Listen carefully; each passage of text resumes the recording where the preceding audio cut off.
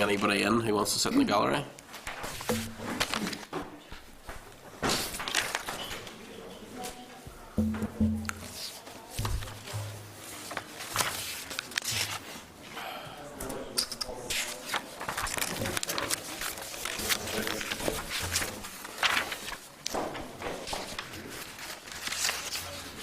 The other thing I'll say to members is Sammy has a dinner at 7 o'clock and he's appealed that everybody has it wrapped up by then because he doesn't want to miss his start. That's a good incentive for stay on. I had a board of governors at 6:30. 6:30? I'm an hour away from it.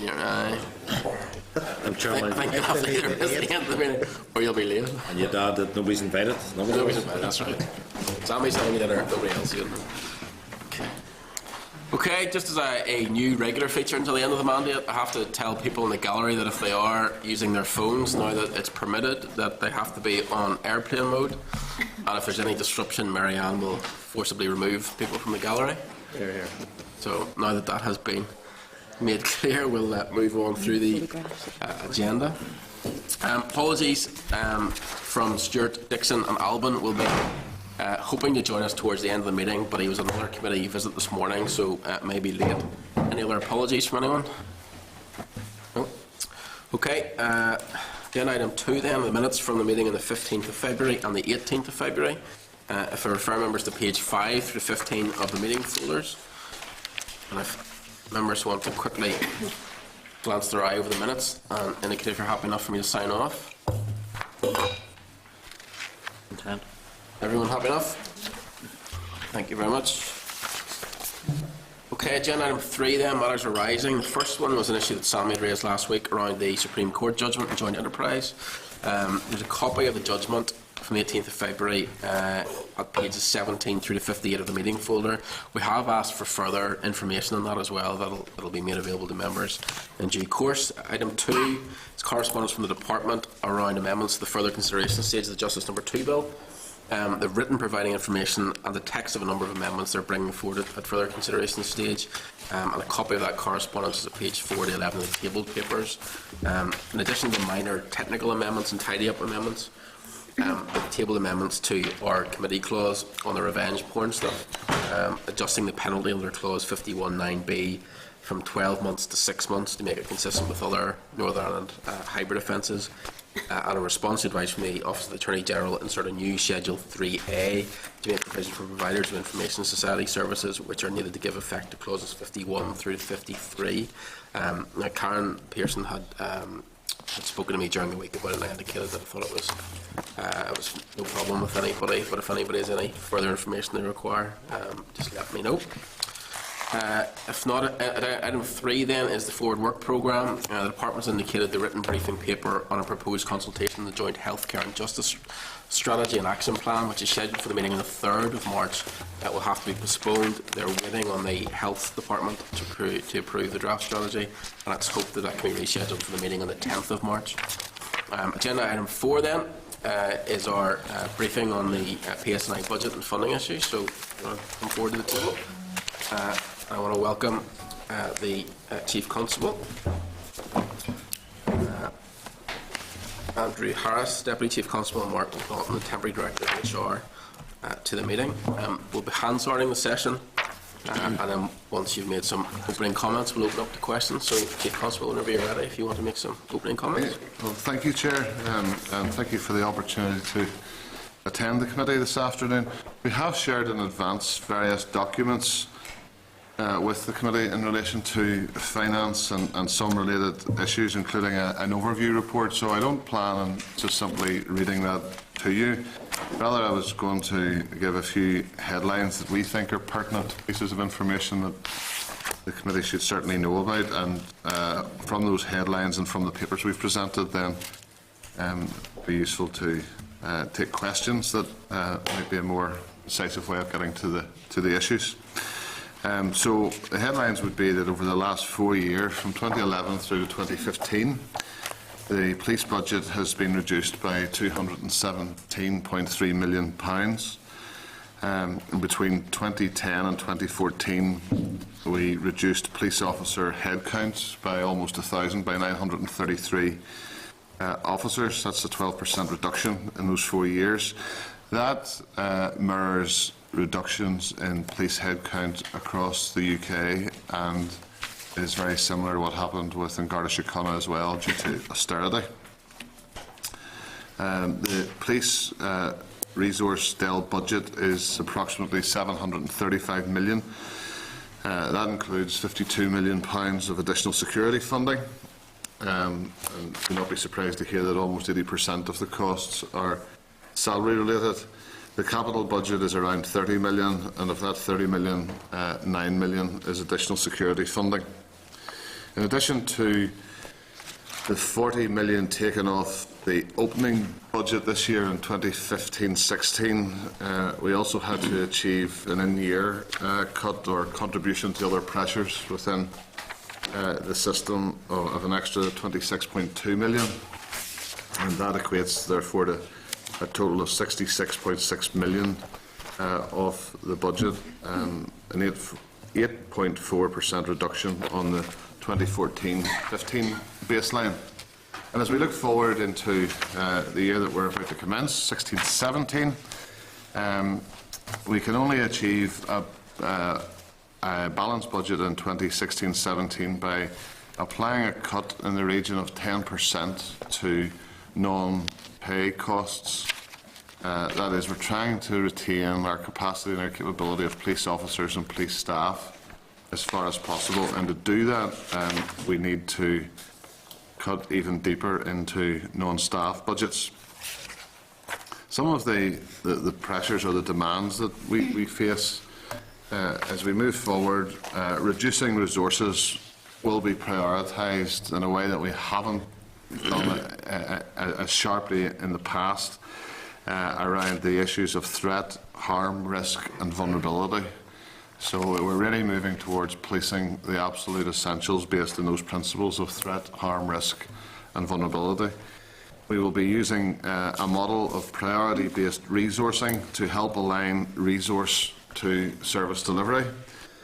We have commenced some work to identify future demand on PSNI, and that's telling us things that I suppose are obvious, but when you really have to start finding the efficiencies, a precursor to that is to understand the demand more accurately. So every day there are over 1,300 calls for service. 4.4% of those require an immediate emergency response. Every day we investigate 281 new crimes. 32 of those crimes involve violence. We investigate 26 missing people every single day, many of whom are in the high-risk category, and we need to take that seriously. Every day, on average, we seize £27,000 worth of controlled drugs off the streets and out of the supply chain, and there's over 100,000 victims of crime updated every single day. So in terms of dealing with vulnerability in particular, of the 26,800 people that were detained in custody during 2015, 18.6% of them had self-harm issues. These are people that we have arrested for certain offences, brought them into our custody and therefore our care, and right up front we identify that 18.6% have self-harm issues, 6.2% were suicidal, 6.1% had other mental disorder issues, and 6.7% had issues with drugs. We're also challenged every day with FOI requests. We would have between 3 and 4 every single day, most of which require significant hours of work. That's 1,300 FOI requests every year. And of course, the routine stuff that you'd expect police to deal with, the murders, the rapes, the burglaries, the road traffic collisions continue. So in January, for example, alone, we had 4 murders to deal with, each of which is a major piece of work. There's also emerging threats and demands that we're still trying to get a better understanding of. So in the area of cybercrime, for example, we're constantly seeing new methodologies in relation to cybercrime and cyber-dependent crime. There's also increasing use of new technologies by organised crime groups. For example, encrypted communications to make it more difficult for us to know what they're doing. the dark web, and privacy-based browsers. Another area of sort of emerging demand and threat that we're trying to understand better is human trafficking. In the last year alone, we have recovered 53 potential victims of human trafficking, more than one a week, and that's an increase of about 20% on the previous year, so this is a growth area of work for us. Child sexual exploitation, which has been well evident in the news across in GB of late, and indeed some attention to it here as well. It's a growing area of concern, and we need to put more and more investigative resources to child sexual exploitation. And of course, the nature of that work means that the resource tends to be less visible. It's working in the private place with children, with young people, and not necessarily in yellow coats patrolling the streets, which clearly has a detrimental effect on reassurance. So without doubt, the future of the police service in terms of demand will be even more challenging than it is today. These issues around cybercrime, human trafficking, CSE and so on appear to be on the up. So the potential impact of budget cuts, and you as public representatives, I've no doubt that you'll be interested in the potential impact that a reducing budget has on our services. I said whenever we were looking at very significant cuts 18 months ago that if we continued at this pace of cut, policing would change and it would be unrecognisable from what it was then to what it would need to become. And I don't mean we are unrecognisable just yet, but I do think the service that we deliver and how we look and how we appear to communities and to citizens is changing because of budgetary pressures, and that reveals itself in things that are just simply must-dos. We are looking in the final stages of reviewing the process for the closure of at least 12 more police stations and the reduction in opening hours in some others. Investigations are having to be prioritised. They will all get a response from us commensurate with our statutory responsibilities, but that will not always mean police attendance at the scene of a crime unless there is an evidential reason for doing that, or clearly it's an emergency or a crime in action. But we are needing to be more discerning in what calls we actually attend. Reduced access to police and delayed, sometimes scheduled or delayed response times will become more and more of a characteristic of how we deliver the service. A concerning one for us is especially with a greater reduction in the capital budget and spend, is the reduced ability to invest in technology, which, given the increasing demand around e-crime and cybercrime and so on, those two things are pulling in their own directions for us. We're going to have greater reliance on police officers in mixed economy teams, and that actually allows you to keep the police officer head count up, but isn't particularly efficient. So we're putting police officers into jobs that we had previously civilianised, but there is a certain floor below which we can't fall with police officer numbers to be able to deal with the surges around public disorder, public safety and other civil contingencies. There will be a reduction, significant reduction, as there already has been, in overtime spend, and that will impact our ability to respond to major and critical issues. And of course, investing in our own people is suffering because of the budget reduction, so particularly leadership training and other mandatory training is having to be curtailed or done in a different way to make sure that the costs are reduced, because we're having to reduce costs right across the organisation. You'll not be surprised, Chair and Committee, to hear me talk about the pressures of legacy, both coronial inquests and legacy investigations.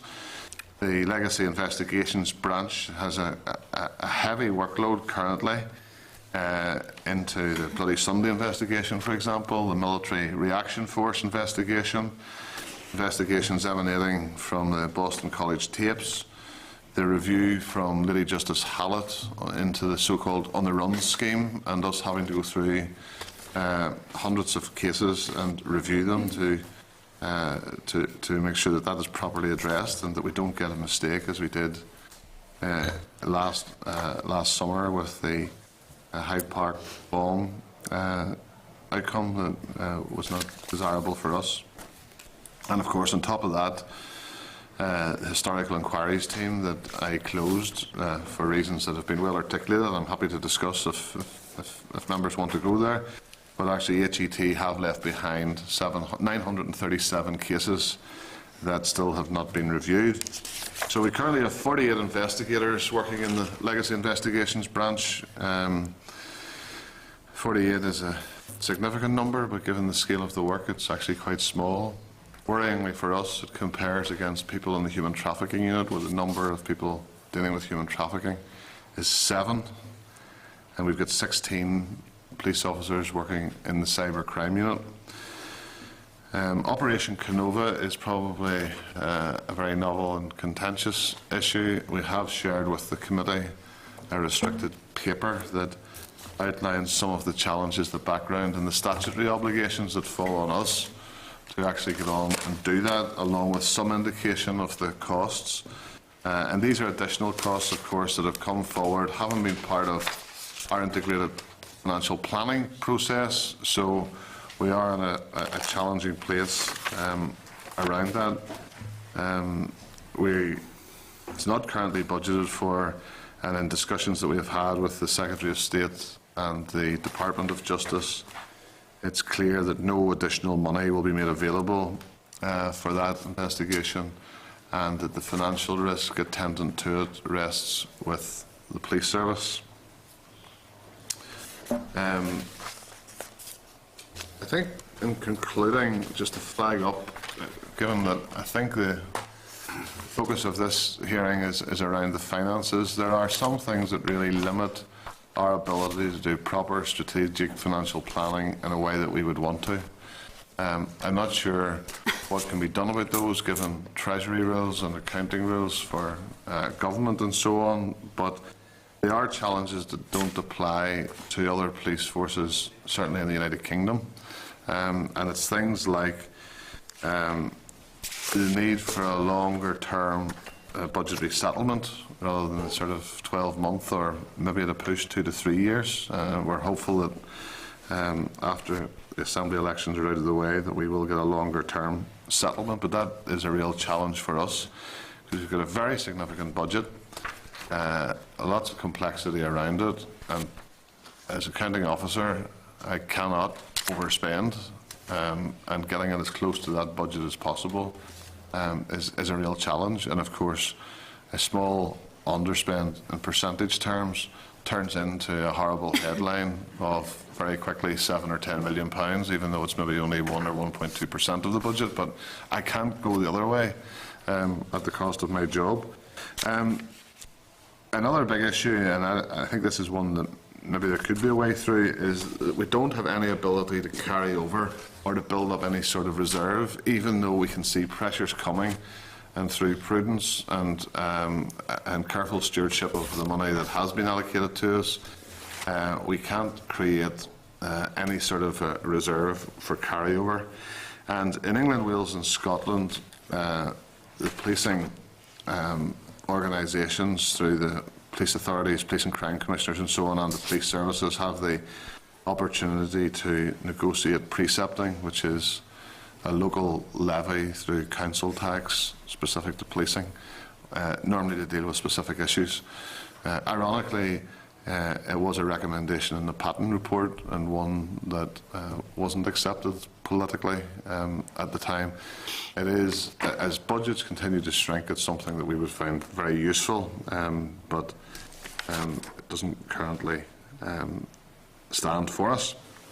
So I suppose trying to finish on a slightly more positive note, Chair, and finally, Drew, the Deputy Chief Constable, often reminds me that we do have all of these pressures, but we also have a very significant budget, and our job is to keep people safe and to use the £700 million of revenue budget to do that. We do try to put that to best use. It is a significant budget, and we are actually grateful for the decisions that the Executive took in the Fresh Start Agreement, where there was a degree of protection for the police budget.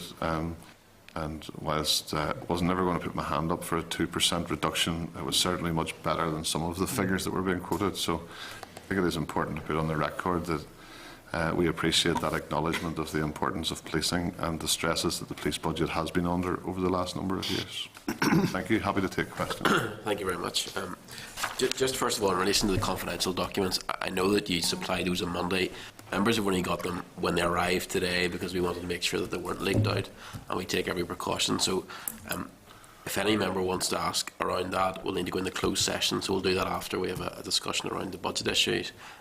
But given that members mightn't have had as much of an opportunity to digest it as would have been, the case otherwise, we may not take that opportunity. But if members And if members wanted to take that up with us on a bilateral basis outside of the formalities, we're happy to help in any way we can.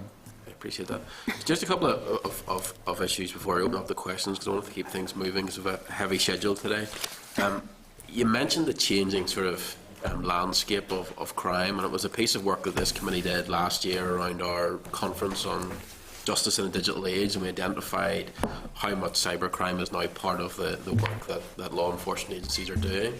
Now, whilst you'll tell me there's plenty of traditional crime that's keeping you all busy, how much of a shift are you seeing, even over the last number of years, in crime moving on to the cyber? And is that general shift going to help in terms of budgetary processes, because a lot of that work is maybe done at a national level or European level, or will it be as resource intensive as traditional crime? Well, there's a more sophisticated way of looking at recorded crime. So recorded crime in this jurisdiction is pretty much state level. So we have in around 100,000 crimes recorded every year. We have, and in fairness with the policing board who have now got this, a recognition that there is some recorded crime that we actually want to increase, because the recorded element is sometimes there's underreporting due to a lack of confidence in the police, or the challenges for the victim if they do report it. So things like sexual crime, hate crime, domestic violence, increases in those are actually a sign of positive policing. So there's actually less of a fixation with our accountability body and the policing board around crime levels going up and down, but it has been it's been a downward trajectory over the last 10 years, and over the last couple, fairly level in around 100,000 recorded crimes. What we don't know is the amount of crime that's actually happening online. In some ways, it's like shooting fish in a barrel. There's so much of it. So acquisitive crime outside of cyberspace looks like it's decreasing. We believe that's because it's increasing online. Even some of the big financial institutions are sometimes reluctant to report it to us. They'd rather take the loss than deal with the reputational issue of having had a fraud or a theft occur digitally or online. And the other issue that we have is some of the accounting mechanisms. Crime is crime, whether it happens in cyberspace or on the high street. And what we need to do with the accounting rules is have a better mechanism of recording what is actually cybercrime. Some of it is crime that happens online, some of it is enabled by the internet, so that other things can happen, blackmail and so on. So it's probably a picture that probably doesn't have all the colours in it just yet to give you a full answer. What we know is that we're having to put more and more people to it, to understand it, to deal with what is the increased reports and the increased detections that we're making around it. But in terms of actually quantifying the scale of growth compared to non-cyber crime, not actually in a position to give specific figures or percentages around that just yet. And one of the other areas that we've looked at before with the department officials, we're 60% of the justice budget, so it's the area you will look at first for savings, effectively. In terms of shared services, now I know that from a policing point of view there will be certain security issues that means you can't have the same shared services as the rest of the civil service, but likewise there are other areas that there's no reason why you can't have shared services. In terms of the development of that, even around procurement issues, what does that look like in the future? Will there be more of an opportunity to work with other civil service departments where you can work alongside them to find efficiencies and that sort of stuff? Well, our starting position would be to look for opportunities to do that. There will be a small number of issues to do largely with personal data and personal security and so on that we're probably going to have standalone systems for, but it's going to be minimum. And actually, the scale of our operation is such that that collaboration can work two ways. Not that we want to take over the world, but actually if it makes sense for us to be doing it for other people at an overall reduced cost, then we're absolutely up to be discussing that with our own sponsoring department and beyond, if it makes sense. And is that happening at present, or is that something that you're discussing with Department of Defence? Well, there have been some discussions around things like payroll, for example, around internal audit is a discussion that's currently ongoing. So these things are certainly being talked about. That's happening. We have, for example, taken on behalf of the prison service, some aspects of legal services work, for example, which I wouldn't want to go into the details of, but you know, there's efficiencies and economies of scale being developed in a small way through things like that. So I'm trying to reassure that there's a willingness, certainly on our part, to do that. Sean? Thanks, Chair. Just before I have a number of questions, if that's okay, Chair. Rural crime, we come from a rural community, and you're talking about reduction, George. Yeah, in our own area, there'll be a lot of farm theft, cattle theft and that. How do you propose to protect those communities with the reduction?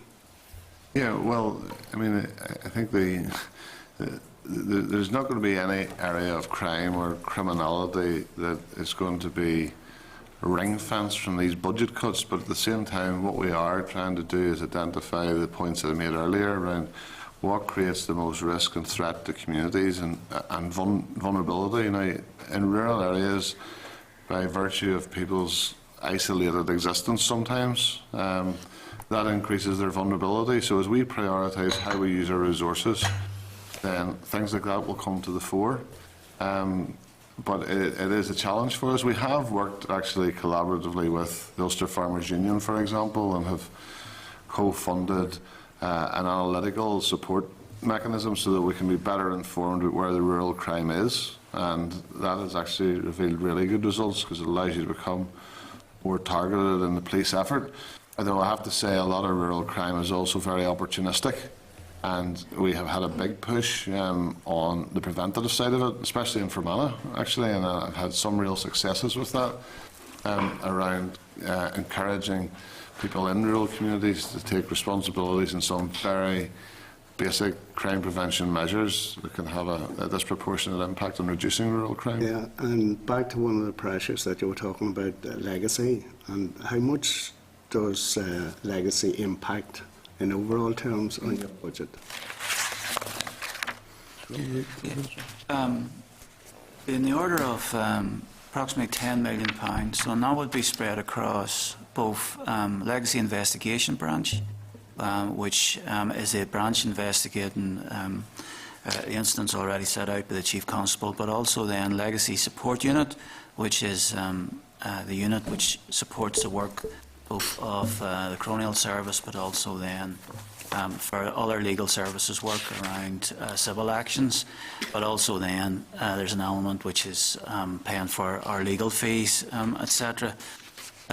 There's also the issue of that we have 48 investigators in Legacy Investigation Branch, and they were drawn from the major investigation teams, and they were drawn from the serious case review team to form that branch. So that was an operational detriment, immediate operational detriment to the crimes of today that we're investigating. But we have legislative duty in respect of those offences, and those are active investigations set to modern standards.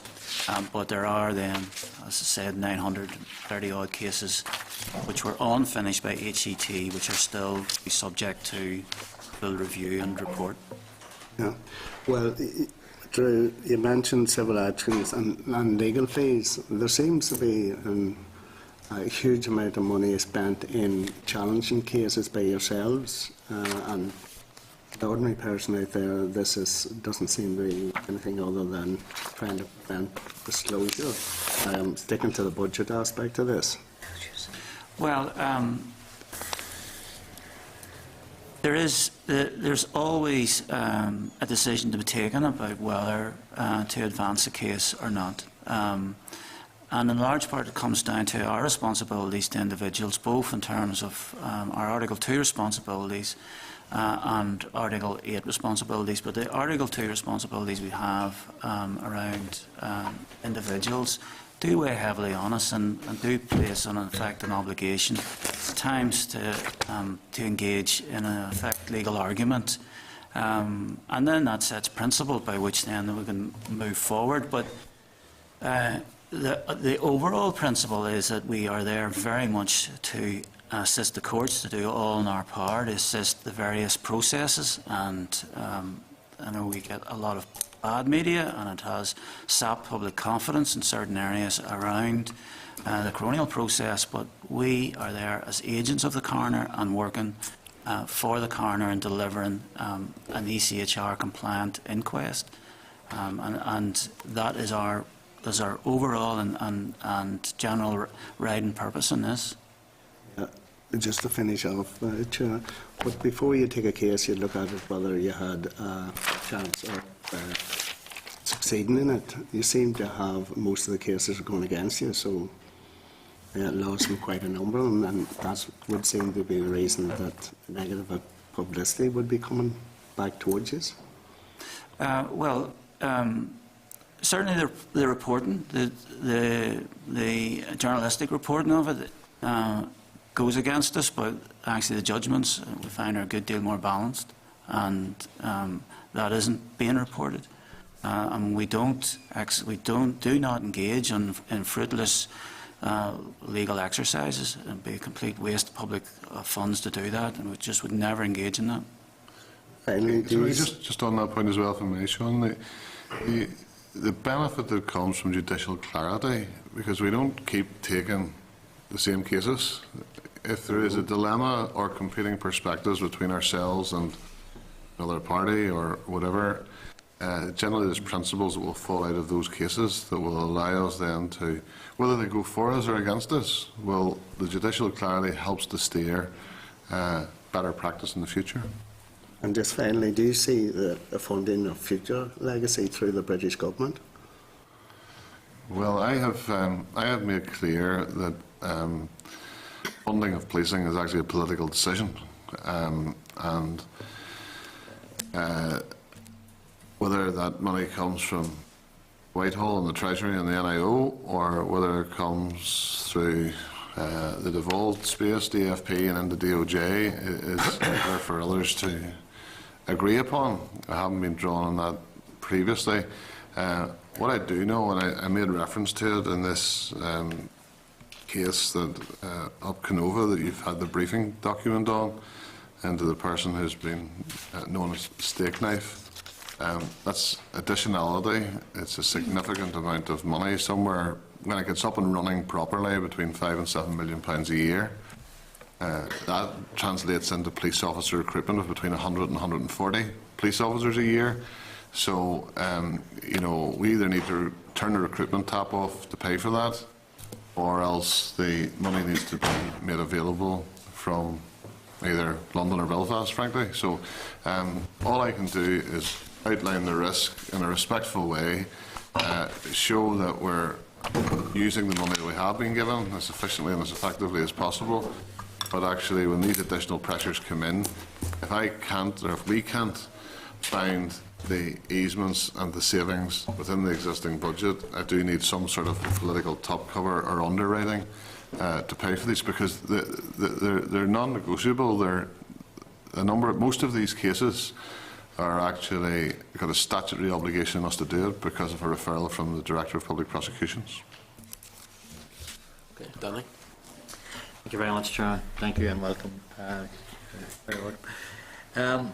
couple of aspects already been touched on, the issue of rural crime and the perception that will be an early casualty in terms of cutbacks and savings, and aligned to the fact that you're indicating that there are some 12 stations with the closure. You being expressed on them. Whereabouts are those? Are you able to outline where locations are at this state? Because I mean, it's a one-year budget, this, so you know, so clearly there's a lot to be done in a year to save the money that's necessary to save. So clear then that stations are being identified. That, along with reduced opening hours, the impact, particularly in rural communities, it reduces confidence and leaves people feeling more exposed, more vulnerable. And so there's a lot of concerns about that. Want to hit that first, maybe? Well, what I would say is that we don't go into reducing the police estate lightly. It's in fact, what I've done actually, because of our own internal governance processes have run their course on identifying the needs for the police estate into the future.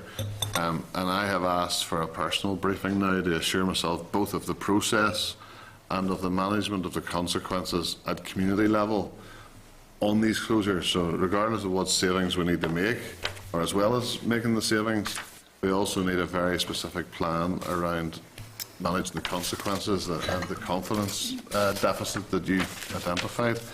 So we take that seriously. I can't remember exactly where they all are. There is a list there. I'm getting briefed on that in the next week or two, just to satisfy myself both around our process and around the consequence management piece. But there is a point here. We're going to have to do better with the resources and the number of people that we have. And people sat in police stations don't actually catch people committing rural crime or even prevent rural crime.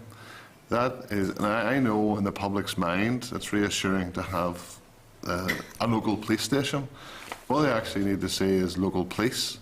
And given the stretch that we have in the budget and having to spread the jam thinner, as it were, it doesn't make any sense to keep police stations open with people tied to them for security and staffing desks on a model that existed in the 60s and 70s when people didn't have phones and computers.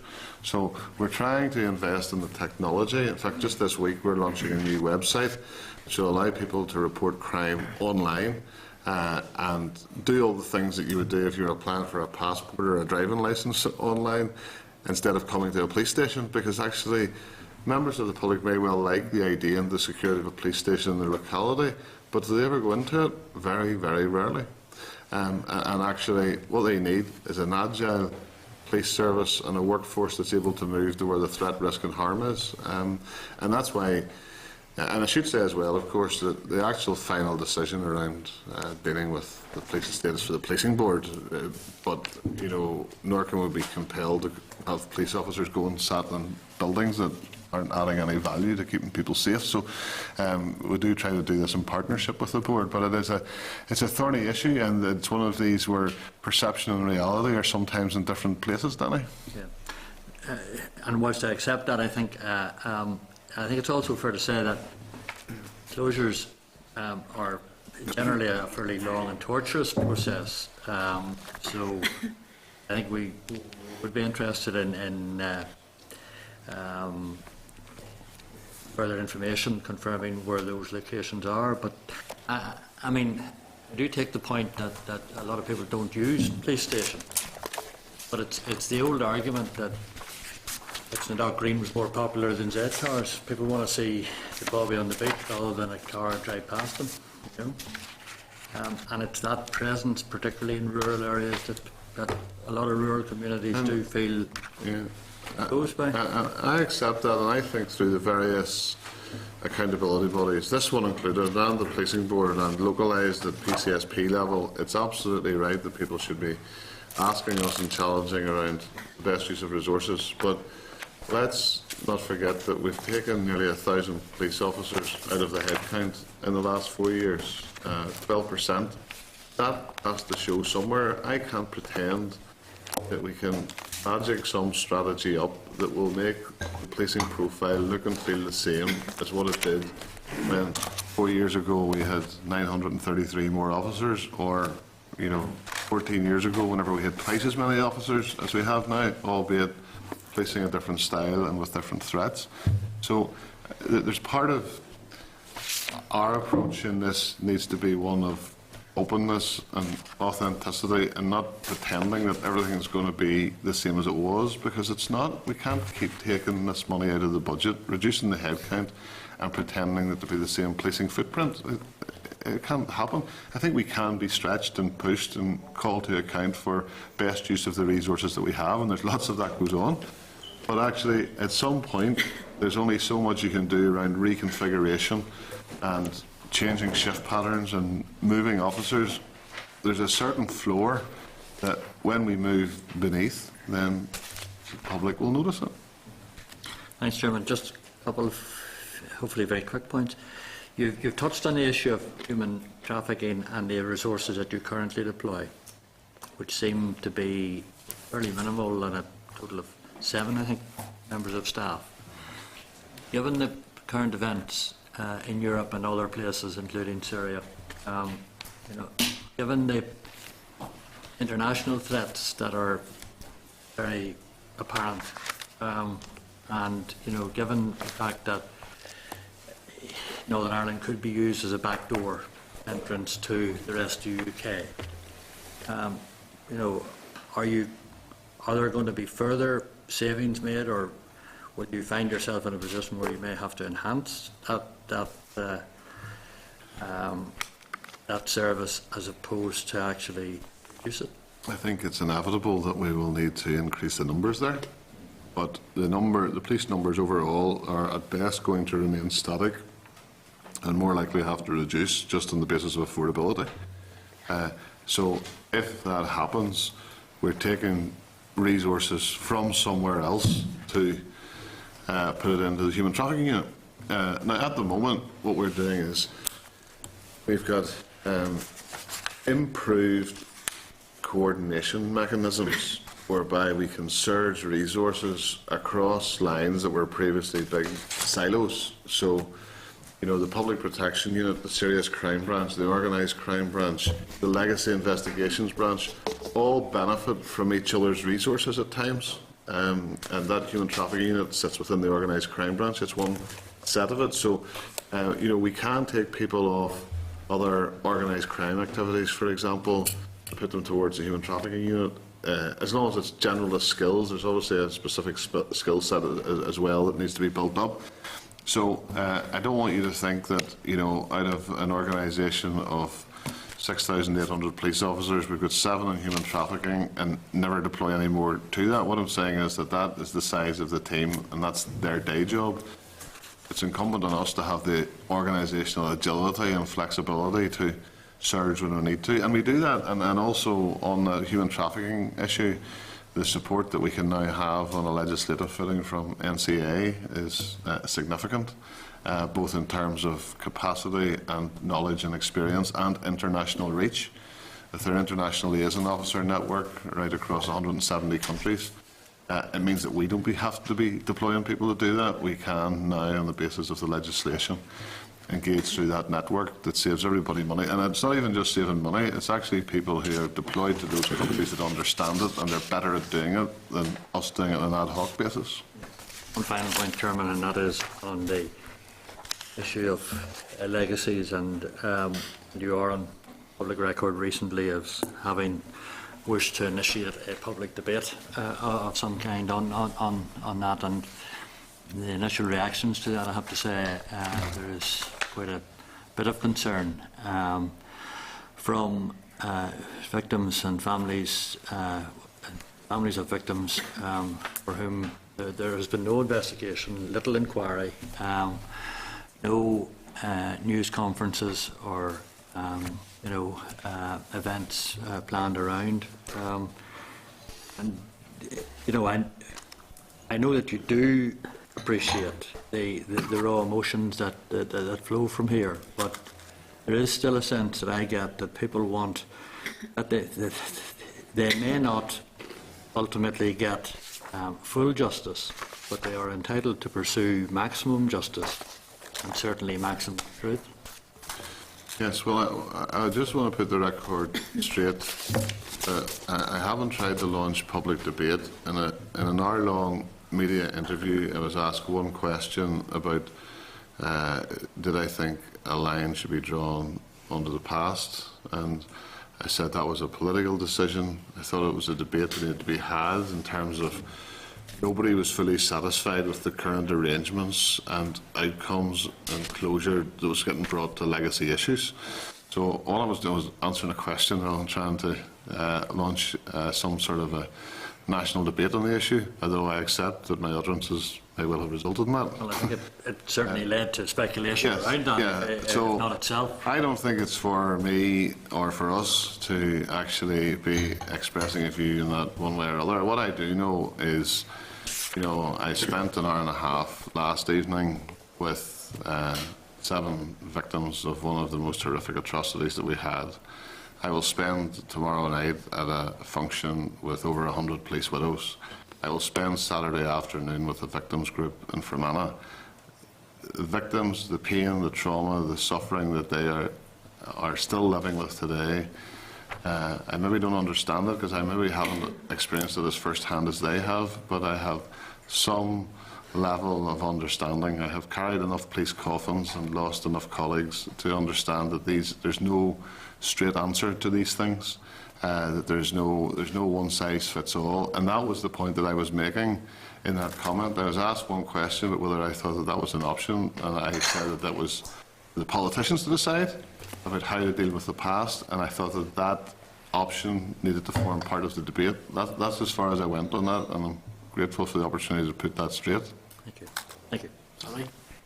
Thank you, Chair. Thank you for your presentation so far. Chief Constable, I think you'd mentioned that in the last 4 years that your budget has been cut by 217 million, and you've met all your targets. So I think that's it's well done. I know it's been very, very difficult, but even did they achieve that. But secondly, you've obviously painted a fairly gloomy picture of where things are at financially. And the reality is that it's probably going to, it will get worse over this next number of years with the present government who are into more austerity cuts. What does the future look like for the PSNI in light of more cuts? I think we might have already sort of been in this area. We're going to need to get sharper at how we deploy our resources, and that's why we need some very firm principles. And Drew has led on this for us over the last year and a half around this notion of identifying the threat, risk, harm and vulnerability. And it's against that basis that we will carve up the resource. Now, part of the problem with that, Sammy, is that you can end up with issues. Well, we've just been talking about one, for example, or a couple. Cybercrime, human trafficking and child sexual exploitation, all in the increase, but by definition, the police response to that tends to be either at a workbench examining a computer or in an interview suite quietly with victims of crime, getting their support, taking many hours over it, and all of these emerging crime types have the tendency, unfortunately, to make policing less visible, even if it's more effective in tackling harm. When we have people dealing with human trafficking and cybercrime and human trafficking and so on, they're not wearing high visibility jackets and patrolling the estates. And I think there's actually an obligation on all of us to deal with public expectation and to keep the public informed on what the pressures are, and actually, without raising the fear of crime, if people have an understanding of what harms could come to them, they may be more understanding of the police having to use their resources in a less visible way. It's a bit of a conundrum. Yeah. And you'd already mentioned about the police recruitment in terms of, I think you're recruiting at the moment. Yes. Will that continue for the foreseeable future? Yeah, well, between now and 2020, almost 1,400 officers can retire from the service. So with that level of wastage, we will have to keep recruiting. That wastage is likely to slow in the next decade, just when you look back to our recruitment profile in the 90s. But that tells us over the next number of years we will need a recruitment programme, and we'd hope to run that each year. But we set that against our budget provision as well, and we have set a figure of where we believe, both from an evidence base but also a judgment on the operational strength we require in the organisation. And so police officer operational strength sitting at 6'9", 6'3", and so we have worked towards that figure. We're in the high 6'8s at the moment, and we tend to be as operationally strong as we can be, in particular in this year that we face in 2016. Another thing you mentioned as well, just the pressures that are on and the upcoming pressures, such as you mentioned the level of officers you need for the whole steak knife. And I think you mentioned it between 5 and 7 million as such. I got a report today in my office from Queen's University about flags. Someone who's been involved in negotiating with community leaders and others about taking flags down. I understand there's huge difficulties, and been reports recently they're calling on, people have said the police should get involved in the removal of flags and that, with all the difficulties, but we understand. Have you looked, or have you done an analysis of what that would look like and what that would, more importantly, what that would cost? Well, we've been actively involved in a number of working groups, and we will be at the table offering a police perspective when it comes to resolving flags. What we do know is, if, generally speaking, if we take a flag down, there's about 26 go up the next night on the surrounding lampposts. So we actually need a problem-solving approach to this and a community response to it, whereby things are done with consent. That's not us shirking our responsibility, it's just the reality of community dynamics around flags. And the other thing is, there isn't actually a legislative basis for us to be doing any of this, other than sort of common law, breach of the peace and so on, and to maintain public safety. So if there was a solution to this through the legislation, we'd probably be looking to yourselves to come up with some creative solutions. We would be happy to be part of the consultation, of course, on that. But if there's no easy answer to the flags issue, and it's been, in this building and in the relevant departments for a number of years trying to get a solution to it. And I'm not even critical of the fact we don't have a solution, because it is hugely complex and emotive, all about community identity and marking out territory and all of that. But I mean, there have been cases where we have taken the step to remove flag, but it's on a case-by-case basis on a public safety grounds, and mindful of the equal and opposite reaction when we do it. And finally, George, I was on the policing board, and I could see the work that the PSNI are doing at a whole range of levels. And in terms of this committee, I mean, obviously you have support in the Northern Ireland Assembly for what you're doing. What could we do to help you? And I understand we're going to be away in a few weeks' time anyway, but it's the next Justice Committee. What sort of help can we provide, and do you? I think Drew might have some ideas on this as well, or Mark, but just my own reaction is I think some of the inquiries that this committee have done around looking at things like delay in the criminal justice system, and in some ways you're telling us what we know, but whenever you get an arm of government coming to you saying we've taken evidence from all of the stakeholders, not just from a police perspective or the PPS or whatever, there's a certain authority that comes with that, and it becomes a lever for us to bring about change. So there's something through the inquiry work that you do that I think adds real value. There's also the cross-party nature of it. It's good for us to be able to come here today, and you need to be briefed and be able to answer the questions and all the rest of it. But we don't really want to close 11 police stations, but it's very good for all of the parties to understand why we're having to do it.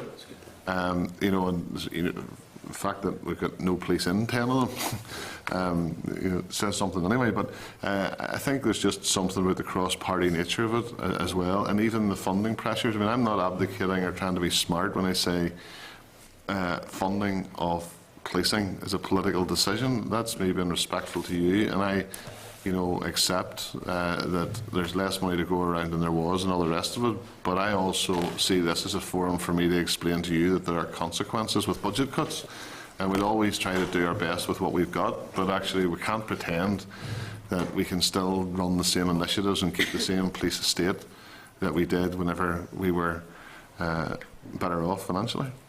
Is there anything else there that you want to contribute to that question? Or?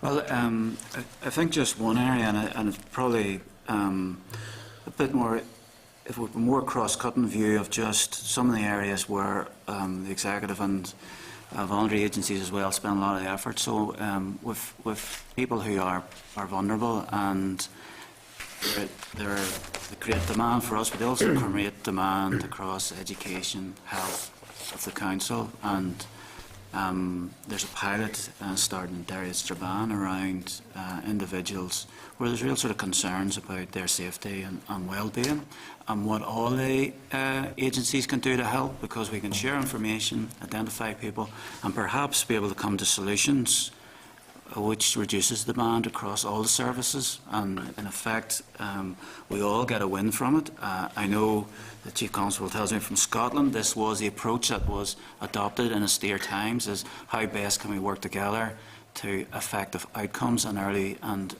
proper early interventions which were successful as well. So we would look towards that. Part of us coping with austerity and reducing budgets is looking at the demand that comes to our door. So what the 500,000 calls that we have every year, how we can reduce that demand. It is probably, and it is will be working with other agencies. And just to pick up on the point the Chair made, there are services that we have that we can work in collaboration with other, not just within the DOJ family, but outside of that. So, there's very practical areas probably of collaboration we could have with other emergency services, etc. Okay, thanks so much. Wish you all the best then. Thank you. Okay, thank you. Just in terms of that collaboration work, and Chief Constable, you mentioned about the problem-solving approach to the flags issue. One of the areas that the committee has been particularly interested in the last year has been problem-solving model of justice. So this idea that, and you mentioned at the very beginning in your opening remarks about how many people are coming in contact with policing or the criminal justice system who have addiction issues, whether it's drugs or alcohol, or have mental health issues. And we've been looking at this idea that has taken over in Brooklyn. In Glasgow they have something similar around the drugs courts. This idea that you don't always need a criminal justice response to an issue. Sometimes you need a mandated healthcare response to it. Obviously for that to work you need all the law enforcement agencies and all the health agencies all on the same page on it, and where it's most successful the police are bought into that concept. So the police officers who are out arresting people for an offence aren't getting frustrated at the fact that they may be given a community sentence rather than a prison sentence. I know I hadn't given you advance warning I was going to ask around this, but I just wondered if you have any views on problem-solving justice and the idea of having mental health courts or drugs courts where the solution to the issue is actually a community response or a mandated health. No, we don't need notice of that one, because we're talking about and get frustrated sometimes about the lack of progress or willingness to. It's what Drew was talking about with this notion of even before you get to a themed court, and certainly in Glasgow I had experience of domestic abuse courts and drugs courts and alcohol courts, and that works, and the arrangements imposed are not even always necessarily sentences. Could be some form of restorative practice right through their rehabilitation and people helping themselves, frankly. So we would see that as a positive thing. But even before you get to that stage where you have to take people into some sort of a formal setting, like a themed court, the work that we did in Glasgow was the old 80-20 rule, that 80% of the demand was created by 20% of the people. And also there was like an 80% overlap in around that of people who were providing demand on policing, on education, on housing and on health, because people who are abusing alcohol are probably going to be involved in domestic abuse. There's probably going to be tenancy issues and so on. And what the agencies need to be able to do with political support and legislative top cover sometimes around information sharing is share information as much as possible, as early as possible, and then collectively come to a view about what the most appropriate intervention is. Because by the time the police get involved, it's normally chaotic too late to actually help that citizen. You know, they've become an offender almost because they've been a victim of all of these other things, or things haven't gone for them the way they would in perhaps more affluent areas. So, and part of my an observation, I never use the frustration word, but you know, in the 4 or 5 years I've been back from Scotland, I've been having this conversation with senior officials and politicians and ministers and chairs of committee, and everybody agrees and nods, but for some reason we can't really seem to get it strategically, get the traction strategically. And what we have done on the basis of acknowledging that is started the other way around now in Derry, Londonderry, in this vulnerability pilot. We're not calling it anymore. What's it called now? Well, vulnerability means different things across the agency, so it's a concern. We'll just call it Concern hub. Concern hub. Yeah. Where basically people bring their concerns to the table, share the information, and Mark McEwen, the district commander in Derry and Strabane, has had to be engaging with the information commissioner just to get everybody the reassurance that it's okay. You know, the police aren't going to use this as some sort of sneaky intelligence to go away and do stuff. It's public bodies exchanging information for the good of the citizen, not for the detriment of them. So I think we're starting almost from the bottom up now, and whatever support the committee can bring to that would be really welcomed. I mean, the early signs in that pilot are very positive. And actually, we hardly need to do a pilot because we know from other places it works. Yeah. And of course, and when it works properly, you save money elsewhere in the system, Yes, which then goes back in. So, Bronwyn? Thank you, Chair, and thank you for your presentation. George, I want to give you a practical example of an issue that I was involved in fairly recently, which involved 3 statutory agencies, the PSNA, the Housing Executive and Social Services. Basically, the PSNA took a young vulnerable girl in a very distressed state down to Craigavon Area Hospital from Dungannon. They had to stay overnight with her. 2 police officers then had to be released from Dungannon Police Station down to Craigavon to release the 2 officers and again stay with the young girl until she was discharged. They've done a good job, but is that a policing issue?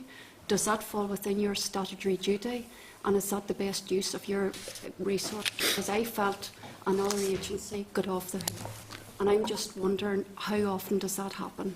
Well, it's a good question, and we suffer this every single day in accident and emergency units and other places. And I don't mean to be critical of colleagues in health because they've got their budget cuts and their austerity and their backlogs and trolley waits and all of those things which I'm sympathetic towards, but actually it is not the best use of police officer time to be sitting with vulnerable people waiting to be seen in accident emergency. But unfortunately that is not an uncommon example. I would say every day of the week we could find an example like that. Other things as well around this, sort of as budgets shrink, people move to an entrenched position and a more risk-averse position. So we would have people who would turn up, say, at accident emergency, register, they're triaged and they're told, well, you'll be seen in 4.5 hours. And after an hour they get bored and say, well, actually my ankle's not that bad, and off they go and don't tell anybody. That gets reported to us as a missing person. So, and you know, if the person had some sort of dependencies or issues, they might actually be high-risk missing person. And of course we have been in the wrong end of Ombudsman's reports where we haven't fully followed through, making the wrong assumptions, and some of these missing people have turned up dead. So you sort of have this spiral of demand that's created because people aren't working together, and that's actually what needs to happen. It's the same with missing from homes, from children's homes. You know, that links in with child sexual exploitation and other very serious issues, so we can't afford to take them lightly. But sometimes because young people who are maybe from troubled families or whatever in care go missing, the first thing that will happen is that risk gets transferred to the police, which we would say, no, the responsibility should rest with the people who are charged with their care. So there are countless examples of this, but I think the more we can get an outcomes-based approach to accountability and to government, the more it will force people to work together, because you don't get positive outcomes by working in isolation. The very fact that you're working towards an outcome rather than a performance indicator of number of burglaries or number of road traffic collisions, if you're going towards a higher level outcome, you're more likely to be forced to work in partnership. But George, that example, is that your statutory duty to do that, to stay in, you know? Well, it would depend on what context we took the person to hospital. So this young distressed woman, I don't know if she had been arrested, for example. No, she's mental health issues. Well, we could have arrived at the hospital and say, over to you, and walk away from it. But actually, if the hospital are not going to take the responsibility, then we're left in a position where our job is to keep people safe under the Police Act. That's pretty basic stuff. As someone who has mental health issues, without supervision and without another agency lifting that responsibility, as human beings, we would be unlikely to walk away from it. And I have to say, it's not the first example that I've come across where yourselves have actually played the role of a social worker. Yeah. And, you know, I was very surprised. Well, I have a lovely man who comes to the public meeting of the policing board most months, and our man has challenges with his own teenage son with addiction problems and mental health issues, and he speaks very highly of the police and speaks with total frustration around other agencies who, when it comes to 5 o'clock, it's an answer machine until 9 o'clock in the morning. And when I talk about us being more agile to deliver a better service, I think the same thing needs to apply right across the public sector.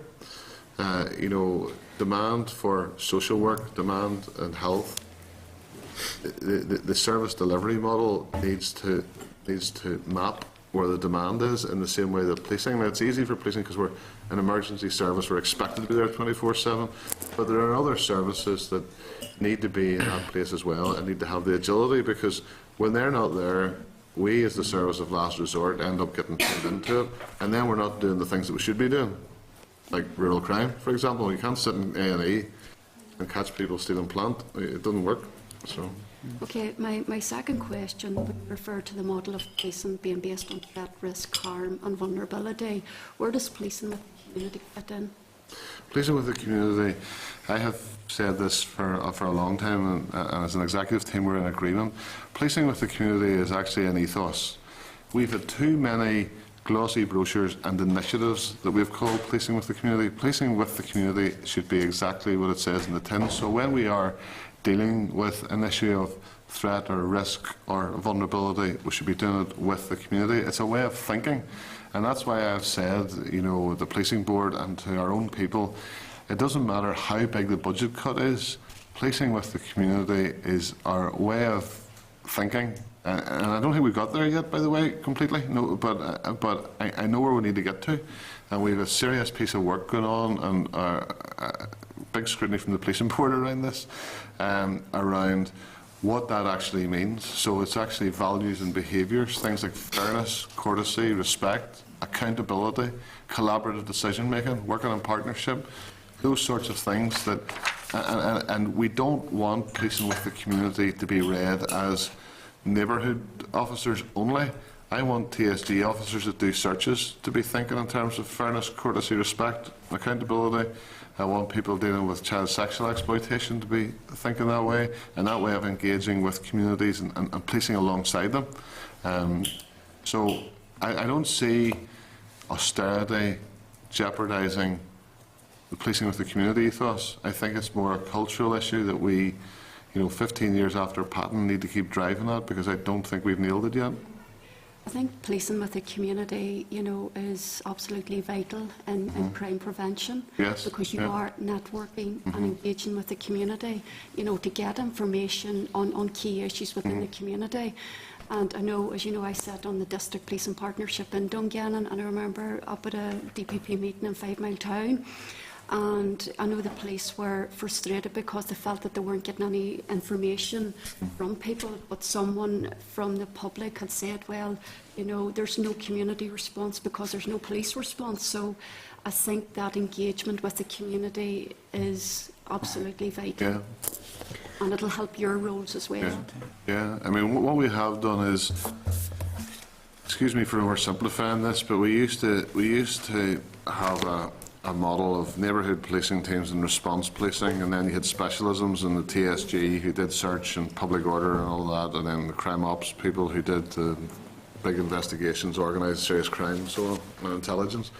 And there was this, I'm generalising a wee bit here, but there was this sort of general perception that neighbourhood cops good, response police bad, TSG really bad, and crime operations really, really bad. And actually, what we're doing is making sure that there's a one ethos that cuts right across all of that around this policing with the community approach. And even the response piece, we have, partly because of the austerity and the budget cuts, but we've gone from 90-something neighbourhood policing teams down to 36 critical neighbourhood policing teams, where based on deprivation, inequality, crime levels and social problems and so on, you've got these like intervention teams, the critical neighbourhood policing teams in those. The rest of the service delivery model for frontline policing, rather than it being response, are called local policing teams. And it's not just a name labelling thing, it's actually each local policing team is allocated to a DEA under the local government arrangements, so that even people who were responding to calls in the past would have just gone wherever the dispatcher sent them. Now we're trying to get people aligned.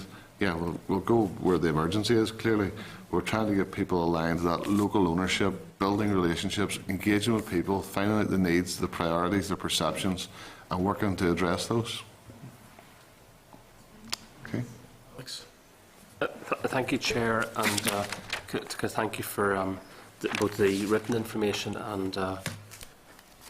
and the answers to your questions. And if I cross into the responsibilities of the Policing Board, will you pull me back? Because I don't want to stray into the responsibilities of the Policing Board, and we need to be very careful that we navigate that line of demarcation very carefully. But a number of questions. The first is that Stormont House proposed £150 million to deal with legacy. But you said, in relation to Canada, into the activities of the person known as Steak Knife, that your view was that that was additionality. The funds were additionality. So just probing that a bit further, was it the case that at the time of Stormont House, there'd been no reference to the police by the Director of Public Prosecutions in respect of Steak Knife, and that therefore the sums that we're now talking about in terms of that investigation, somewhere between low 20s and up to the high 20s, that those figures are now more concrete, even though they're estimates, they're more concrete, and therefore they have to be recognised as additional to and out with any of the Stormont House figures. Is that your view?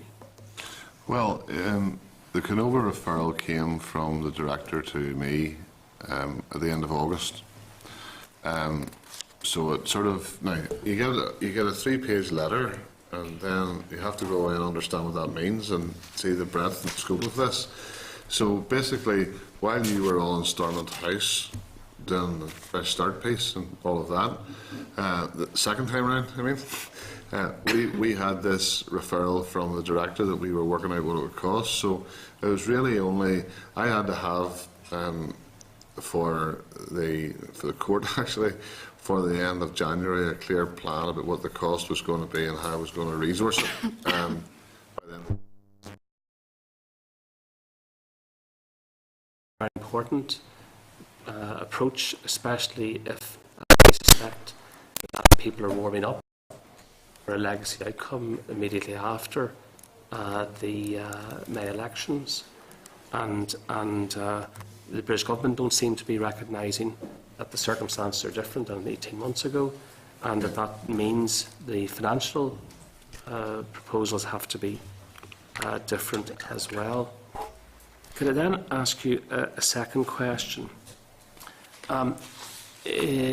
Arising from Fresh Start, although it was coming anyway, there was additional monies provided to yourselves I presume to the security service as well, in respect of the counter-terror work of the PSNI. Is that not the case?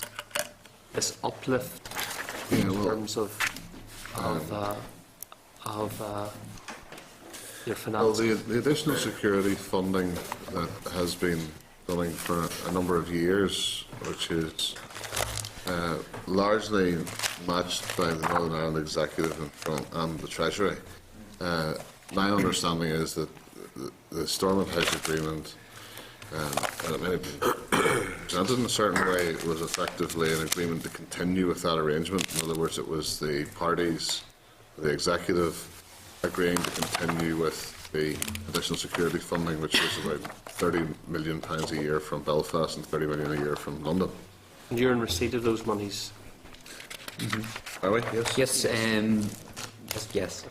My question, I welcome that, but my question is that Fresh Start said that some of those monies would also be allocated for criminal, your efforts in respect to criminality and paramilitarism generally. Has there been any increase in-house by the PSNI in relation to budget allocations for your work in respect of organised crime since Fresh Start, given that Fresh Start said that some of that money might be used for that purpose? Yeah, it's less. That's Appendix A of that. That's the additional criminality funding, so if referring to in the Stormont House Agreement. Yes, I know there's additional criminality of 25 from London, 25 from here over 5 years. But But beyond that again, yes, that budget has not been allocated yet. have you put bids in for that money yet? We have, We have. we have, yes, yeah. And that bid is in respect of monies for, among other things, organised crime. Yes, so Nothing- investigators, etc. But nothing has come back yet in terms of budget lines for that from London or from here. No. But separately, what some people refer to as a national security uplift, the monies that you had before and are now continuing, Stormont House, or Fresh Start says that some of that money should go to organised crime and paramilitarism, as well as the more paramilitary terror threat. Has any of that money gone into the organised crime efforts of the PSNI? I mean, well, my reading of it, that was the additional criminality funding as opposed to the additional security funding. The additional security funding is very strictly controlled.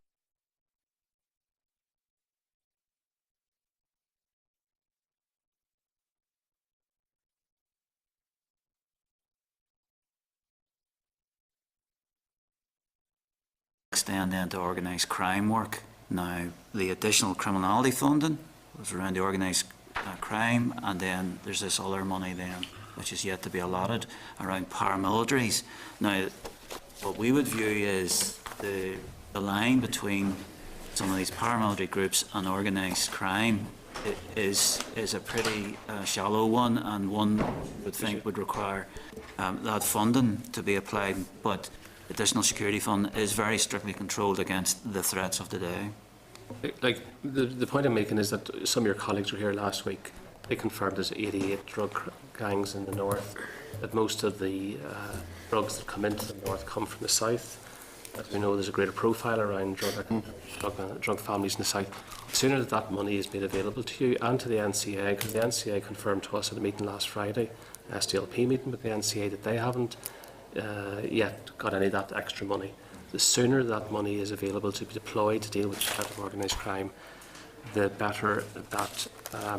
better we will be. Could I ask them? Sorry, Alex. It's right for two reasons. One, there's a need and a threat that needs to be placed, but actually turning the cash into capacity takes a while. Doesn't it? You know, in terms of recruitment and specialism and training and all of that. Actually, there's just 2 or 3 more questions. Your predecessor, or one of your predecessors, made some very public comments about withdrawal from the European Union during the week. Oh, yes. So Sir Hugh Ord said that if there was withdrawal from the European Union, to use his words, the terrorist threat would increase. He said that the United Kingdom would be a magnet for fugitives, and he said that he was concerned that you would be outside the European intelligence network. Do you have any view in relation to your role as the Chief Constable and your policing responsibilities in respect of the potential increased terrorist threat? Are the North being a magnet for fugitives? Are you being out with the European Intelligence Network? Do you have concerns in relation to those matters in respect of the in-out debate on Europe? Well, I think the in-out debate, it's easy for former Chief Constable no longer fettered by office to make such political utterances. I'm not going into that space, or I too will become a former Chief Constable very quickly. So, but what I would say is that, you know, the referendum will come and go. You people will make your decisions and all the rest of it. But actually, a large part of the international law enforcement capability is not necessarily dependent on EU membership. So, for example, if you take Schengen, which is largely the information sharing amongst European countries, there is huge overlap between EU membership and membership of Schengen, but actually the UK government is only very partially bought into Schengen and is a minimal player in it already, even as an EU member state. Europol and Eurojust and so on are not necessarily dependent on EU membership. Now, I'm not advocating for exit. I'm just simply saying that I don't share the same. Is your headline? I don't share the same pessimism of Sir Hugh Ord on this issue. I'm sure that you'll be a question further than that in the policing board, if nowhere else. I look forward to it.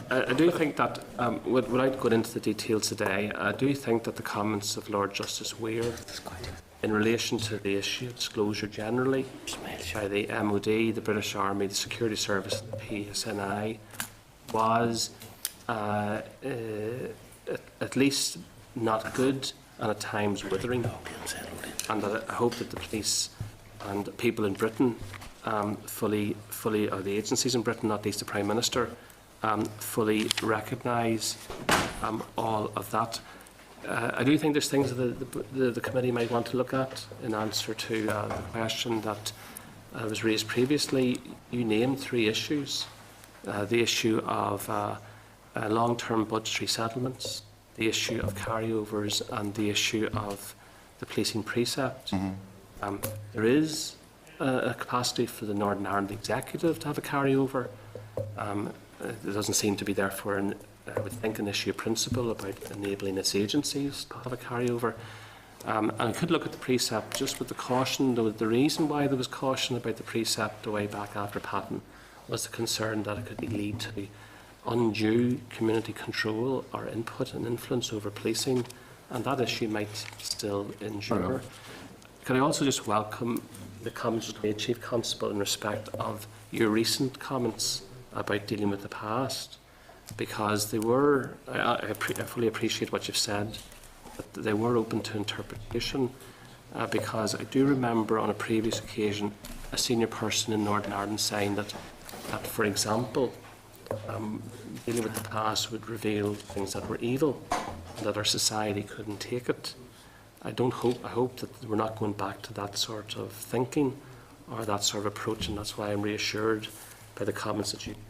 I did say in the same interview that the job of the police as it currently stands, on the past as well as the present, is Section 32 of the Police Act: gather evidence, do investigations and bring offenders to justice. So for us, our mission is quite simple around that. If there is a political debate about trying to bring closure and deal with the past in a different way that helps, then we're happy to contribute to that discussion if it's appropriate, but I wasn't advocating abdication of our responsibilities. Thank you. Okay, Raymond. Thank you very much. Just a couple of broad questions. And the idea of the hub, which you're rolling out in Derry and Strabane, will that include scenarios that Bronwyn outlined? Because who should have the responsibility when you're doing something which you're not supposed to be doing in terms of our statutory agencies? Yeah. How do you resolve that in the future? Well, I think the particular scenario, if there is a vulnerability or a real threat to the safety of an individual, yes, and the police are required well, then we will be there.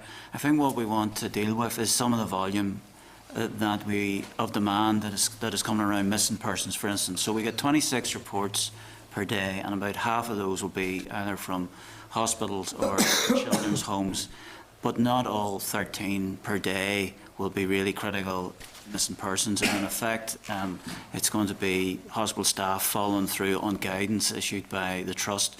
So we are working with the trusts around memorandum of understanding about when police should be called. Now, the last thing we want is, in effect, emergency services, be it police, accident emergency or ambulance staff, in conflict on the ground about what they should be called to. We need to resolve this at organisational level so there's decent memorandum of understanding that provide people with viable tactical advice on the ground that they can apply at 2 AM on a Saturday morning. But it's hard to envisage a situation where somebody's at risk and hospital staff feel the need police for their safety and indeed the individual's safety, that we won't be there. Of course we will be there. But we do get a lot of demand where really there is a question about whether the police, it wasn't necessary to involve the police at all in the scenario, and that's what we want to rule out. Now, the hub that the PCSP is leading on in Derry, that's looking very positive. We just need to get that bedded out, but I think really we wish to see progress this year in terms of rolling that out across the rest of the police service and working with the other agencies then who've got involved. I think it's been very positive, and it's really been a good focus for the policing board's local PCSP process, so we're very positive about that. And I think Bronwyn's example would probably be picked up retrospectively with the hub, to say, this happened, so what's the vulnerability for that teenager, and what measures can we put in place so that it doesn't look like the police taking her to sit overnight in A&E. There's bound to be upstream interventions between health and education and social work that could actually prevent us getting to that point. That's the sort of thing the hub should be doing.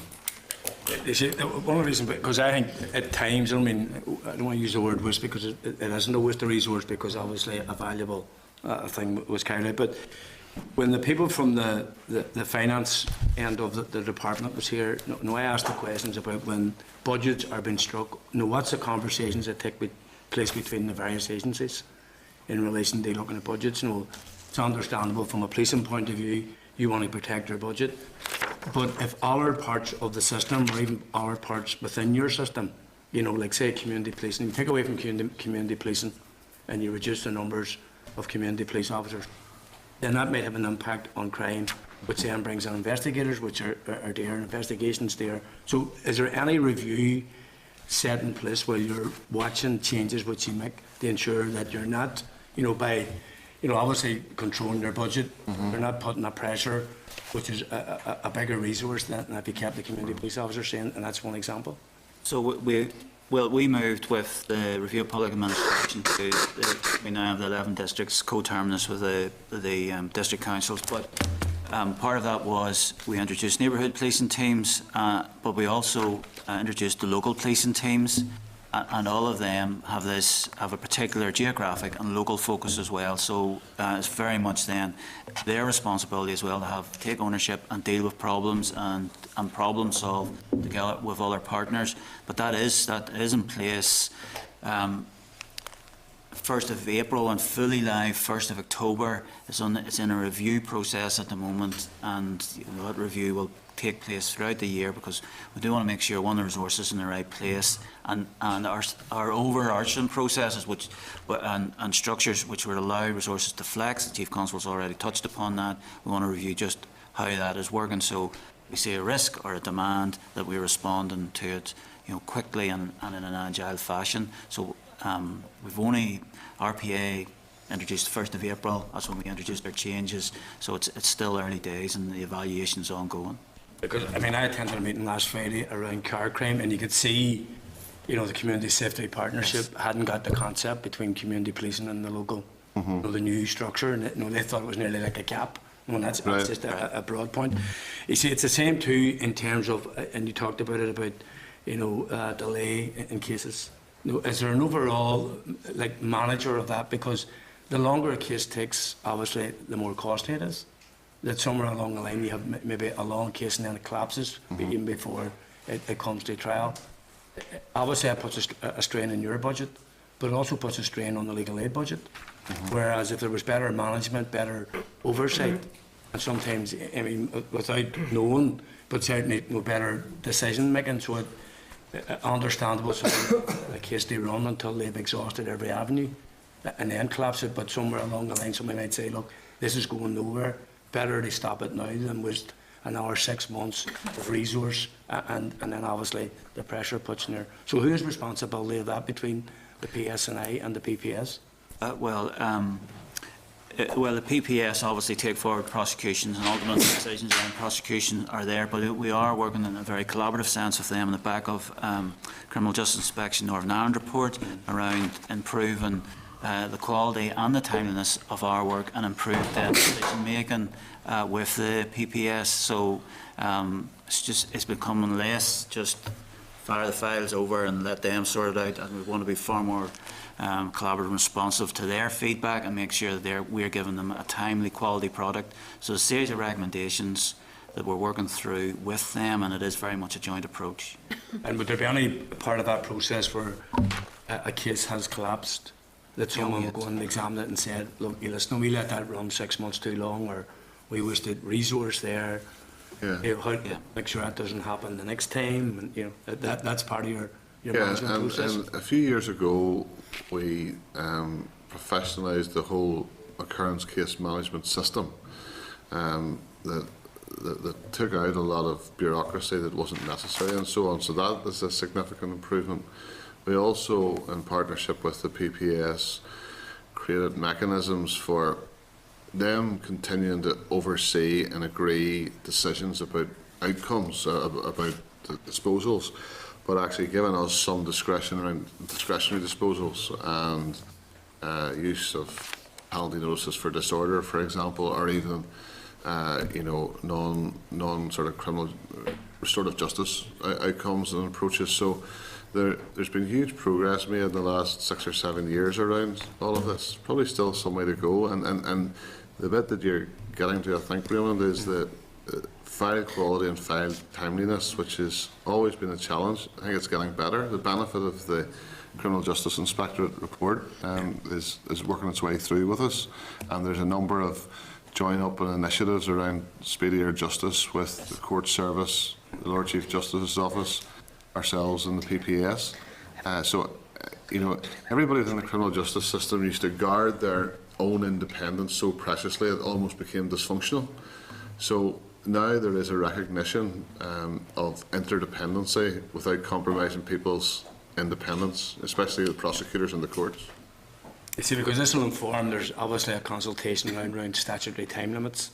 So this will inform, that you obviously need your procedures. Yes. Because you don't want to be putting the pressure on people, to say you have 100 days when somebody can say, well, 100 days is just not doable. Yeah. But we need some sort of sense that people are managing it to ensure that the process or whatever you decide on is the appropriate level, that you don't lose something simply because of time.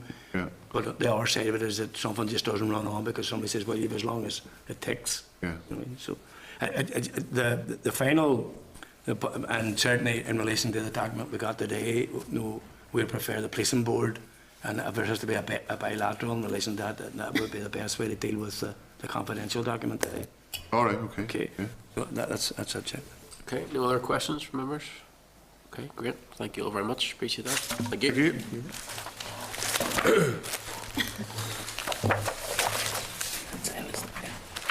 Okay, members, to move on to the next time. The lights may go off again. We're currently in the generator, so when it goes back over the electricity, lights will go off again.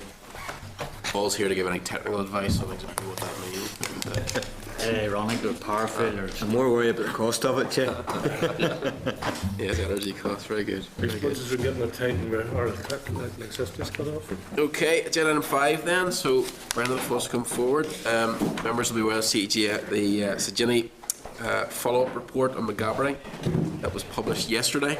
The relevant background papers can be found on page 121 of your meeting folder, and a copy of the overview report, which was circulated to members yesterday, is at page 13 to 36 of tabled papers as well. So I welcome Brendan McGuigan, Dr. Ian Cameron to the meeting, just to advise that we're Hansarding the session will be on the committee website in due course. So, Brendan, whenever you're ready, if you want to give some maybe brief outline of the report, and then we'll open up the questions after that. Yes, thank you very much indeed, Chair. Thank you for the opportunity of speaking to the committee this afternoon. In November 2015, I published a damning report of an unannounced inspection of McGabbery Prison, which had been carried out in May 2015. Findings of the multidisciplinary team of inspectors raised serious concerns around a wide range of issues, in particular the safety of the prison at the time of the inspection for both prisoners and staff. When the findings were analysed, I asked the Director General of the Northern Ireland Prison Service to produce an interim action plan to stabilise the prison. And given the level of our collective concern, the inspection team was taking the unprecedented step of returning to assess progress against the 9 recommendations made in the report in January 2016. On our return to McGabbery last month, we found evidence that this situation had changed. Some progress had been made towards addressing the inspection recommendations, and our overall assessment was that McGabbery Prison had stabilised and was safer. But this progress was fragile. The current momentum and focus on managing the risks within the prison must be maintained, and the challenge in doing so can't be underestimated or ignored. McGabbery simply cannot regress again. Collective failures in leadership, which contributed to the unsafe environment at the time of the previous inspection, had been addressed through the appointment of a new governor and a strengthened senior management team who were focused on stabilising the prison. Inspectors found staff had begun to provide some supervision in the exercise yards, and by doing so were making the prison safer for themselves and the prisoners in their care. We were also encouraged that there were plans to extend and embed this alongside a more dynamic, modern approach to prison security at the facility. An independent review of the causes and management of the fire down house, which occurred in April 2015, has been undertaken, and a synopsis of the findings were published last week. We welcome the fact that this work has been undertaken. We believe that the report findings vindicate the decision of the inspection team to call for an independent inquiry into the incident. I understand the Prison Service is taking forward the lessons that have been learned as a result of this exercise in terms of health and fire safety. I trust that the other issues raised in the recommendation around the identification of misconduct or neglect by those responsible, which have not been addressed in the published report, will be taken forward by the Prison Service. Levels of violence within McGabbery still remain too high, and problems around the diversion of prescription medication and availability of illicit drugs still needs to be addressed. The impact of separated paramilitary prisoners and the maintenance of their unrestricted regime on the wider prison population was also highlighted in November. Last month, we found some attention had been given to reducing the impact of these units on the rest of the men in the prison, but it remains a challenging, complex issue which was far from resolved. Staff working there, however, are now being better supported, and this is a positive development. Concerns still remain around the poorer outcomes being experienced by Catholic prisoners. More must be done to understand and steps taken to address this situation, along with further action to meet the needs of the diverse range of men held in the prison. When the findings of the previous inspection were published, I raised serious concerns that the concentration of need within McGabbery was not being met by the healthcare services. We were anxious about the way medications were administered, particularly the practice of prisoners holding their own prescribed drugs, which created a risk of medicines being diverted and vulnerable prisoners bullied.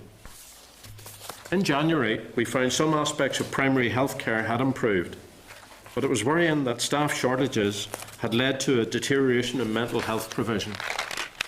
Given how widespread mental health issues are within the prison population, this was, in our opinion, a significant additional area of concern. South Eastern Health and Social Care Trust has been made aware of our views, and we understand they are prioritising this issue. This is an area that will be subject to further inspection in the future. On a more positive note, inspectors reported that reasonable progress had been made around educational provision. There has been work ongoing to improve both the quality of learning and skills provision in the prison. Belfast Metropolitan College has taken over responsibility for most of the education provision, and improvements were noted. More prisoners were spending less time locked up in their cells, and there had been an increase in the numbers attending activities. Achievements were also increasing, but reductions in the daily regime remained at a significant level. A core day had also been introduced within Maghaberry, which seeks to mirror everyday life outside of the prison. While not fully supported by either staff or prisoners, this initiative has started to put greater shape, structure and focus on rehabilitation. Prisoners are expected to get up, wash, dress and then go either to work, learning and skills, education, the gym or visits. After lunch they return to a planned afternoon activity before returning to have a hot evening meal, much like the rest of us. We hope to see this positive step developed further in future inspections with increased access to work and activities. The challenges which are faced at Maghaberry are very real, and some of the issues which need to be addressed are deep-seated. Senior management had started to raise their expectation around what they want from and for the men in their care, and this was reflected in some of the staff we met, but sadly it was not the norm. Many staff within the prison still hold the view prisoners are to be feared, and there is very little that they can do to influence their behaviour while in prison or in the future on release. This is a cultural issue, and one which will be difficult but not impossible to change. We recognise Maghaberry as our most complex prison, where many of the prison population have learning difficulties, mental health issues, addiction problems and personality disorders. As inspectors, we have always been mindful of the background and environment which local prison officers work in and the sacrifice that they have made. We know none of this is easy, but the focus of a 21st century prison is on rehabilitation and preparing prisoners for release back into society, while at the same time keeping them safe and secure in a decent environment when they are in custody. Changing the culture in Maghaberry will take time, but in our view it is essential to secure the long-term modernisation of the prison and make it fit for the 21st century, rather than reflecting a way of working that belongs to another era. I do not underestimate the scale of the challenge which has been faced, but Maghaberry simply cannot be allowed to regress again as it did in the 3 years between 2012 and 2015. Given the risks which currently remain, the inspection team intends to play its part in supporting the prison governors to continue moving forward and overseeing the delivery of the 9 recommendations we made in November 2015. Therefore, we will be supporting the prison service by carrying out a series of announced low-impact visits to the prison. These visits will focus mainly on the issue of staff and prisoner safety. We believe this commitment will help maintain momentum and will act if required as an early warning to prison governors, the Director General, the Minister, yourselves as members of the Justice Committee, other local politicians and the public should progress falter or focus begin to shift elsewhere.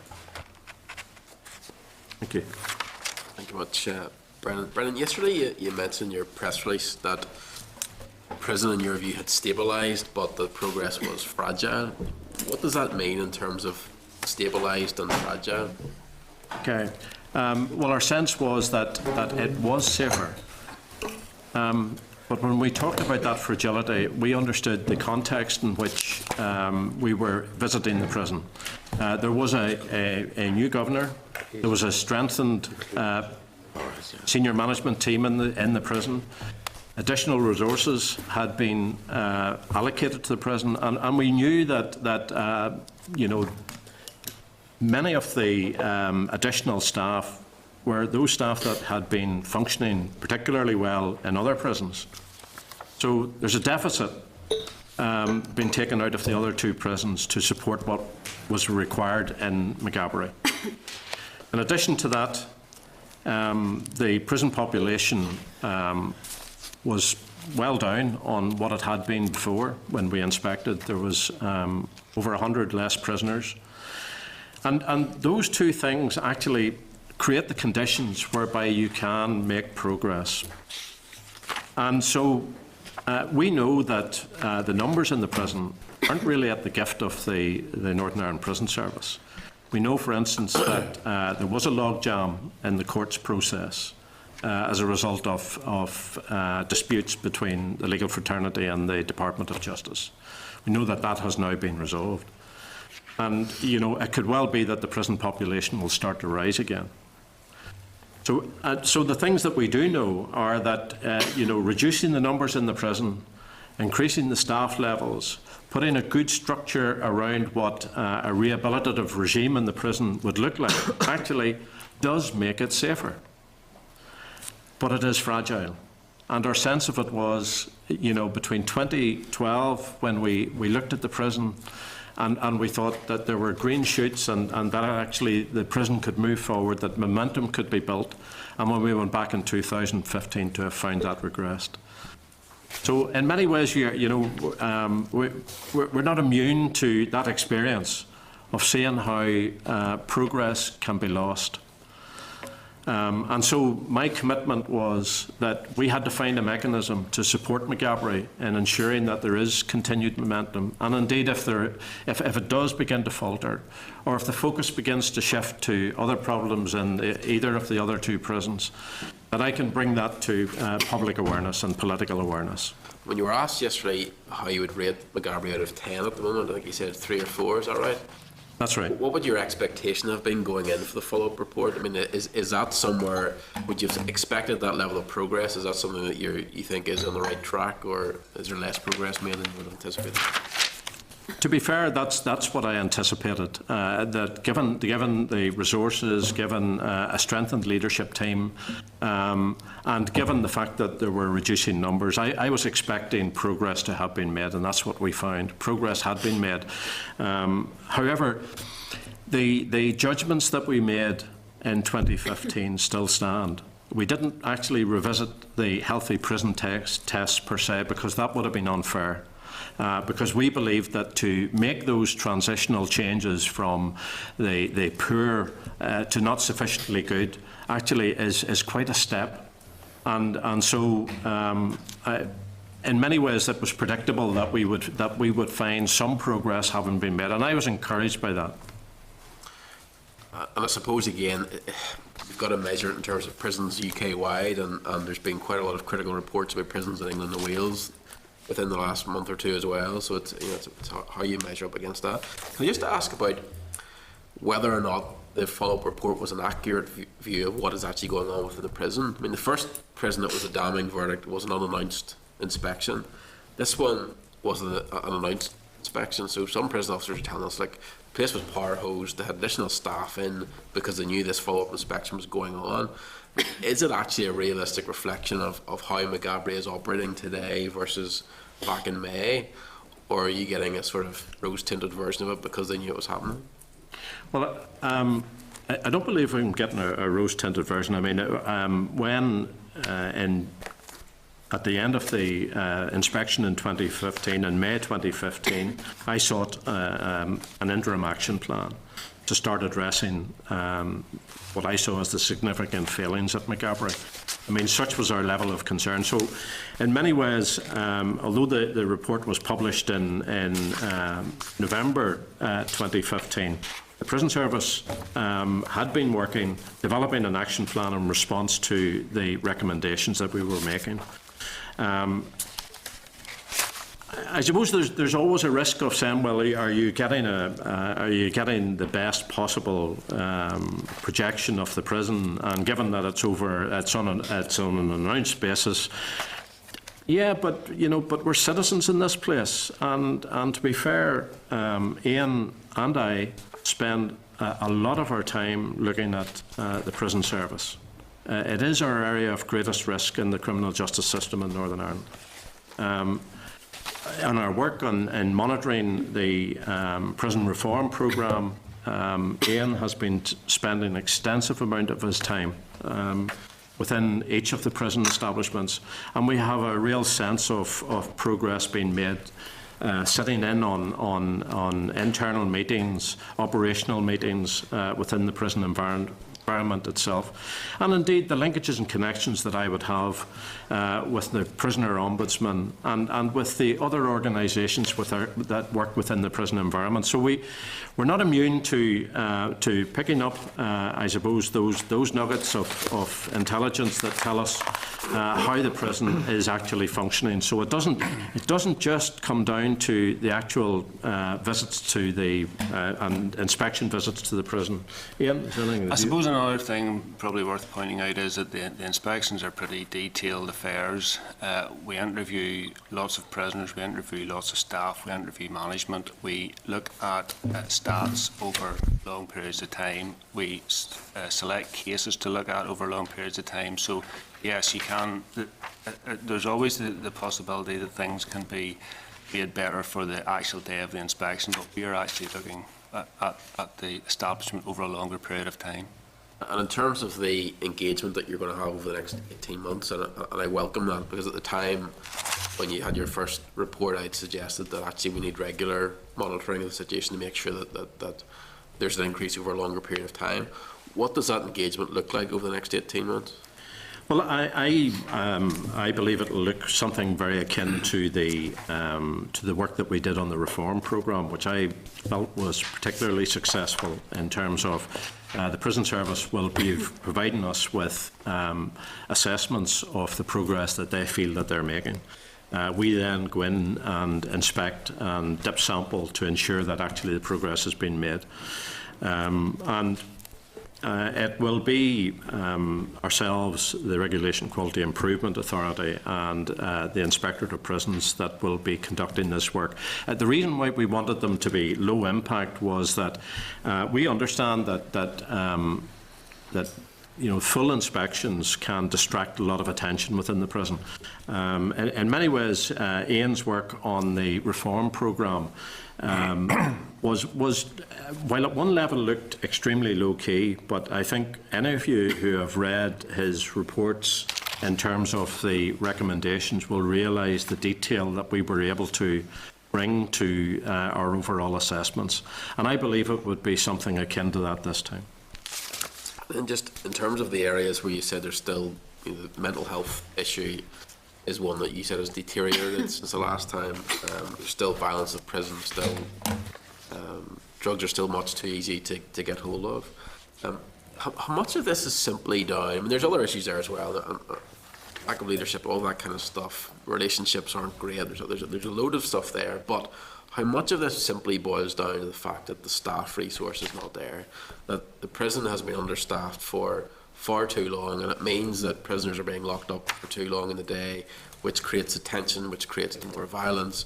They're not being able to go to the educational workshops because there's not enough prison officers there to monitor that or to move them around. And all of that has an impact in terms of the tension in the prison, the impact on the prisoners. It just strikes me that if any improvement has been made in recent times, it's because staff have been drafted in from other prisons, and that wasn't available to the leadership locally in the prison previously. So much of this is simply to do with the number of staff that are available at the time in the prison.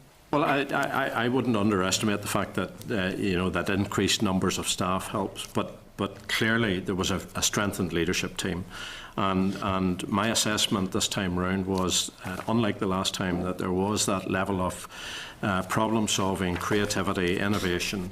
That decision-making had been driven downwards. That there wasn't actually a blame culture within the prison for people trying different options to try and seek solutions to particular problems. And that was my feedback to the leadership and the management team at Maghaberry. I could see that what they had attempted to do here, and I was trying to pay tribute to the work that they were doing, especially around beginning to patrol the exercise and association areas, which for me was a critical piece in trying to make the prisons safer, both for staff and prisoners.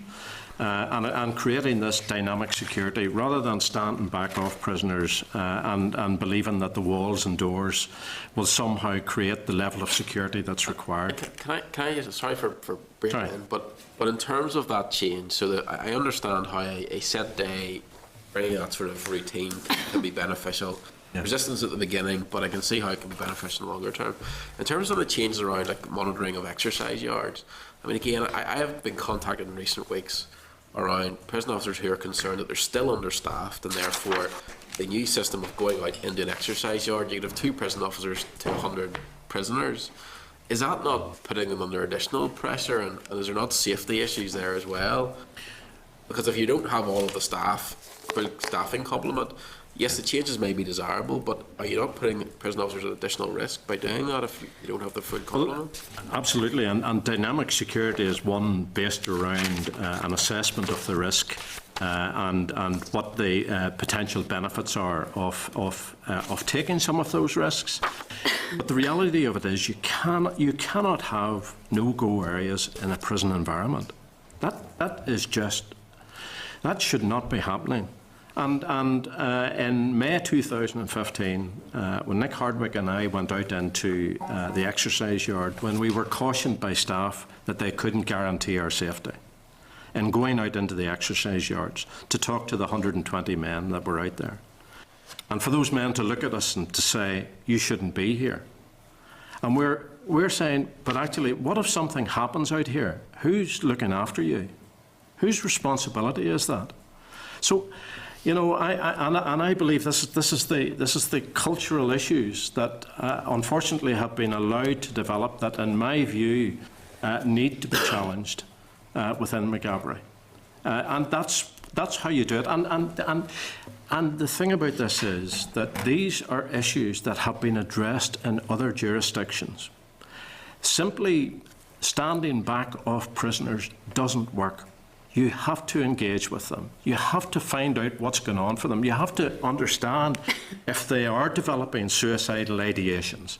You have to understand if they are high on drugs and need to be carefully monitored. You simply can't stand back off them. And so dynamic security, which has been created in other jurisdictions, is something that needs to be delivered here, because it's the basis upon which you build everything within that prison, including delivering rehabilitation, which is what prisons are about. We've spent some time looking at the needs of prisoners in terms of being able to contact their family, being out and about, having that routine, their mental health needs as well. Obviously, the risk to prison officers is hugely important as well, and they're doing a task that I think none of us would want to do. It's incredibly difficult circumstances. Have you noticed any difference in terms of the prison office, the staff in the prison, whether there's any change in morale, whether they feel that their health needs are being looked after adequately by the prison service?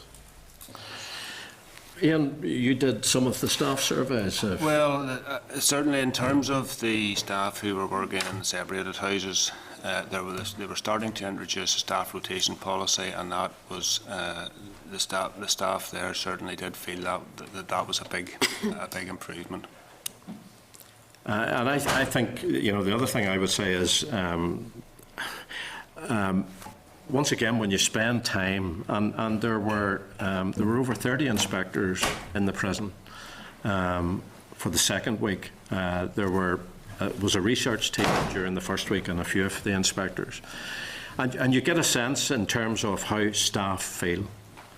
And certainly the body language and behaviours of the management team at Maghaberry was completely different from what it had been when we were there in May 2015. And I expressed this to them in the sense of, when we came out of Maghaberry in May, and we stood outside of the walls, there was a real sense of despair. What were we going to do? What was really required here to transform this prison, to bring it back, to stabilise it, make it safer? The collective view of those inspectorates was actually, on this occasion in January, was one of hope. And the feeling within the staff and the comments, the body language was different. The interactions that we observed with some of the prisoners was much better, much better. Sammy? Thank you, Chair. I suppose that there are a couple of questions, and I think you've probably answered a part of the second one anyway. But just come back, and I think it was November that you had said, Brendan, that McGabry had become unsafe and unstable and was in a downward spiral. So are you saying today that that has been halted to some degree, and you're hopeful and more optimistic? Absolutely. The prison had stabilised, and although it's a short report that I've produced, and that was really because I felt that you know, the public concern around McGabry for both the staff working there and the people being detained within the prison was such that if there was a message that I could get out there before the Assembly, you know, before Purdah kicks in, that it would be the best thing to do. But as you can see, a fuller report will follow with more detail in it.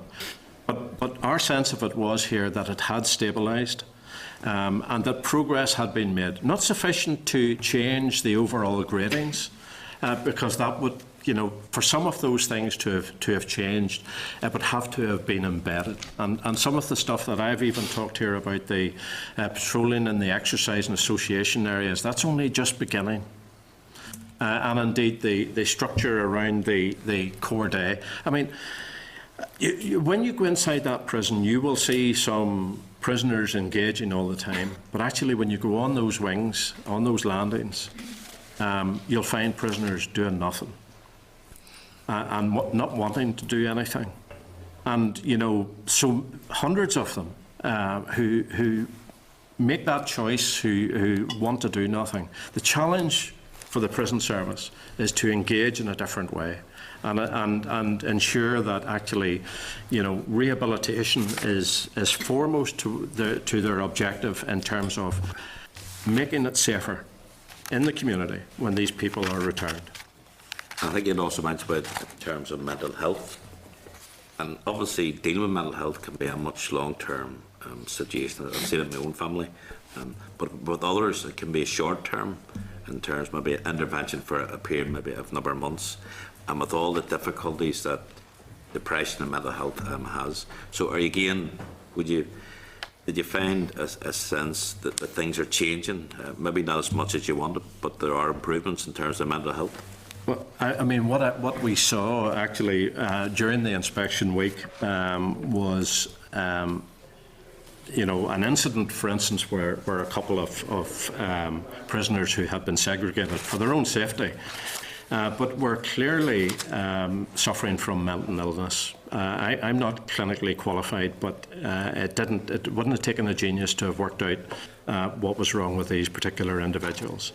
And the care and compassion that was being shown to them by the staff was amazing. But they needed more than that.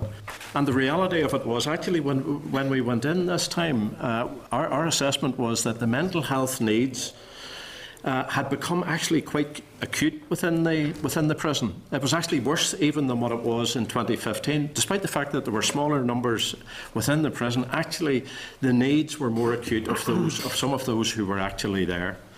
And I do understand the frustration and how difficult it is sometimes to retain staff, and that clearly was the problem for the South Eastern Trust. They had fewer mental health nursing staff, and yet the demand had risen. And as I say, for me, it's a situation where the prison officers were really trying to do their best, and it was unbelievable to watch that level of care and compassion. But these prisoners needed a lot more, and you know, McGabry Prison didn't have the you know, the resources available to meet the needs, and you know, so for me that's a wider issue that goes outside of prisons and even outside of justice. And just finally, I think you'd also mentioned to us that there needed to be more flexibility, more innovation, more calculable risk-taking and culture change. Those are four big areas as such. Could you maybe just comment on those four areas? Well, we could certainly, and we heard of that, because when we were there in May, the frustration of some of the house managers in terms of where they weren't being listened to in terms of their ideas and solutions to problems, that it was simply everything was getting directed upwards instead of that sort of trust and confidence that actually people at a house manager level can make appropriate decisions. Provided that they've considered what the risks are and are prepared to manage those. So we did see that, and we saw, for instance, the issue around the staff canteen. Once again, where staff within the prison never thought that they would have seen this, a situation where prisoners would be preparing food, would be working in close proximity to prison officers who were having their meals, etc. And this can happen. And very successfully, and it starts to build a different narrative between what a prison officer thinks about a prisoner and starts to see him more as a human being as opposed to somebody has been sent there and has to be dealt with. Thank you, Chair. Danny. Thanks, Chair. Thank you for the presentation. And a couple of things. I think I was struck last night when I heard your radio interview that the original assessment had been at 1 and had gone right up to a fairly unimpressive 4. Nevertheless, it was progress. I had the opportunity yesterday to visit Hyde Bank Wood. And I was really impressed by what's happening there and what's, and even I could see and observe some kind of relationship between prisoners and officers, and it comes down to the point in your last assessment on issue of respect, S14. Fewer prisoners in our survey were satisfied with relationships with staff than in 2015, although most said they were treated respectfully. The majority of staff prisoners' interactions were respectful but somewhat distant. What further measures need to be taken there to improve that situation? And particularly because we had evidence since the last report from the POA, and POA didn't receive the report officially, and there were issues about who had read it and who hadn't read it. And there seems to be a significant issue of relationship with even the prison authorities and the workforce. And that's also into the mix then between the relationship between the prisoners and the prison officers. So what other measures need to be taken to tackle that, and first of all to give reassurance to everybody concerned as to the type of regime that is required, that a balanced nature. What thoughts have you on that? Well, I do believe that it starts within the leadership within the prison, and then it starts to permeate out. There are some excellent staff working within the Northern Ireland Prison Service. Some of the men and the women who work in there are doing fantastic work. There is no doubt about that. But actually, there are others who distance themselves from it, that who believe that the experience of delivering a service during our troubles meant that to keeping themselves safe was to draw back from that level of engagement with prisoners, because their own security could be compromised. And there's no doubt that's a legacy. But I have only I've been out in some of the prisons in England and Wales, and you know, one of the more depressing prisons that I went to was Preston Prison, which is an old radial prison. It's a Victorian radial prison, which was just like our Crumlin Road. And yet, what I was able to see the staff doing there was amazing.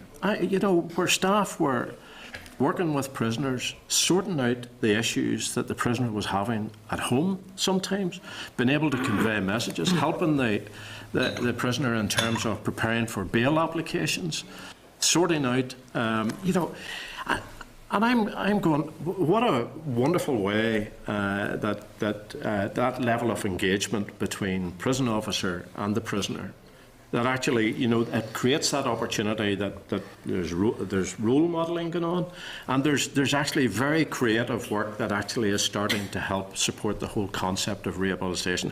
And I'm not naive about this. I mean, prisons are full of dangerous people as well. There are dangerous people in there. And the public need to be protected from them, and the prison officers need to be protected from them. But for many in the prison population, they will respond positively to this sort of engagement. You know, and for me, it's about challenging what's going on in some of our landings in Maghaberry, where prisoners don't come out. Are happy enough just to mooch about and do very little.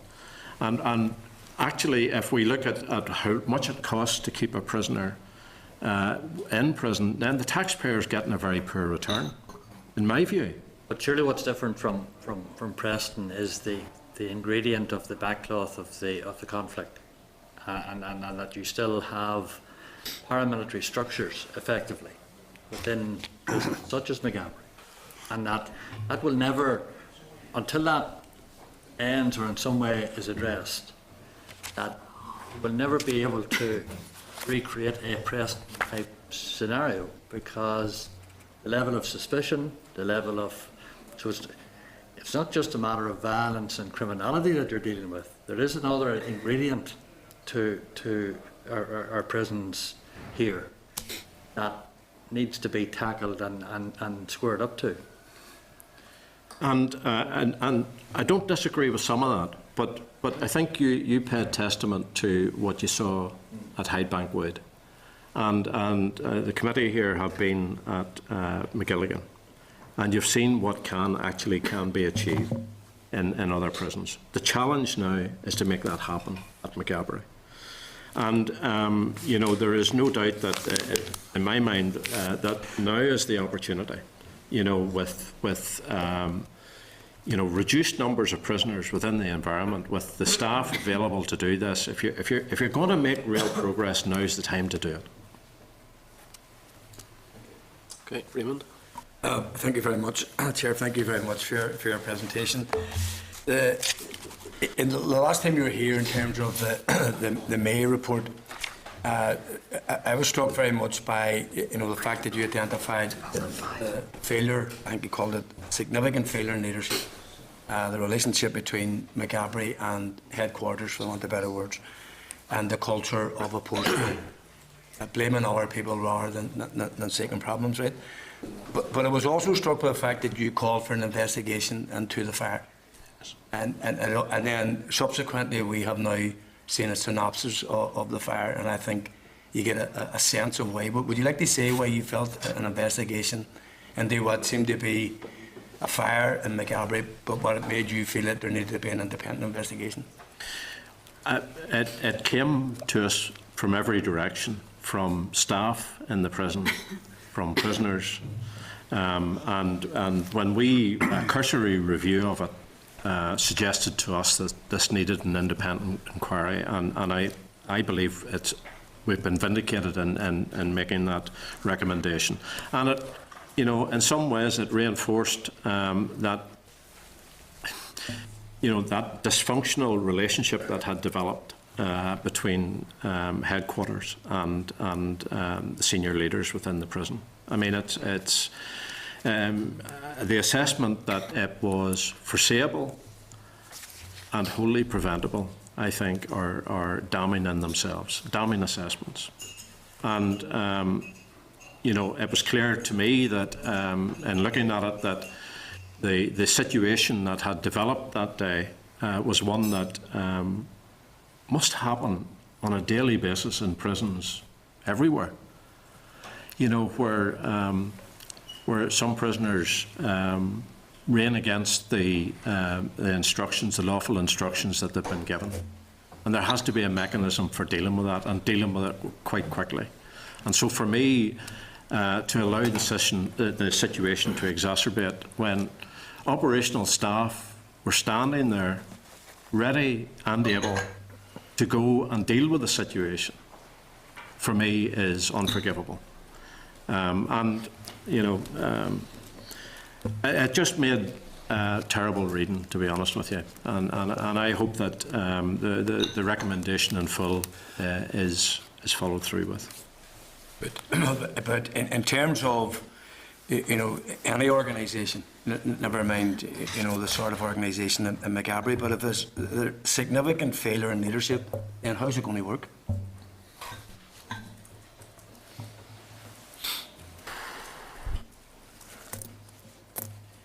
If in any public service delivery organisation, if the leadership isn't there, then, you know, for me, it becomes like a rudderless ship.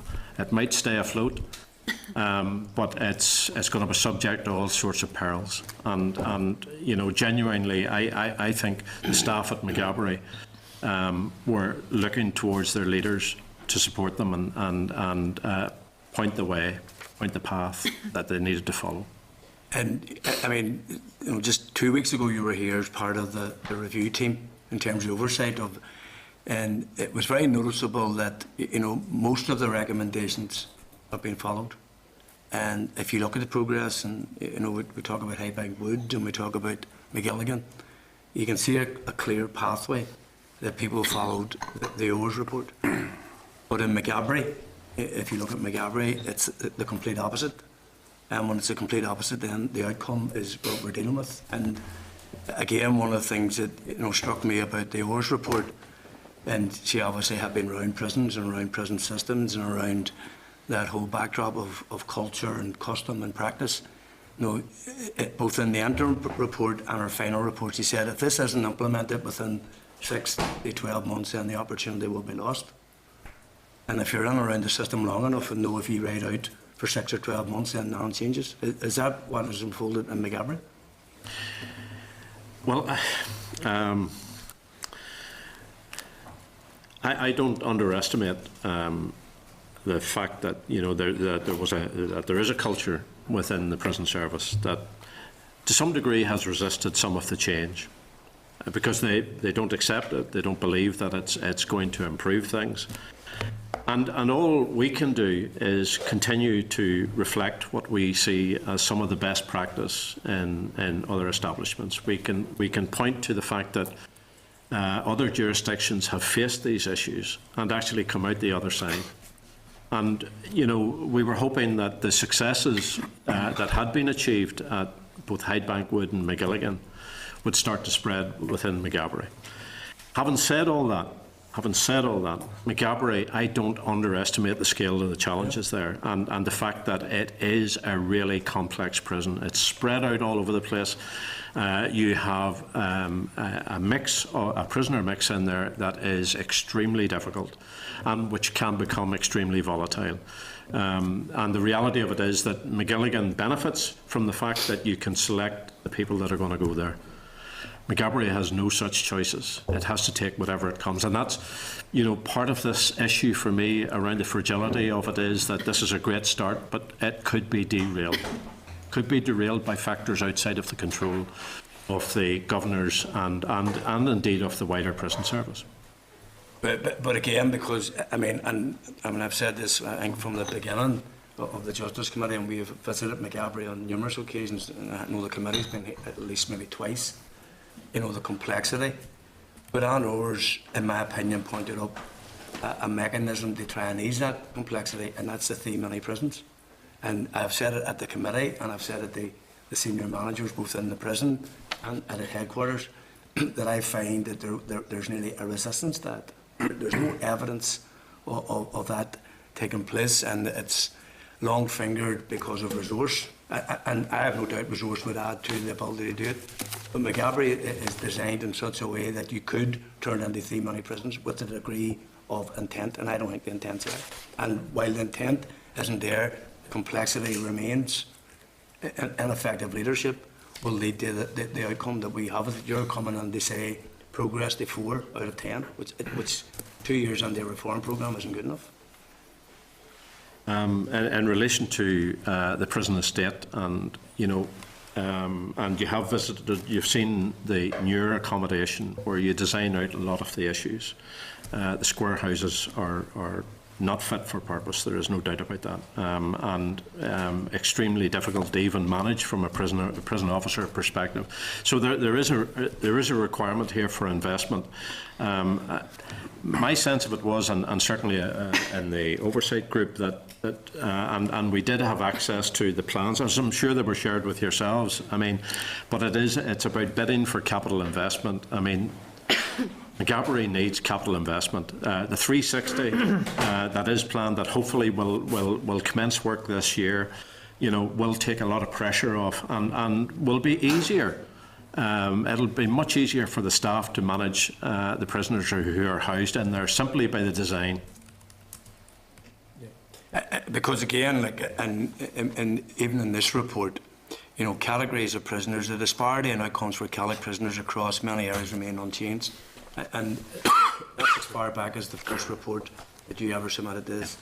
And I don't like to sort of do it in that way, but there's something there that just allows it. Is it a disconnect, or is it that just they're not treated with the respect that they should be treated? Well, to be honest with you, we as you said, we raised this first in 2004. It was very clear to us. It was one of the recommendations in the ORS report. We feel that that part of the recommendation, where you actually needed some additional research to understand the reasons for this. I mean, the monitoring is very good.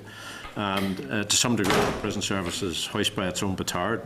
There is nobody else doing the sort of monitoring that they're doing. But it actually flags up these differences and problems. And I suppose what we would like to see is staff having the confidence to think about, using some discretion, where there are opportunities to use discretion as opposed to continually going to formal discipline in an effort to actually encourage prisoners to comply much more easily, rather than getting into these continual standoffs. But I think there is a wider, and I dare say it, societal issue here around this, because our work across the justice system is that disproportionately Catholics come into the justice process, and they make up the majority in the prison population. What we know from the work that has been done previously, that even for young Protestants, it is young Protestant men, young Catholic men. They're coming from those areas of social deprivation. Their literacy requirements are substantial. And the challenge for me is to get them stopping pumping iron and taking supplements, and actually getting into classes and thinking about learning and skills and about employability skills. I mean, there are significant challenges to address in particularly the young male population within our prison environment. Sorry, you're aware, obviously, through the committee, that we reported through the oversight group on this in June 14 and May 15. And what we said was that in terms of the tactical management of it, the Equality and Diversity Committees are now operating much more effectively. But longitudinal information is flagging up red back over quite some time, and we recommended at that stage that the prison service should be engaged in some consultancy or outside academic support to help get to the bottom of this. Yeah, I think my sort of final point is that, you see, I think something radical needs to be done now. I mean, I can't sit here and say what it is, but I just think that we're constantly trying to fix something which remains broken each time you try to fix it. No, so we're not adding, we don't seem to be adding to it. and I'm just wondering if there is room for some sort of initiative, where people take a serious look at it and say, how do we come up with a model which will give this prison the best chance to work? I suppose in many ways we have attempted to support the prison service and to improve their quality monitoring, and they have done that. But now that they've got it to a stage where there is a problem here, and we need to understand what that problem is about. And it may well be that academia, together with some of the other statutory bodies who have responsibilities around equality within Northern Ireland, take some responsibility for this as well. Thank you. Right, anyone? Thank you. It's always a challenge to work out what's Mr McGuigan we're going to be getting, because the first time he came to the committee, McGarry was treble prison, and then beside Ms Williams just a few weeks ago, and I posed the question, had it improved under the ORS report? We're told that it had. You didn't seem to have any issues with that comment. And then today you tell us it regressed for 3 years from 2012 to 2015. So it's kind of difficult, Mr McGuigan, to work out where you actually are coming from on a particular day because of the inconsistencies that exist in the evidence that you provide to this committee. In terms of where we stand, given the fact that there's 150 less prisoners and the resources that have been provided, are you satisfied with the progress that has been made? Yes, I am. My assessment was that I think it would have been unfair to have expected more than what we saw in last month. Right. So, in spite of the fact that there's 150 less prisoners and the additional resources, you're satisfied? I am satisfied with the progress. Yeah. Yeah. Hey, I'm sorry, Chair, but we'll have to get back to the consistency issue. So, in your report, you say that many prisoners remain very negative about many of the aspects of respect and decency. Fewer prisoners in our survey were satisfied with relationships with staff than in 2015. The number of complaints had increased, and a large proportion of this related to dissatisfaction with the accommodation. Too many men still had no activity, and not all the opportunities available were being used. Access to the gym during the weekends had become increasingly restricted, and as a consequence, attendance at the gym session had decreased by approximately 20% since the same period last year. So, if this prison, which was spun by your group as being amongst the worst in the United Kingdom, or the worst in the United Kingdom last year, has had resource put into it and has had less prisoners, why are you listing these issues and coming today and telling us and spinning again that there's great progress, whilst at the same time you're indicating all of this? And aside from this, has the drugs problem increased or decreased? It's still there. I don't believe it has increased or decreased. It's still there. I think it has increased, and I think if you'd done your work properly, you would have identified that. So perhaps you can answer that question about why have you said all these things in the report and then you turn around and spin that there's great progress? Well, the inspection team, the same inspection team who inspected in May 2015 against the expectations of a healthy prison. And the judgments that were formed were ones based on the evidence that we could find. The issue around the prisoners' experience in the survey, to some degree, could be affected by the negative, very negative press that there was around the publication of the report, which was only basically a couple of months before, because we ourselves. There's no empirical evidence, Mr. McGuire. Sorry? That's the assumption. You've no empirical evidence to sustain that comment. No, but at the same time, when we looked, making bland, unsustainable comments. Let's keep the facts. Sorry, but, yeah, fine. But what we do as part of that inspection is look at the data. So the first week we research the data to find out what it is telling us. The prisoner survey will tell us something. The staff surveys will tell us something. And together then we then develop our judgments around that. Not exclusively, because it's based on what the inspector actually sees, but the background to it is some of that material, and you'll be able to see it for yourselves in slower time. Unfortunately, I didn't have the time to produce it and get the report out, but it will be available probably after May. Do you welcome the additional staff that has been given to the prison governor? I welcome the strengthened leadership team at Maghaberry. I definitely did, and the additional staff. Sorry, and the additional staff, and the additional staff, absolutely. And the 3 people added to the governance and management team. Yes. And would it have helped the previous governors to have had that support?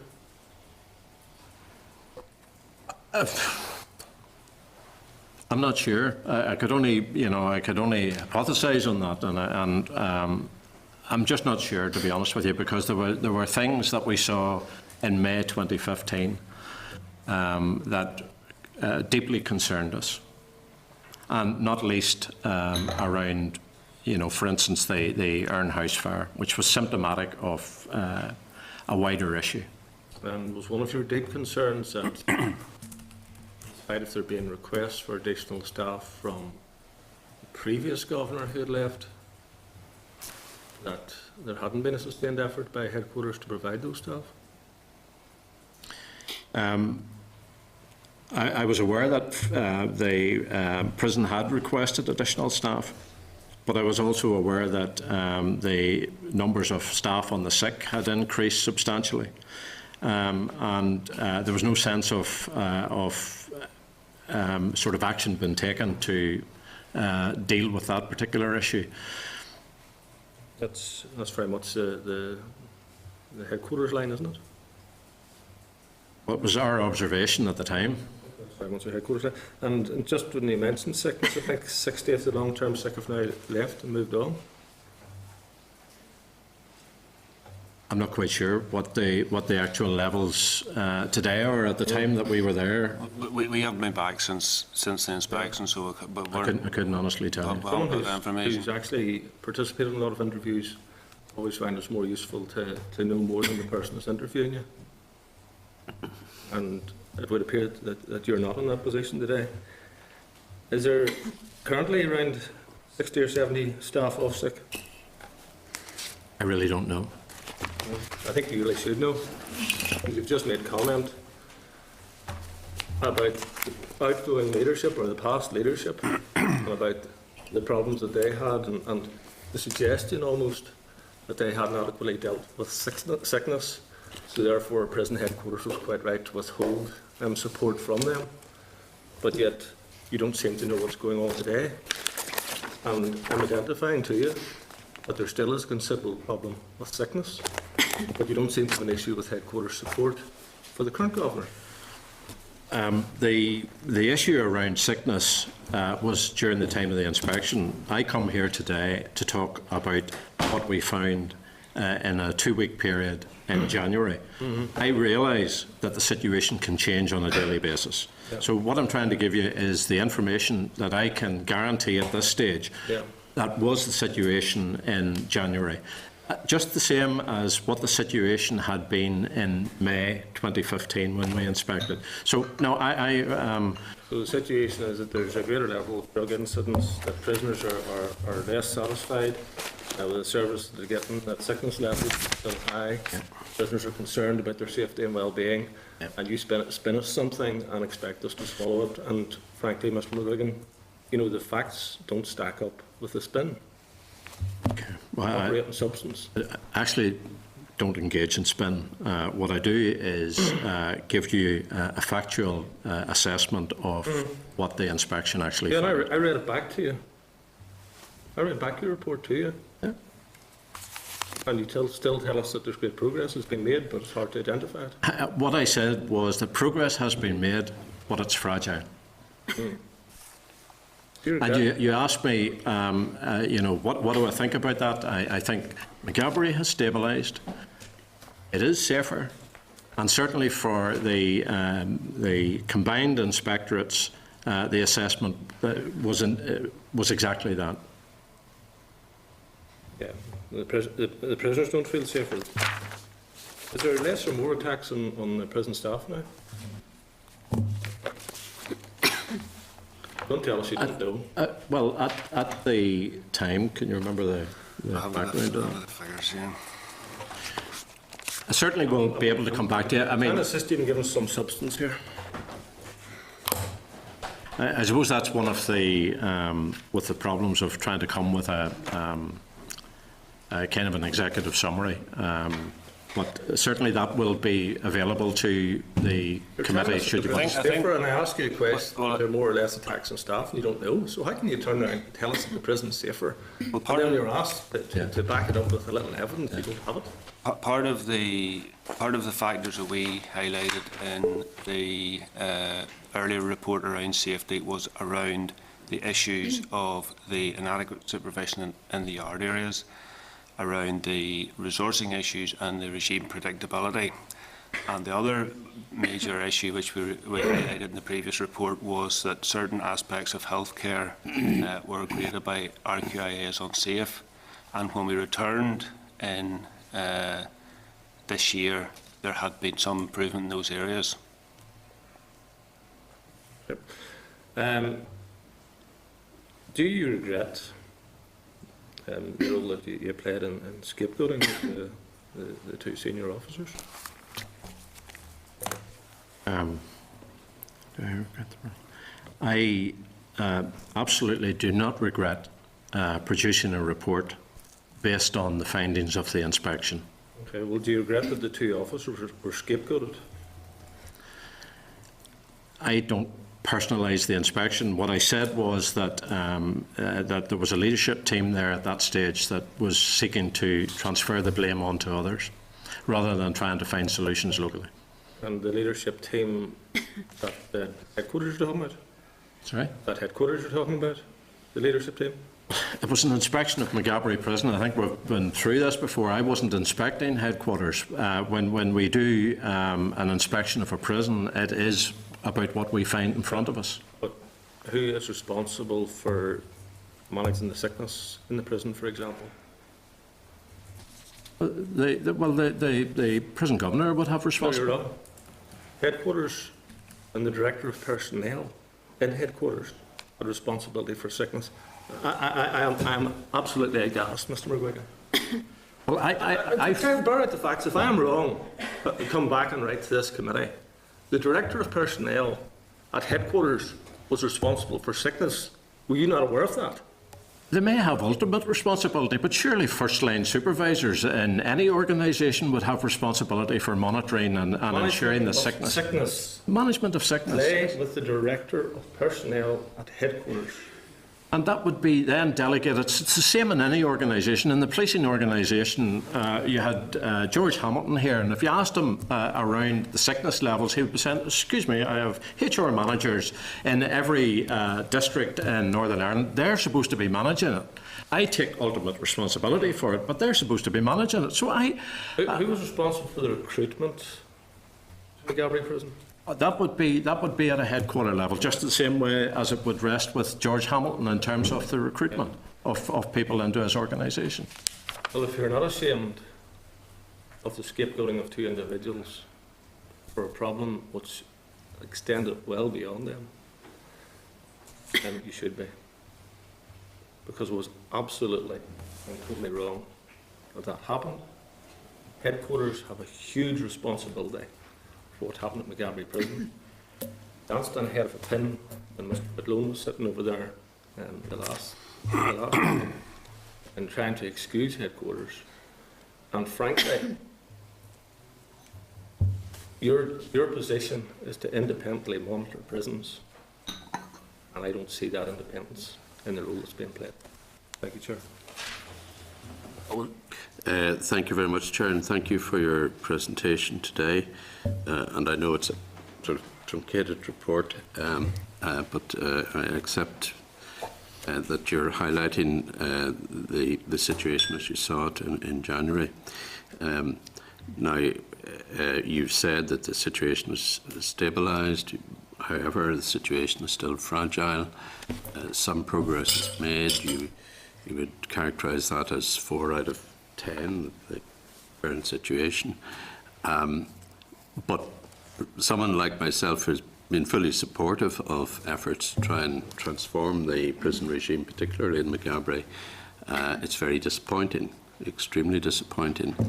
And I share the view expressed by the Vice Chair, Mr McCartney, that we don't seem to be able to, as it were, identify what is precisely wrong, because there's been great efforts made. The ANOR's report, in effect, has been implemented, or the largest part of the report has been implemented, and yet we still see a lack of change, transformative change in Maghaberry. We've seen change, or certainly in Highbank Wood, and certainly in Magilligan. And I accept all the complexities about the prison and so forth, and the demographics that there are within the prison. But how can we assure ourselves, as people, well, certainly myself and my colleague here, how can we assure ourselves that, in fact, there will be a sustained change within Maghaberry, beneficial to all, beneficial to staff who are working there, and beneficial to the prisoners, and thirdly, beneficial to society as a whole? And I've heard what you say about physical development, the need for capital investment. I've heard what you said about leadership at a middle management level as well as headquarters level. I've heard what you said about change resistance within the prison, and there are all sorts of reasons for that, historic reasons for that. And yet we've continued problems in relation to sickness management and what seems to me a lack of basic training as well for staff.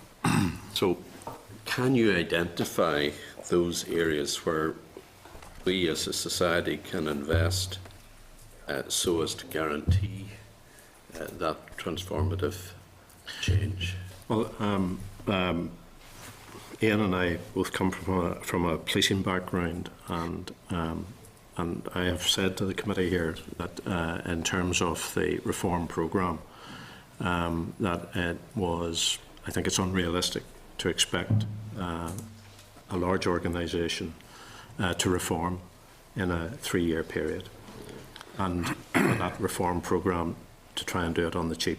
And I know what it took in terms of policing, in terms of making a difference, and you're talking about at least a 10-year programme, and you're talking about substantial finance being available to support the delivery, and some of that is about the buildings. There is no doubt about that and how people feel about it.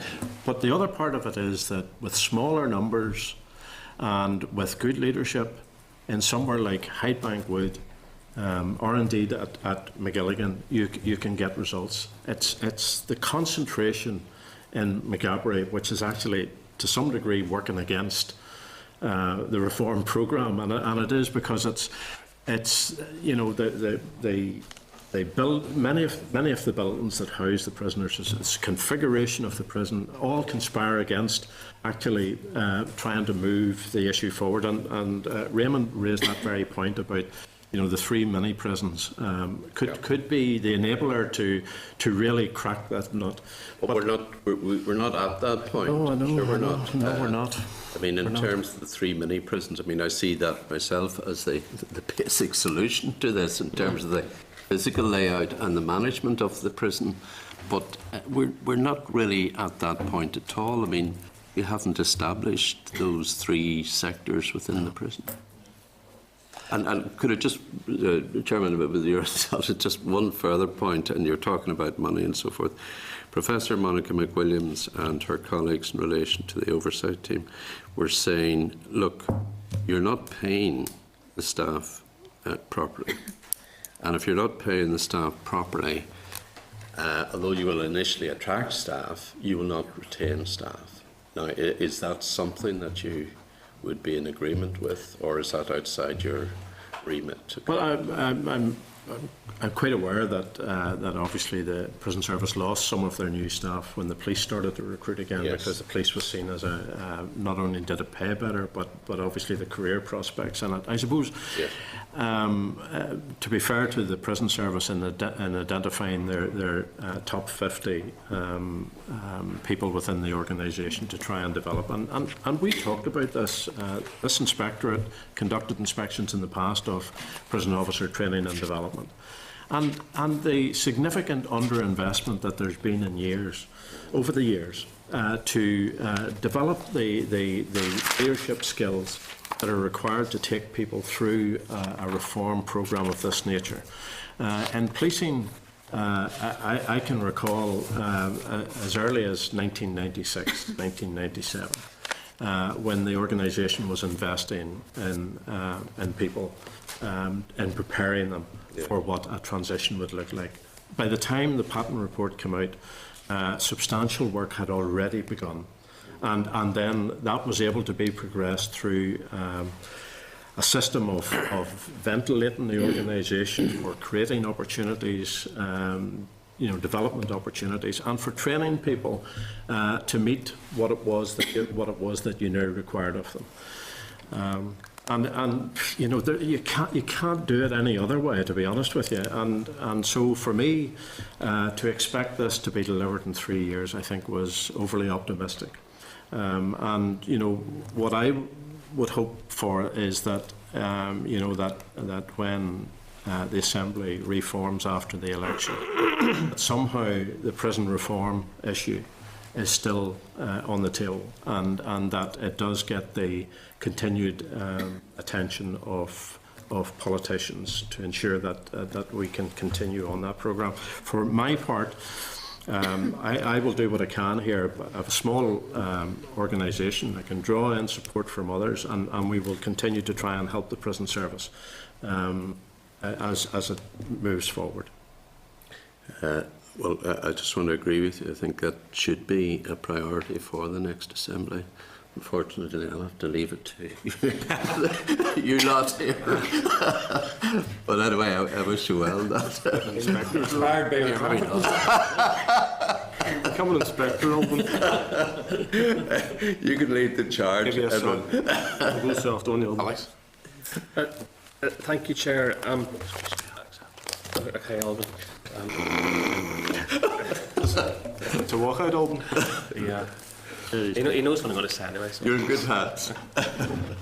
I'd say, Chair, in respect to some previous comments that were made, it's the first time in a long time that I've heard the use of the word spin describe the word fragile. I think one thing you can say about the word fragile is that it's not spin. In fact, it's a word that suggests risk and vulnerability and some uncertainty. So I'm a bit surprised that somebody would describe the word fragility more progress in terms of spin. I think that's slightly incongruous, to put it at its least. On the other hand, the word stability could be viewed as a little bit hopeful and maybe a little bit overreaching. But my questions actually are about this sort of, let's point the finger over there at headquarters, and there may well be some reason to point the finger at headquarters. My questions actually are what's going on within the prison at the moment based upon your inspection, and where it seems to me that within the prison there are areas where you're quite right to use the word fragile. So can I take 3 examples? The first is this comment that you make that while since the last time in May of last year, in respect of the deep-seated issues, and really that's the most important comment you make, deep-seated issues, the historic, the legacy, the institutional ones, the ones that have been there for a very long number of years, and continue to present themselves. You say that the senior management team has started to raise expectations of what is wanted from and for the men's care, and this was reflected in some of the staff we met. It was not the norm. Many staff continued to adhere to a view that prisoners were to be feared and that they could do little to influence prisoners' custodial or future behaviour on release. Now, that's about staff. That's about prison officers. And that wherever the culpability might arise for that being the case, that's the character of the people who are managing prisoners at the moment. And I don't see, based upon what seems to me a pretty honest comment about where the staff are, about where the system overall, the leadership of the prison officers, the management of the prison and people outside the prison, how that cultural issue is going to be addressed. And if you don't address that, then prisons becoming places of rehabilitation and for education and for learning and for growth, then it's just not going to happen, because you're going to be fighting against a critical mass of prison staff who don't understand what the purpose of people being in prison is in the first instance. So when I look at the report, I see that and I say, that's why the situation is very fragile. And maybe you want to comment upon that. The second point then is trying to see where the opportunities might be. Whilst the situation with respect to mental health has gone backwards, you do say we have been reassured that the South Eastern Health and Social Care Trust is prioritising this issue.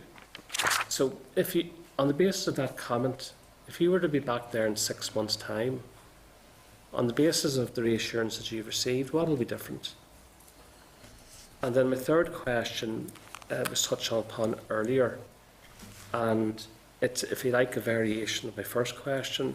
We're not reassured that there was equal treatment for all prisoners, particularly Catholic men and those with disabilities in healthcare services, another area of risk and fragility. So maybe you want to comment upon those and see if there's answers that are forthcoming in respect to the mental health issue, and I hope that there are, and you seem to indicate that there are. But what are the answers when so many of the prison officers don't have the right approach to a lot of the people who they are dealing with? Not sure who said it, but culture eats strategy for breakfast. But and that's a reality of it. Changing the culture within an organisation is the single most difficult thing that you can do, that you have to do. And I suppose what I was trying to say was that actually some of the things that they had started to do at Maghaberry, things that we have been inspecting now for 11 years, that just were never on the table. The establishment of a core day, the beginning to patrol the association and exercise yards, the development of a staff canteen with prisoners' development is incremental. It's all very small steps.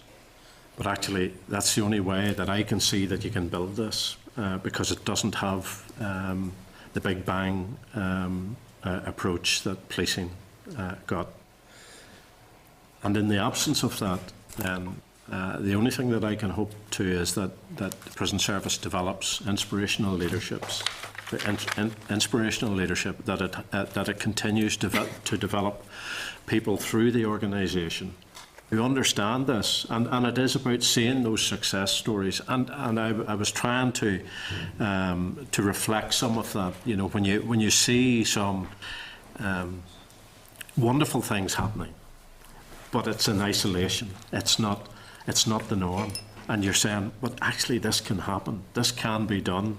And it's about building confidence, and it's about marking off the fact that actually, we can do this, and it's okay to take this risk, and we are going to be supported in doing this, because this is the right thing to do.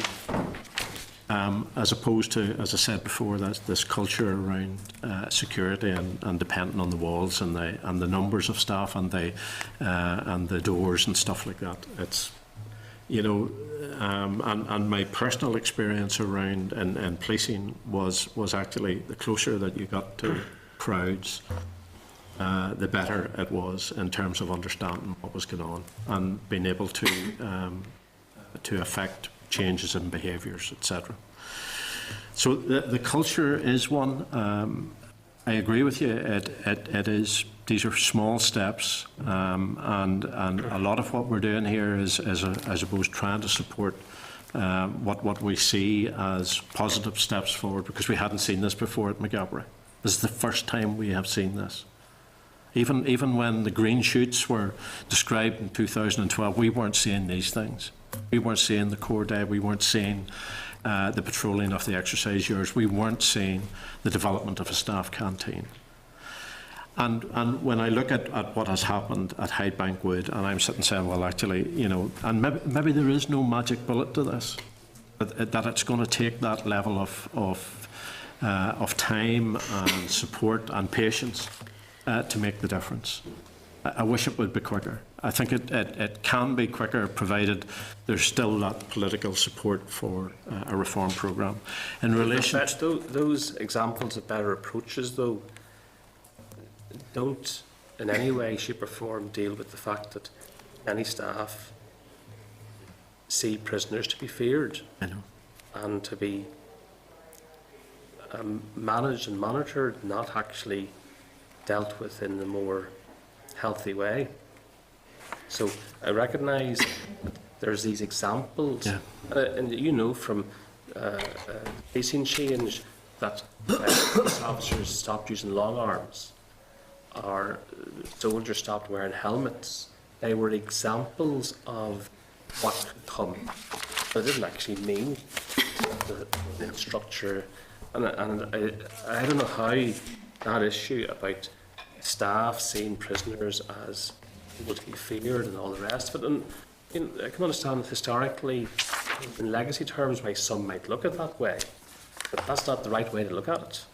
And dealing with that, and that's not, and you know, it is the norm among prison officers that that's how they view things.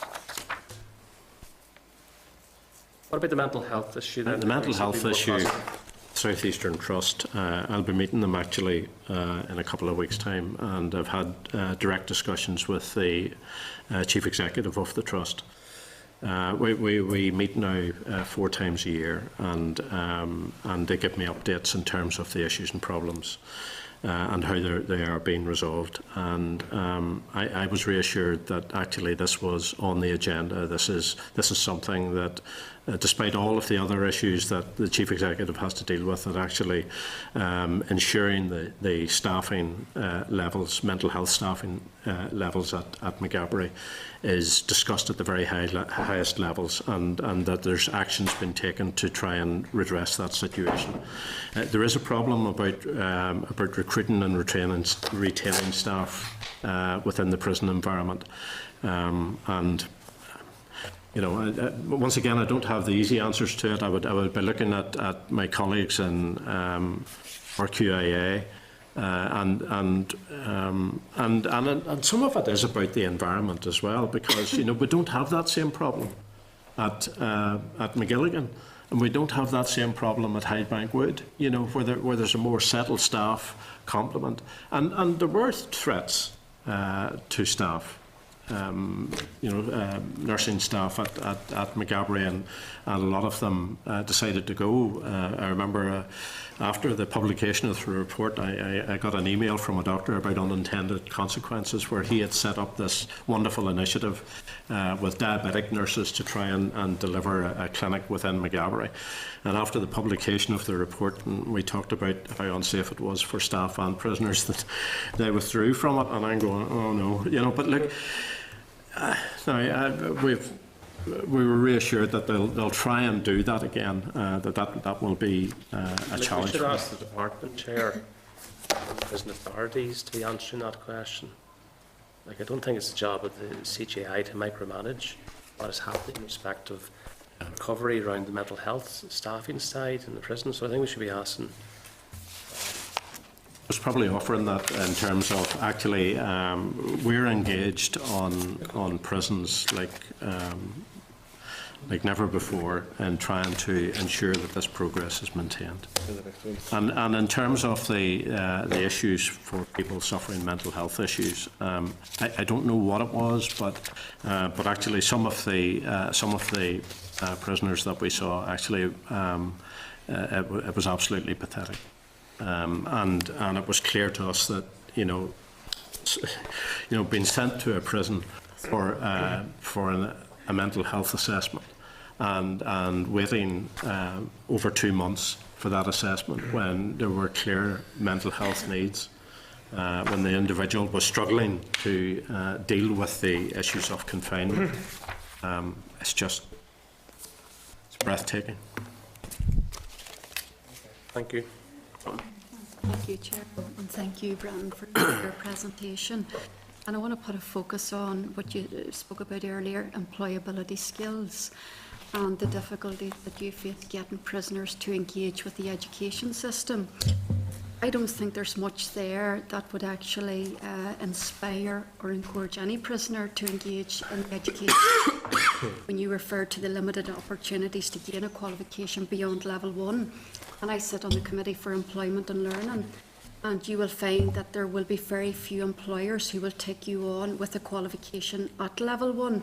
So I think probably some very serious consideration needs to be given to looking at that area.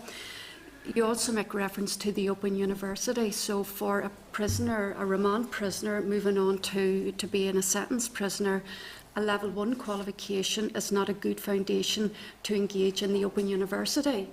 So already there's a barrier there for any prisoner who actually wants to, enhance their qualifications or education. So that's a concern. I've made contact with the Open University just to get their opinion on this as well, because you refer to changes to delivery and support arrangements, and I'm assuming that's the Open University? Yes. Okay. Also, the restricted access to ICT, is that on part of the prison? Yes, there were concerns about prisoners having access to some of the broadband. Right. Okay. That was. Yeah, it's having said that, I think the first thing that we would have to say is that since Belfast Metropolitan College have taken over, the bar has been lifted slightly, but it's going to take time for that to filter through. But Brenton, it's not beyond level 1. That's no good. That really is no good, and there's no opportunities to study GCSE or maths. That's no good. And this is from my experience of sitting on the DEL committee. We get it left, right and centre. I don't disagree with you. Don't disagree.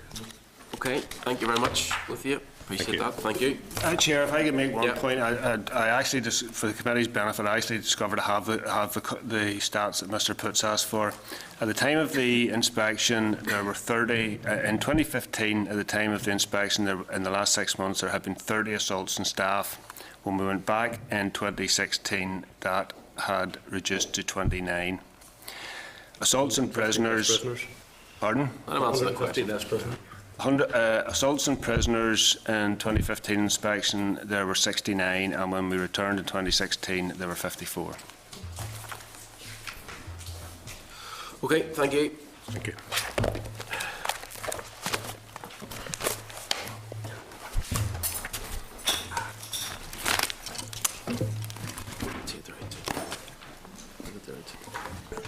Okay, members, move on to agenda item 6 then.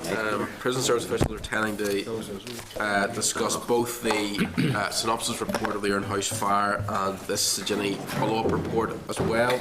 Papers are 361 of your packs.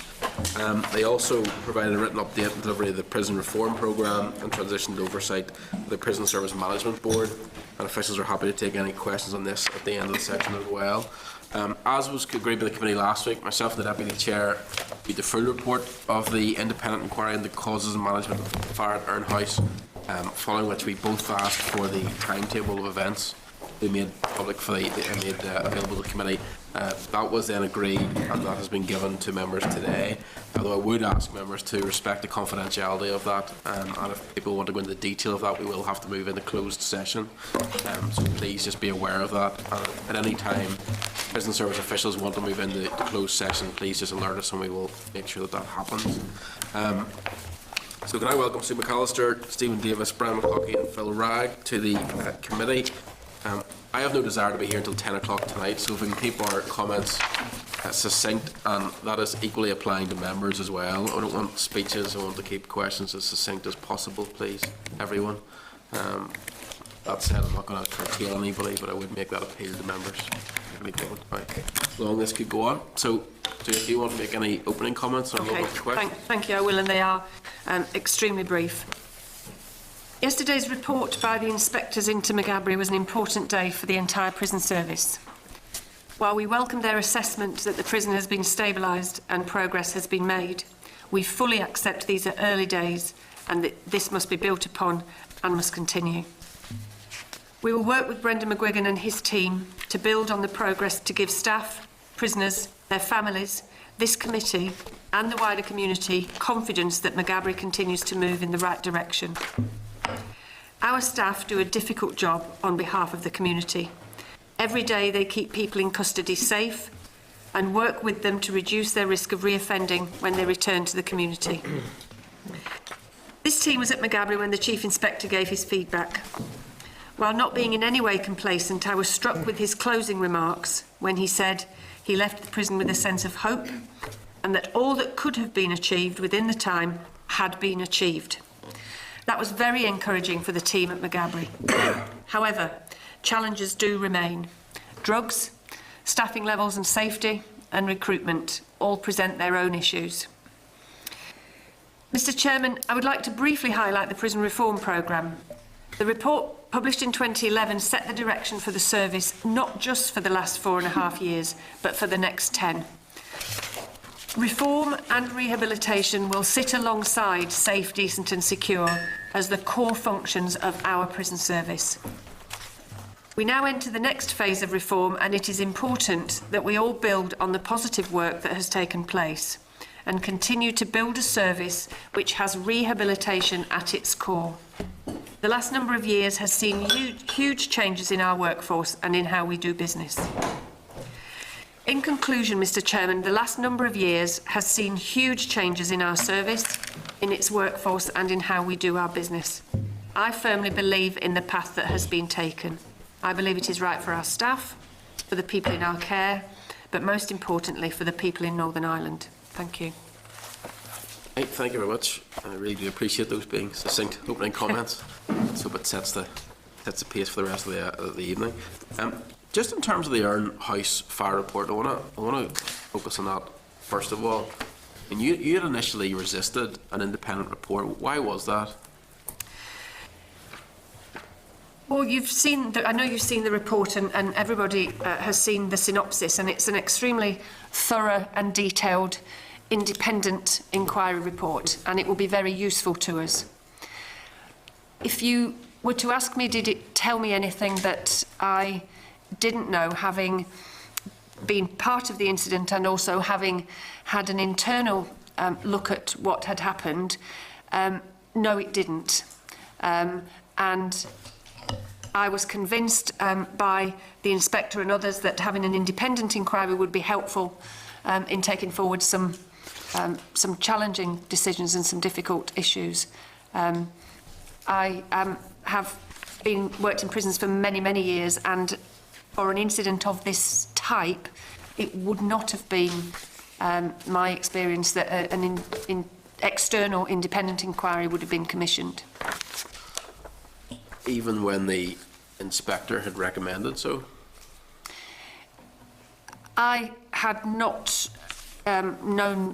such a recommendation to be made before. So, based on my experience, I believe that an internal investigation would have sufficed. However, having the independent inquiry did give us a far more detailed and clearly a far more independent assessment of what took place. So, in every way now, I welcome that report. So, in hindsight, you should have been more open to the idea than original? I genuinely don't think there's any single right answer. I have dealt with many incidents of that nature and of that magnitude, and have seen good results come out of internal inquiries. So I don't think it's particularly a case of with hindsight, but I see the value of having an independent inquiry. Obviously, it commands resources, it costs money, and it takes more time. There was a letter that you'd written to Brendan McGuigan that was made, put in the public domain after a Freedom of Information request from one of the media sites, and you'd said you didn't think it would be helpful to open this incident up to further scrutiny. I mean, I must say I would disagree with that, in the sense I'm not sure that we would have all the details of what had happened had we not have opened it up to scrutiny. And I think at the time, and I think I made this point the last time that you were here, that I thought there were efforts from management within the prison and from the Minister himself to downplay the Urnhouse fire. And actually, when we get more detail around prisoners trying to surrender on 3 separate occasions, I think it is significant, and I think that extra scrutiny was absolutely necessary, and I welcome this report. In terms of the independence of the inquiry, are you content that it was an independent inquiry into the fire? Yes. In the prison, the Governors Association have questioned whether or not it was fully independent. How were the investigators who carried out the report, how were they selected? I approached a senior colleague in NOMS, Deputy Director of Custody in NOMS, and I approached the Deputy Director of Custody for the North West because I thought geographically that was the easiest place from which to take people, and he identified a governor, initially a different governor actually, but that governor was subsequently seconded to work in health, a routine secondment for a prison governor to go and work somewhere else. And we got Jerry Spencer, whom I'd never met before, never heard of him. He'd never been to Northern Ireland. I'd never been to any of the prisons that he governs, so I had no knowledge of him. I didn't choose him. He was identified for us in exactly the same way as would be routine, for any such mutual aid arrangements. And in terms of the criticism that came from the PGA, and I mean, I'll quote the comments that they made at the time. They were critical of the fact that the report seemed to focus on the events of the day of the fire, maybe as opposed to exploring what had happened in the run-up to the fire. And I think that's probably a fair criticism. Would you agree with that criticism, that a more holistic approach in terms of the end time to the day of the fire would have been more helpful? I believe it did both of those things. The purpose of the inquiry was primarily to identify how the incident was managed, but it did identify some issues around decisions that were made that potentially contributed to the incident. Yeah, I mean, the executive summary of the synopsis that we were given, it does say that the main emphasis of the inquiry focused on the facts relating to the events of Sunday the 26th of April. Yeah. In the synopsis, there's not the same level of detail in terms of events that led up to the kind of climate that there was within the prison on that day. And I just wondered whether that would have been perhaps a more helpful synopsis for the committee, rather than just focusing in on effectively decision making on that day rather than the events that surrounded it. I think it's difficult to evidence cause and effect. This was about how the incident was managed. It was about whether the incident was preventable and how it was managed. So I think it did what the terms of reference required it to do. I suppose the point that the PGA are making is that if they're leading up to the events are saying that there wasn't adequate staff levels within the prison, which then led to the type of atmosphere that there was around the weekend that this event took place.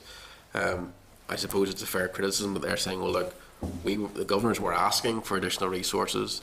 Those resources weren't made available to them, and then the events happened, and maybe the report that we have in front of us today focuses on, a situation that they were flagging up maybe weeks ahead of time, And perhaps because of that, the report maybe gives a slightly different slant than would have been the case.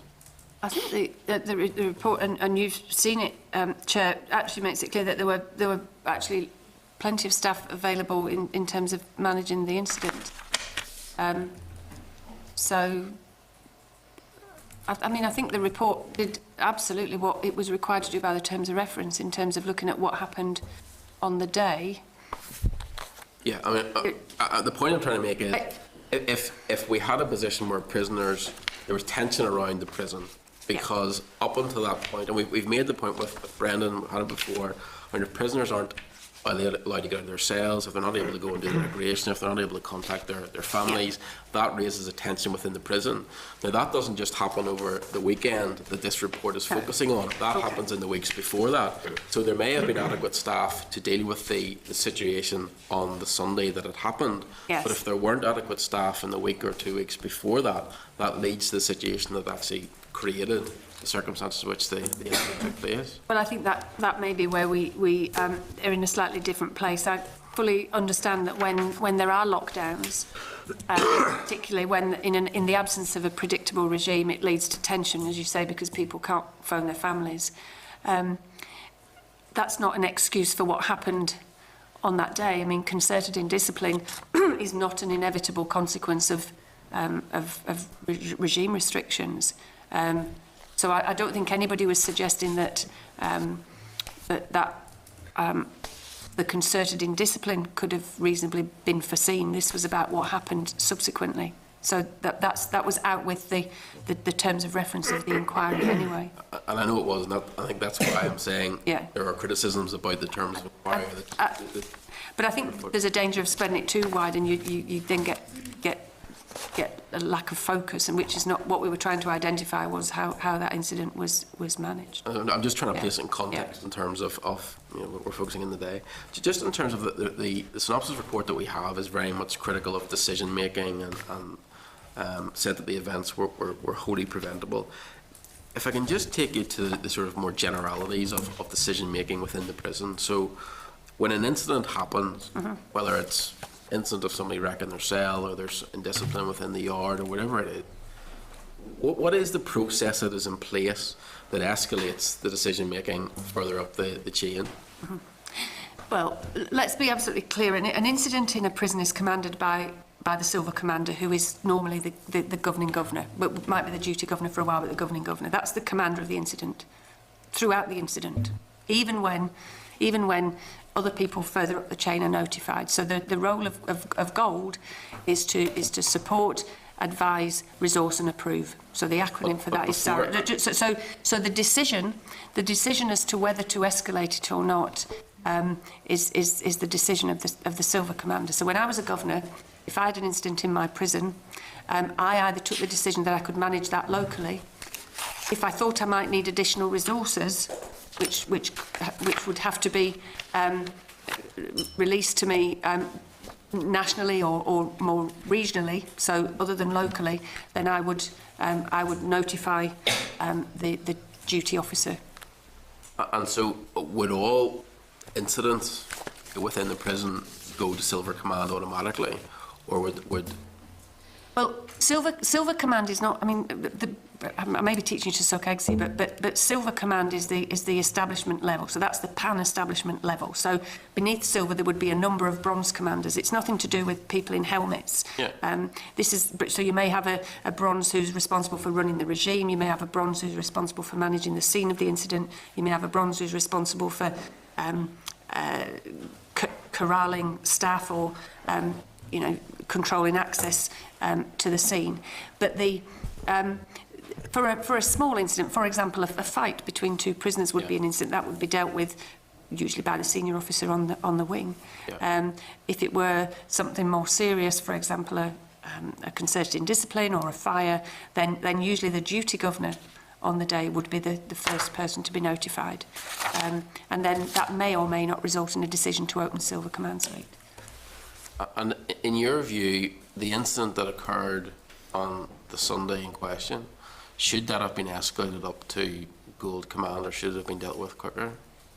That's very difficult to call, and as I say, you have to be there, and I think, you know, you have to give the duty governor on the day freedom to exercise his or her judgment.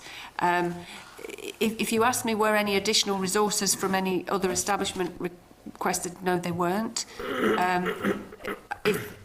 If as my conversations have indicated, if the duty governor believed that he could have closed that down quickly, then I'm not sure why it was escalated to headquarters.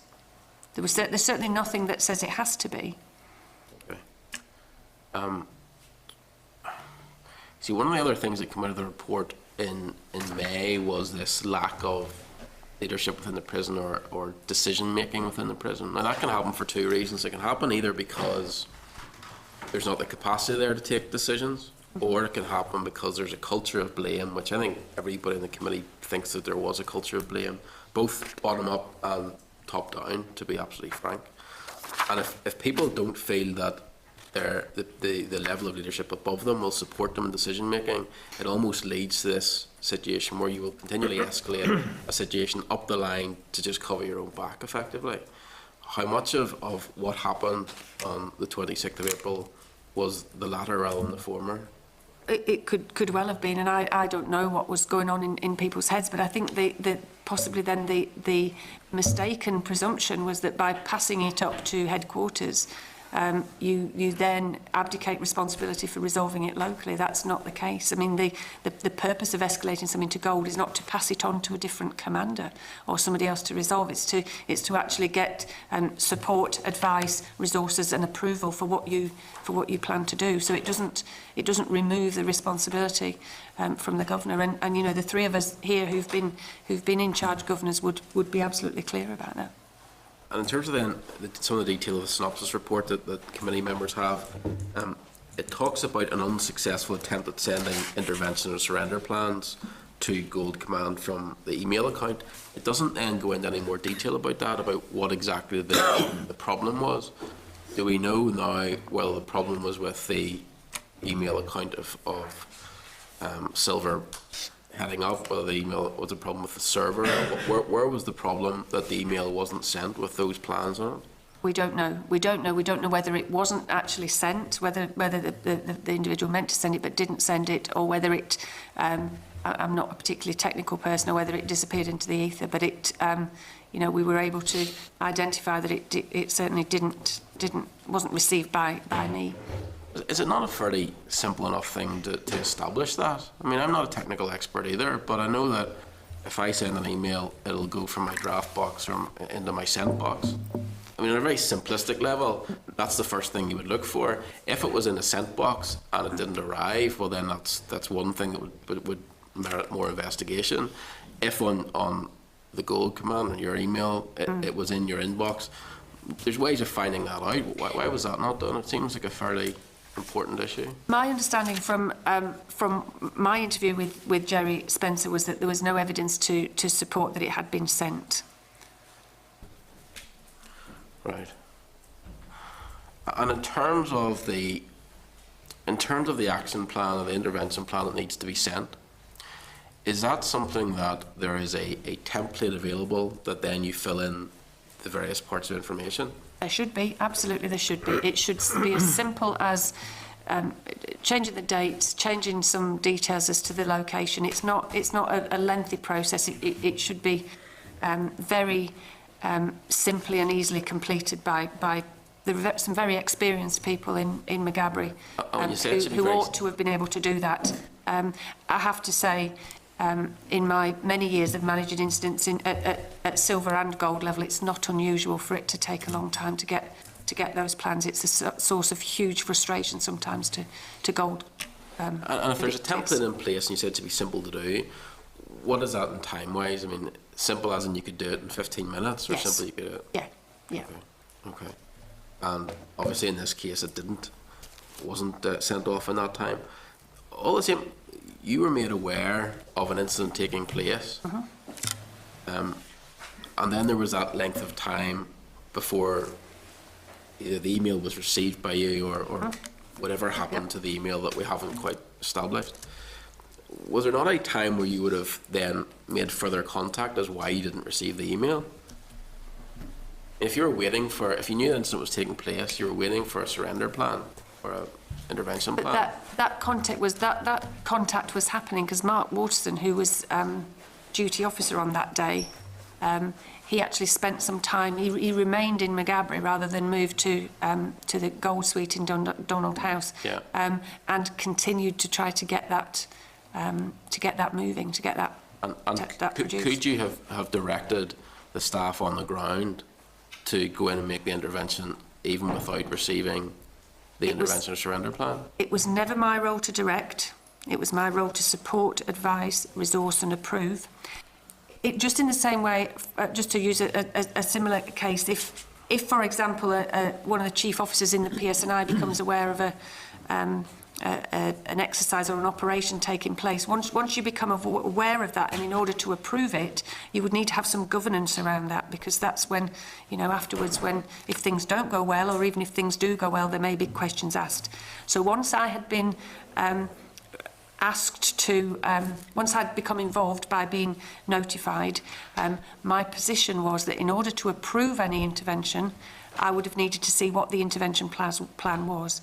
That does not preclude, on the basis of a dynamic risk assessment at the scene, that does not preclude the silver team, the silver and bronze teams, from deciding that that the opportunity has presented itself, or there's a threat to life, or there's a threat to safety or security, from doing an immediate action to take to bring the incident to a conclusion. So you're saying to us then, once gold has been, I suppose, activated for one phrase, you're saying that silver could have still taken the decision on their own? Yeah, absolutely. And what would come out then at the debrief is that they would have to demonstrate, for example, if they saw, I don't know, if they saw fires being set, or saw somebody being whose safety or life was in danger, that's perfectly justifiable. But once you've made that phone call to Gold, the genie's out of the bottle, and Gold can't then not know. So you can't, it wouldn't be appropriate to approve an intervention without seeing an intervention plan. And in terms of the contact between silver and gold, I mean, we heard again in the reports that relationships were bad there, and I think everybody has acknowledged that. What was that contact? I mean, was it by phone, or was it a verbal contact? By phone. So relationships on that day wasn't part of the breakdown between gold and silver or the decision-making process? No. Just in terms of the Sagini report then, I mean, do you believe that it's a fair reflection of where the prison is at the moment? I mean, Brendan McGuigan said that he thought it was still very fragile, but he thought there was an element of stability. He said it was marking it 3 out of 10. Do you think that is a fair judgment of where we're at the moment? I think what Brendan said, which we welcomed, was that the progress that he, or his expectations about what could have been achieved in such a short time had been met in full. I mean, that was the sense that we took from it. So we're very clear it was a very short time between the previous inspection and the re-inspection. So there's a lot more still to do. But we were encouraged when he said we'd done every bit as well as he would have expected us to do. And in the areas where flagged up there had been a regression in terms of mental health and issues like that, and I spoke at a mental health conference yesterday, what plans are in place to address that? I can also say, not just for the prisoners, but for prison staff as well. And I have spoken to a number of prison officers who have retired or who are often sick and have severe mental health issues. And I'd asked the question previously, and I can't remember if it was to you or to the POA, around the support services and counselling services that are available for prison officers. I know that care call is there, but it was... I was certainly informed that you get 6 sessions, and after that it's very rare that you're given any more. That I don't think is adequate, and I think that's something that we need to look at too. So what are the plans are in place both for the mental health of prisoners and for prison officers? Okay, just dealing with the issue of prisoners, I mean, you're fully aware that I'm not a healthcare professional, and none of my colleagues here are healthcare professionals. And healthcare in prisons is delivered by the South East Health and Social Care Trust. So I can't and shouldn't speak in any detail about healthcare matters. Obviously, our role in prisons is to create the environment in which good, effective healthcare can be delivered. So I've spoken to Hugh McCarthy at the South Eastern Trust, and he's very clear that if you need to talk about healthcare in any detail, you would need to talk to him and his colleagues. However, in anticipation of what you might raise this afternoon, I did ask Hugh for a briefing on mental health services, and they have got very clear plans to address the issues around shortage of staff, vacancies through active recruitment, and they also are, whilst they welcome the improvements made in primary healthcare, they're very clear that mental health care has to be their priority. So they're looking to address the issues around staffing, looking at the reasons why staff are leaving, so that they can raise their game in terms of mental health. They've appointed a new mental health services lead for prisons to bring the leadership that's needed. They've improved the induction and the training that they give to their staff. They've commissioned the Royal College of Nursing to produce a practice development programme, and they're looking at an environmental allowance for all healthcare staff working in prisons. But I'm really just repeating what they've said to me. So I think in terms of healthcare, you really must seek more detailed reassurance from the providers. In terms of the officers then? Oh, in terms of the officers, I think, and I correct me if I'm wrong, but I think when Finlay was talking to you about this, he did say that if the initial set of sessions wasn't enough, it was unusual for people to be refused the opportunity to access more sessions. So Care Call is the service that we have.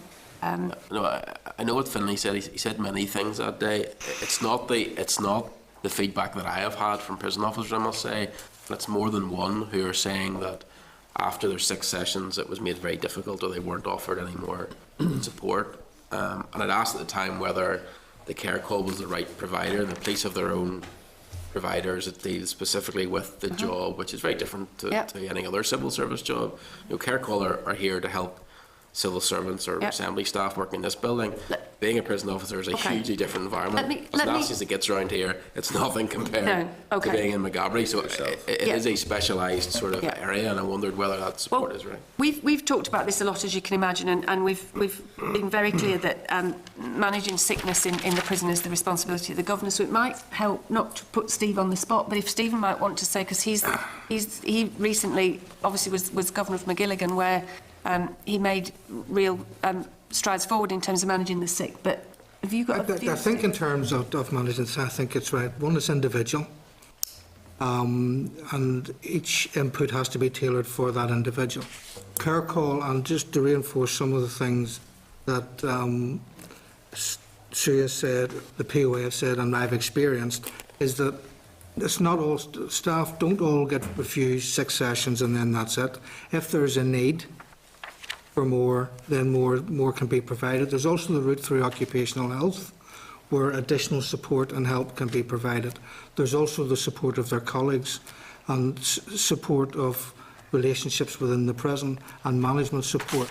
So it's not that one of the issues are that people feel isolated and people don't feel supported.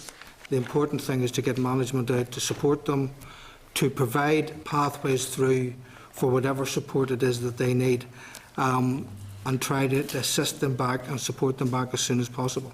So it is, my experience has been that the more that you can support staff, then the impact on the sick is considerable. And in Magilligan, the sick was running in single figures. Let me open it up to other members. Sammy? Thank you, Chair. Thank you for your presentation so far. I'm sure you agree there was extensive media coverage and a lot of people interested in this story. And we got a synopsis today, but could you maybe outline why we didn't get the full report? Was it to do with legal security issues? This is the Erne House report. There were things in that report, detailed coverage of issues around security, so locking arrangements and security, fire safety, things really that we couldn't afford to share widely, just in terms of our vulnerabilities and capabilities being potentially more widely known. It's just that in the past we've had some reports and they've had some redactions in them. Because I think this is in the public interest. Because Okay. We did discuss giving you a redacted version, and actually, for the first time, decided to do the synopsis because we thought that might be more helpful than having something that just got lots of black on it. If you're telling us that that wasn't, we can think again, because it was just simply a way to try and get the key points to you in a way that didn't just look ridiculous because it had got too much blacked out. No, I'm talking about, Sue, in a sense, in terms of the public.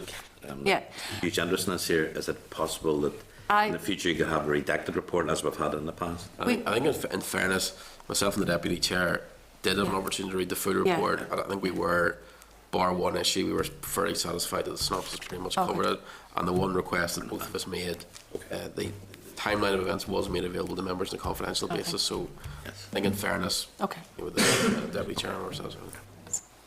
Just some people from outside have also raised this with me as well. So the other thing is, Brendan McGuigan was here half an hour, 45 minutes ago, and obviously during his comments in the past, he gave you 4 out of 10. He did say that there have been improvements. He did say that in the past he said about we were descending into a spiral, but he said that wasn't the case. Do you think it was fair comment that he actually said that he gave you 4 out of 10? Well, I think, as we've said, what he said to us was everything we could have been expected to achieve, we had achieved. I mean, you could equally say it's a 300% improvement in performance. So I don't think, to be honest, we didn't find the number particularly illuminating. We were just more interested in the fact that he said he had hope, he thought we were on the right track, and there was more to do. And I suppose my next question is in terms of, let's take that 4 out of 10. And I know I've been involved in interviews before, and I might be give a 4 and you might be give 8, so I understand the reasons, maybe read first. But in terms of the future, how long will it take to get to, say, 7 out of 10 or 8 out of 10 or 10 out of 10 as ideal? I think what we would expect when they come back is that they'll return to the 4 tests of a healthy prison and go back to marking us on a sliding scale of 1 to 4 against the 4 tests, because that's what we know and that's what's in our DNA, if you like. So I don't think they'll come back and mark us out of 10. I think that was, I think Brendan was put on the spot with that question, and he had to answer that question. But it's not. We won't be using that figure as an indicator. And my final question is in terms of some of the prisoners who claimed that they were locked in their cells, they were afraid, that weren't allowed to out of their cells, and to my knowledge that they have now issued legal proceedings or civil proceedings. Is that the case? This is on the day of the Erne House incident. I'm not aware of that. I don't know whether they've issued any proceedings. We haven't seen it. We haven't seen anything. That's not to say it's not in train. That some were going to issue legal or civil proceedings. That's not the case then? It's not that we're aware of, but it could be in train. Thanks so much. Thank you. Thank you, Chair. David? Thank you very much, Chair. And I mean, I have to be careful because we have read the full report, so hopefully I don't stray into it. But it just in a general sense, and I just want to use this as the backdrop to the questions I'm going to ask, is in relation to McGabbery, are we trying to fix something that's nearly impossible to fix because we're not changing, if you like, the paradigm in which we're going to take it forward? Okay, I think I'll ask Phil to start answering that. And obviously, you're talking in terms of the buildings and the modernisation of McGabbery and the reconfiguration. And obviously, all of our strategic reform is predicated on being able to close the square houses, open the 360, move to the 3 mini prisons. But let me ask Phil for his assessment. I think he was asked a similar question when he first took up post about whether it's. Indeed, thank you, Sue. Indeed, I was asked whether McGabbery was broken, and I said at the time then, and I say it again now, no, it's not. And indeed, we're on a journey and we're on a journey which looks at stabilisation of resources, and we're part of the way through that journey at the moment, but we've got a long way to go.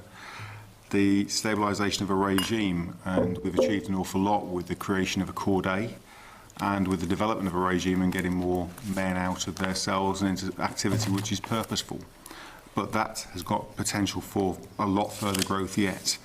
And indeed, the development of outcomes for offenders which are in complete alignment with our rehabilitation agenda, which creates an opportunity for a safer Northern Ireland for men who are then put back into the community.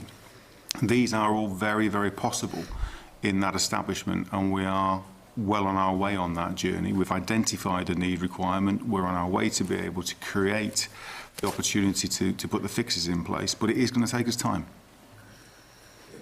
I want to turn now to fire, and I'll return possibly to that question, and you'll see the reason why, is in the opening presentation, Sue, you said that you had learned nothing new from the report, and that's the reason why you didn't go for an independent investigation. That sounds a very sweeping statement. I think in terms of the key findings, But for us in terms of accountability, yeah. If Brendan McGuigan's team hadn't went in May and brought some of this to light, created the circumstances for the presentation, then what was existing in McGabry, whatever one view of it is, and we can only go from reports in front of it, when would that have been detected and corrected? Well, it's a good question, and we won't know now because we've got that. And I absolutely, I've said already, accept the value of that independent inquiry. But if you ask me, could we commit to doing that level of inquiry for every incident that happens in every prison? I mean, we'd be paralysed because it does take time and it does cost money. But I think the level of interest in this particular incident was surprising. Actually, I mean, it took us. It was significant, the level of external interest. So I'm absolutely happy to accept that it was the right thing to do. There may have been no external interest because whatever newsworthy and people wanted to make points, but I was, and I said it to Brendan McGuigan when he was here, I was struck at the fact, and when he came to the committee, that he's seen it as a necessity. There had to be an investigation, and I asked him today. Yeah.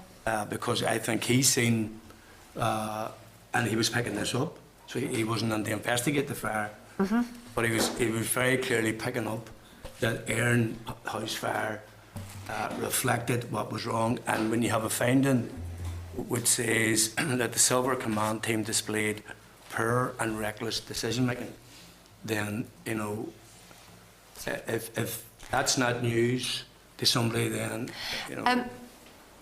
I was watching when you asked Brendan that question.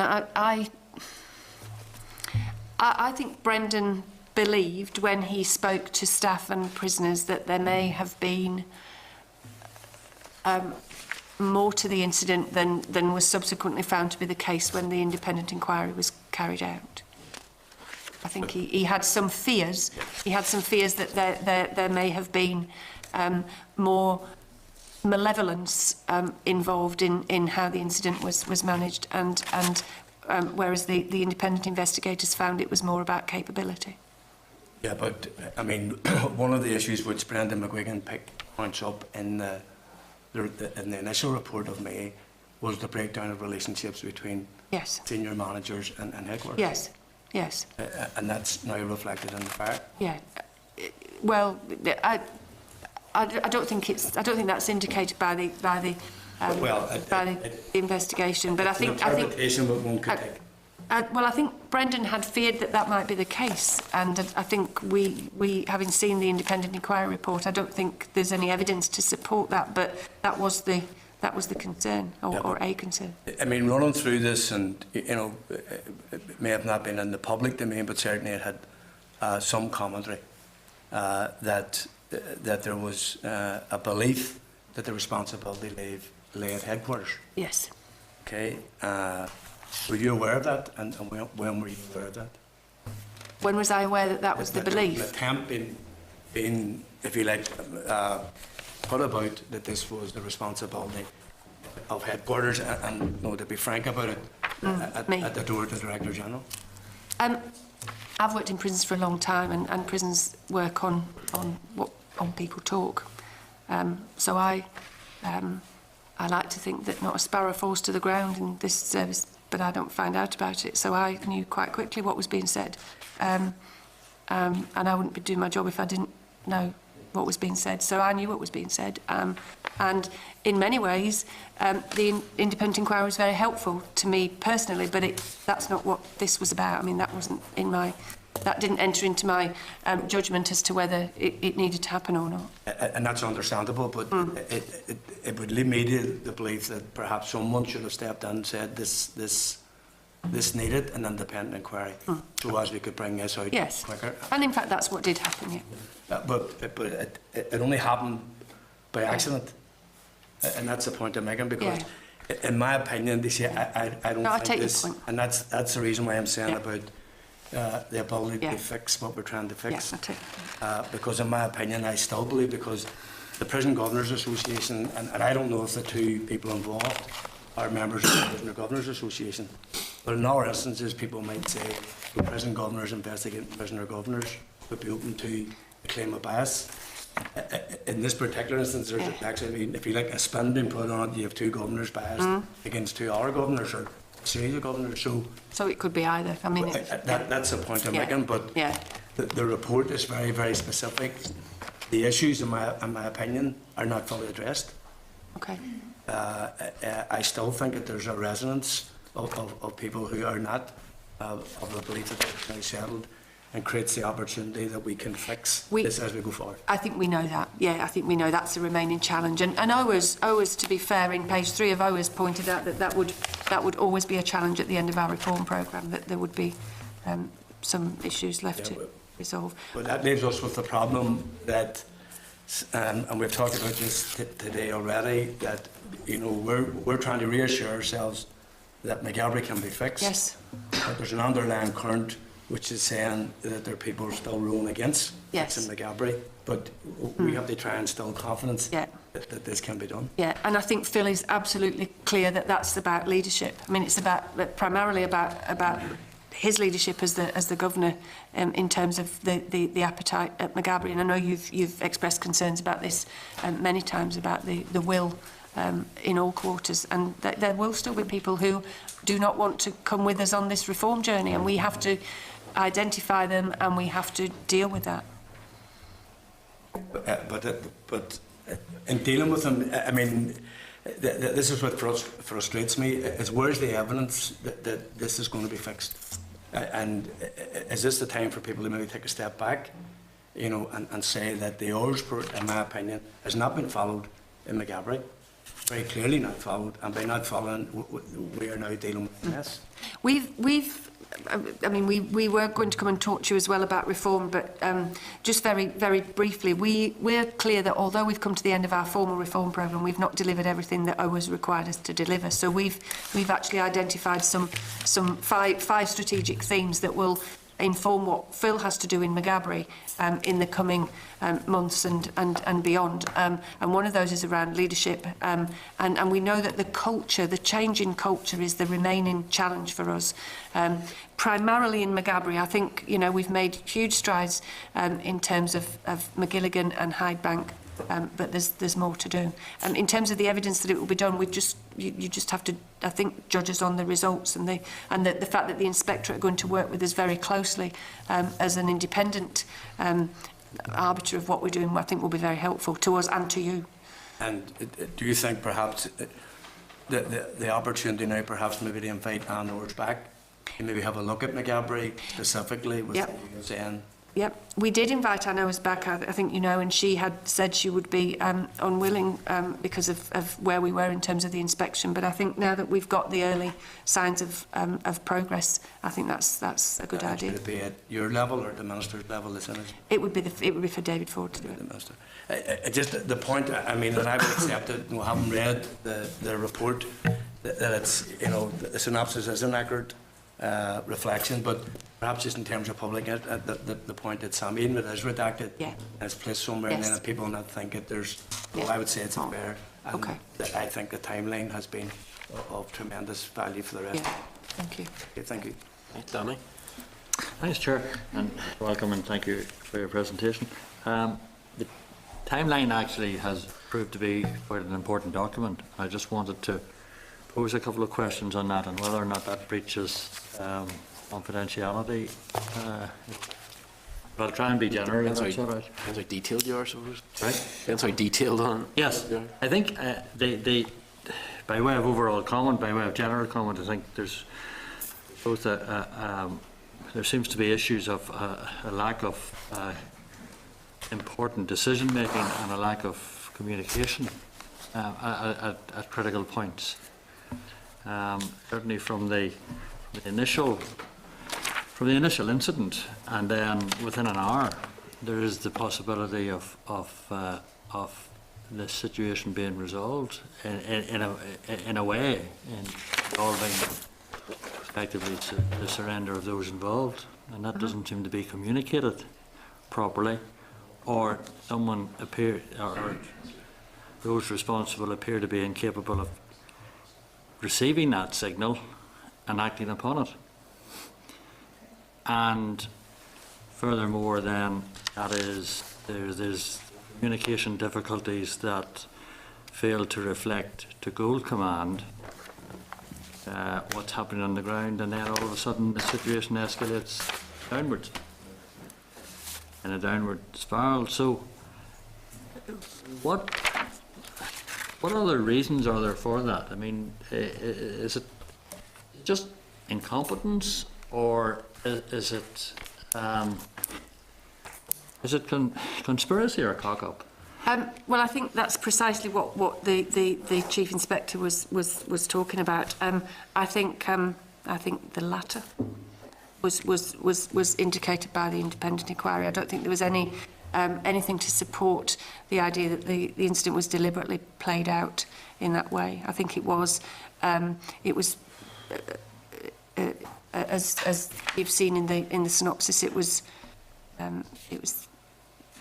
poor decision making and judgment in a number of times throughout that morning and subsequently. What is it? And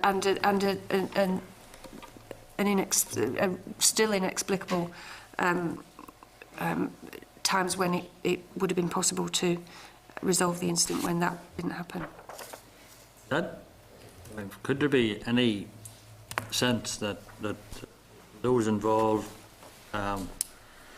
at critical points who didn't or failed for any reason to make important decisions felt that those decisions wouldn't be supported higher up?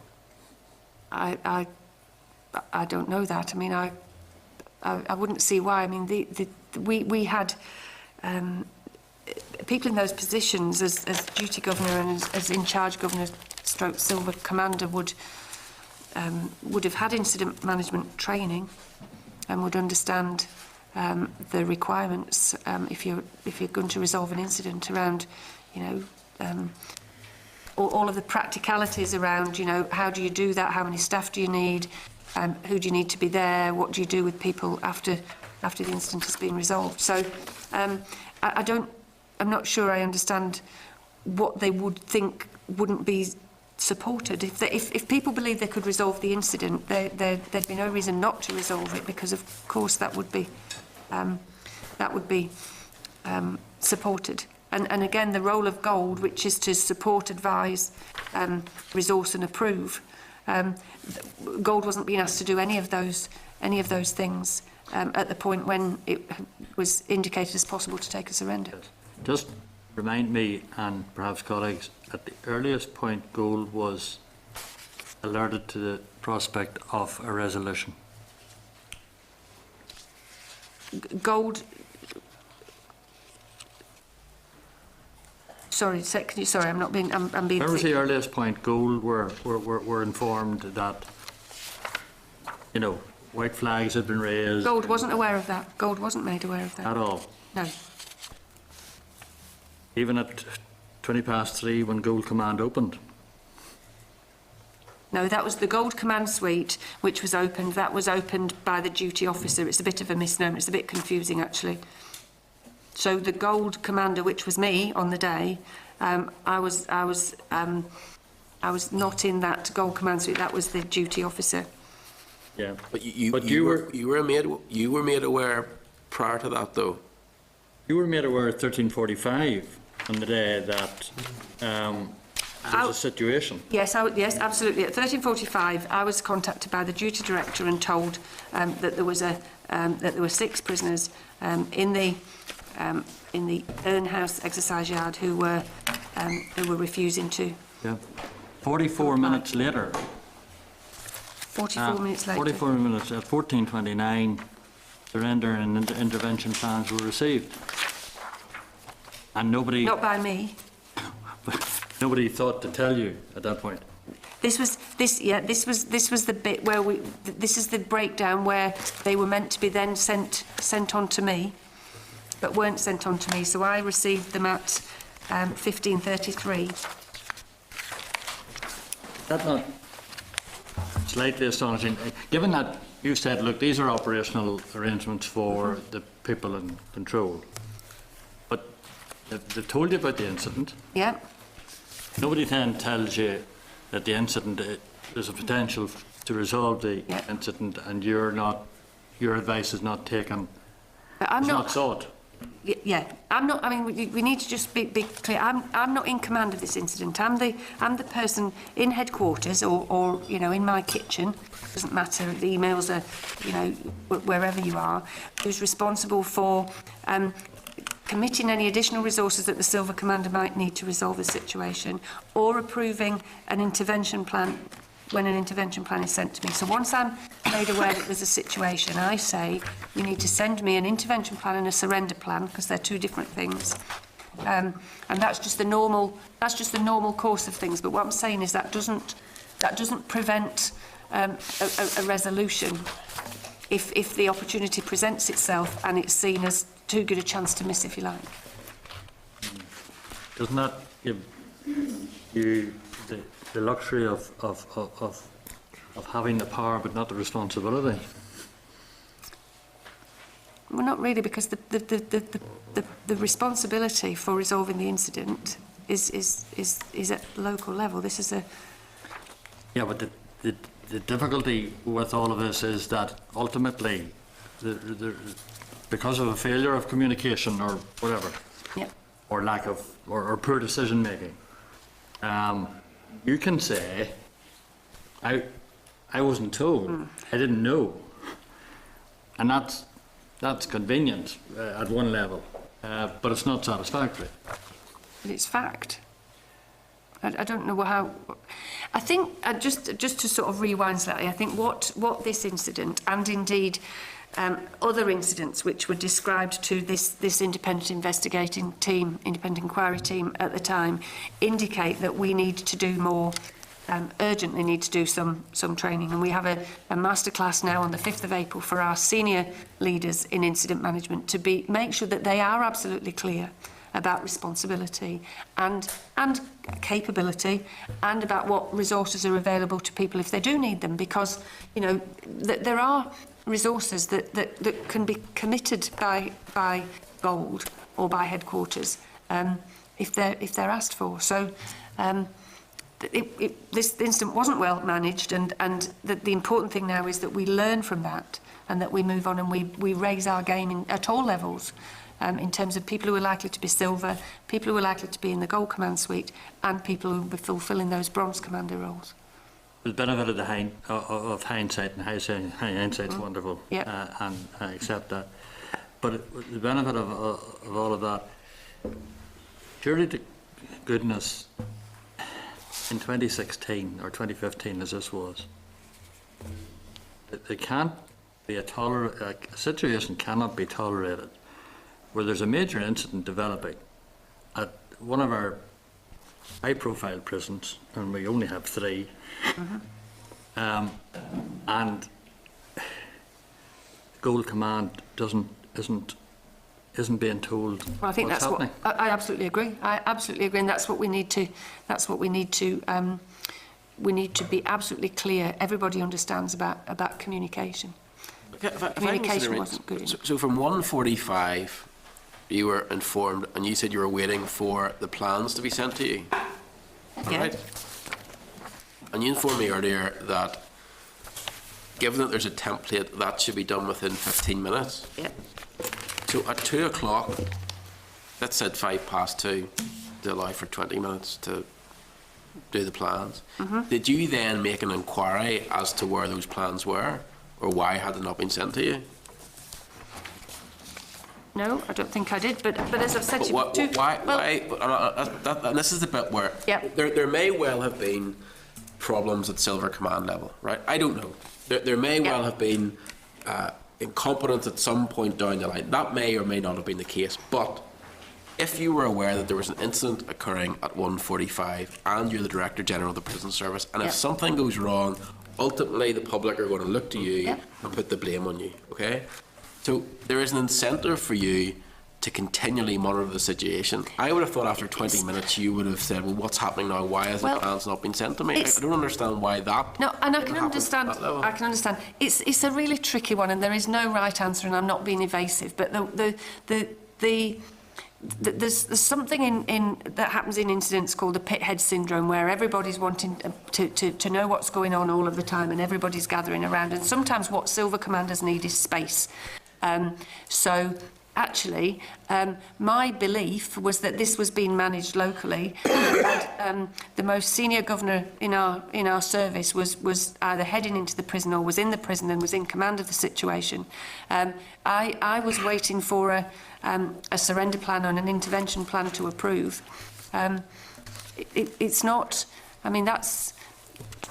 You know, every incident's different, but I mean, I don't see that after 20 minutes I would have been chasing them to say where. After an hour, did you make contact? Because my presumption would have been that they were dealing with the incident. Yes, but after an hour, right? You haven't heard anything. Yeah. You would want to know either that you're right, that the incident has been resolved, in which case if you contact somebody you're not interfering with everything that's going on because it's been resolved satisfactorily, or the alternative is there's a the plan which should have been with you in 15 minutes. I just don't understand how, as the leader of the organisation, you didn't take an interest after an hour as to why you hadn't been given the surrender plan. I just don't understand. Right. Okay. I mean, I was commander on the day, and that's what I did. And But after an hour, knowing that there was an incident going on in one of your prisons, how did you not think it was appropriate to find out what the situation was after an hour? I mean, a lot can go wrong in an hour. Right. It's been resolved, and it was resolved.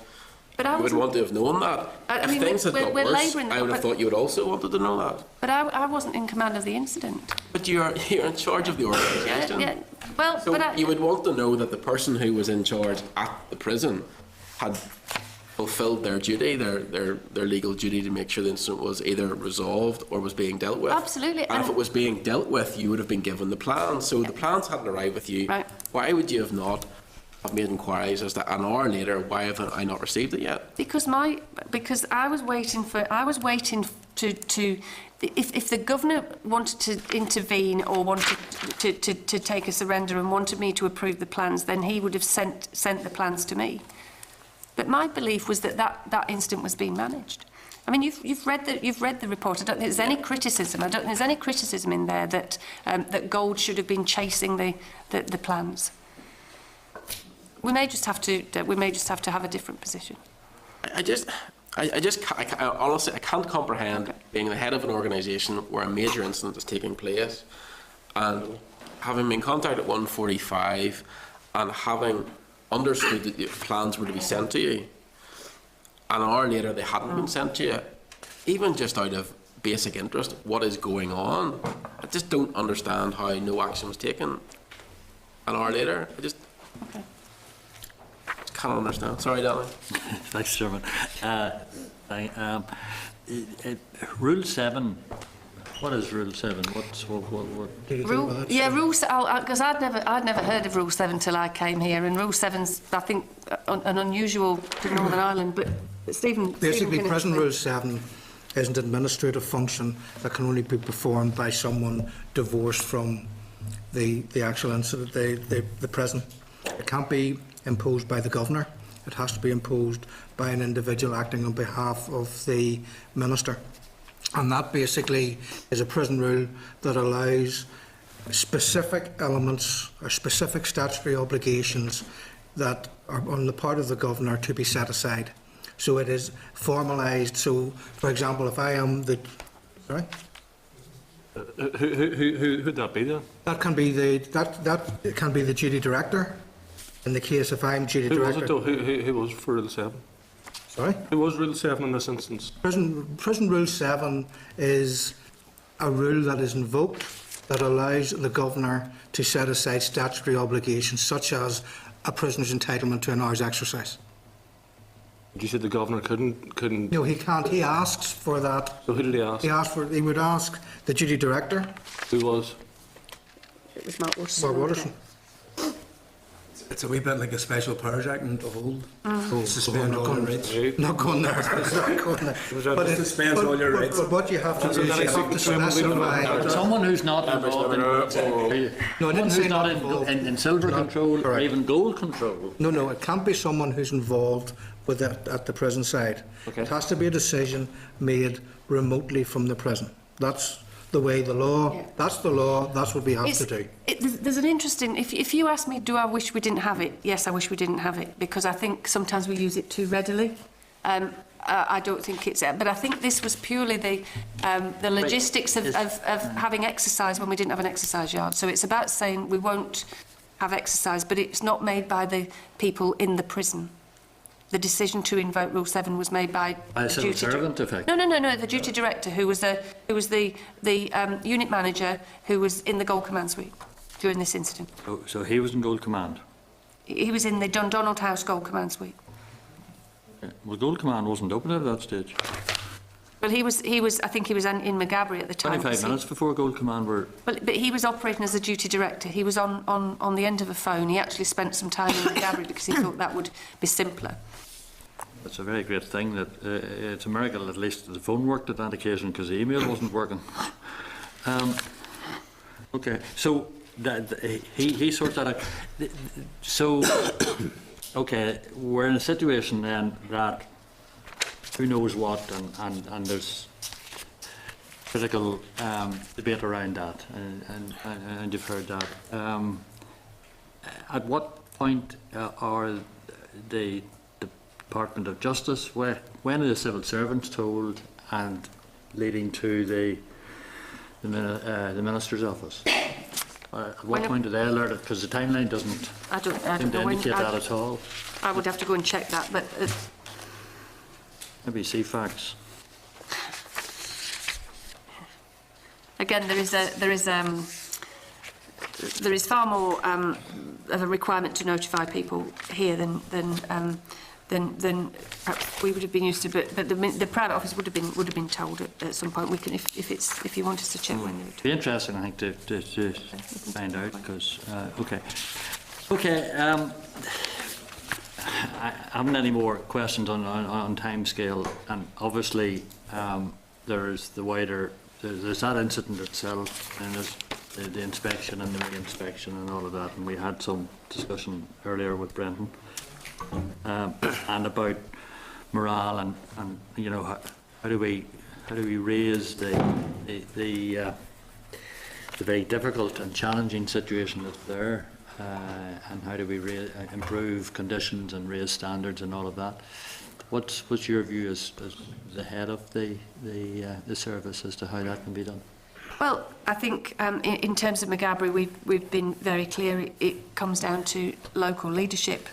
And Phil is very clear that that's his role. If I can just give you some figures, though, it's not about putting more staff in. Because, sorry. Sure. Am I misunderstanding your question? I'm a bit alarmed that everything at Maghaberry, everything that's wrong at Maghaberry has to be sorted out at Maghaberry because it's not working. Well.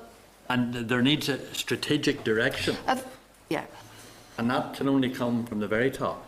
Well, and I know there's some suggestion that this is about abdication of responsibility, but Let's be absolutely clear. What happens in a prison is the responsibility of the governor, and the governor sets the moral tone of the establishment. And I say this having been a governor of more than one establishment. The governor sets the moral tone, and the governor sets the expectation, and the governor creates the environment in which people can succeed. And that's what Phil has set out to do. Of course, it's then our job to support Phil to do that. And as I've said, it's not about giving him more staff, because actually he has fewer staff now than were in Maghaberry at the time of the full inspection back in May. So it's not just about resources. It's about tenacity, it's about drive, it's about supporting staff, it's about pushing decision making downward, giving people permission to think differently. Morale's a very difficult thing to measure, and it's not a word I find particularly useful, but as a measure of, you know, the staff, it's encouraging the staff to be empowered, but actually having mechanisms in place so that staff are rotated into and through those difficult jobs. It's about managing the sickness down. I mean, the sickness now is half of what it was at the time of the original full inspection. So there are more boots on the landings, but that's because people are back from the sick. So it's all of those things that go to make a healthy prison. And the support that you offer, I mean, I think you have a bigger role than just providing support to governors. But if the support that they're asking for is additional staff, and that support isn't there, and a lot of the other problems are symptomatic of a lack of staff, because, you know, if prisoners are locked up longer because there's not enough staff to escort them to medical facilities or educational facilities, whatever else, tension builds, that leads to more attacks on prison officers. If there's not enough prison officers there, more of them go off and sick. So if the support that they are begging you for is additional staff, I think this is really important. This is the absolute important fact. As a governor, you are if you simply ask for more staff, I don't know where the belief is that these staff will come from or who's going to pay for them, because actually the staff were available. They were just sick, and now there were some gaps, and we absolutely accept that, and there are still some gaps between the number of staff we'd like in an ideal world and what we can afford. But we were informed as a committee, and I've been chairman for 15, 16 months. We were informed that there were shortages within the complement of prison officers, not just in terms of sick leave, but there were shortages there. But it's. And we were assured that, but it's being resolved by both prison service and by the minister. But the fact is that at the number of officers available to the governor at the full inspection is considerably higher than were available at the re-inspection. And I remember having a conversation where the response was, Give us 40 more staff and we'll be okay. And this was when there were 100 staff on the sick, and that doesn't. And you don't have to be a mathematician to work out that, you know, those staff are available. So I think we've got to move away from the fact that this was about starving the previous administration of resources and giving additional resources to the new team, because that simply is not true. It's not true, and it's not right that that's continuously said to be the reason for things being different now. That's not why things are different now. Though it is the case that it's much easier now to get additional staff in Maghaberry, given that the person's making the decision is the governor. No, I do not believe that to be true. This governor has managed the sickness down. No, it's, well... How can it not be true? If the person who's ultimately making the decision around staff, I mean, for example, and I'm not saying it's necessarily a bad thing for the management at this moment in time, if the governor is able to determine himself, he can bring staff from McGilligan or Highbank, whatever else. That wasn't the case previously. But that's not within the gift of the Director of Operations. That would be a Prison Service Management Board decision. That would be made at board level. And it would be absolutely the wrong thing to do to start bringing in staff from elsewhere when there was no appetite or willingness to manage the crucial issue, which was around the staff sickness levels. I think both can be done at the same time. Sorry, Danny, I've interrupted you a few times. Just one last observation, and thank you. And you know, we are pressing on what are important issues. And you will note from the personalities on this committee that there's a bit of a retirement home for former ministers, Minister Atwood, Minister Poots and myself. But we have had executive responsibility. And there are times difficult though it is, challenging though it is, not our individual responsibility, or sorry, not our individual fault, as it may be, as something develops, that sometimes you got to front up. Sometimes you got to say, this is where the buck stops. Yeah. Now, are you satisfied that you've responded accordingly to that in respect of this incident? Absolutely, absolutely. It is my job, my responsibility to support my colleagues to succeed. It is to give them opportunity to succeed, to do their job. It's reasonable that I expect leaders to lead and I expect managers to manage. And it's also my job, when that's not happening and things are going wrong, to take action to resolve that. And I'm absolutely clear that I have fulfilled my obligations. And I've not abdicated responsibility, but equally, it's my job to sort things out when they're going wrong. Thank you. Edwin? Yeah, thank you. Very interested in this Rule 7 as well. It's something completely new to me. In terms of the duty director, he's at headquarters, wasn't he? Mark? He was at home when he originally got the call, so he was on call at home. Okay. And no, just in terms of his communication with you, it doesn't seem to be a lot of it recorded here as Gold Commander. In terms of the Rule 7 was invoked then at 15:39, which gives the command to enter Earn House. Is that right? Sorry, so it was invoked at 15:39? Yeah, which gives the command to enter Earn House. Yeah? Yeah. Yeah. So does that mean the governor didn't give the command, that command had to come from outside? No, wait a minute. Rule 7 is a specific prison rule that allows normal prison rules to be suspended in the event of an incident. So a prisoner is entitled to 1 hour's exercise per day.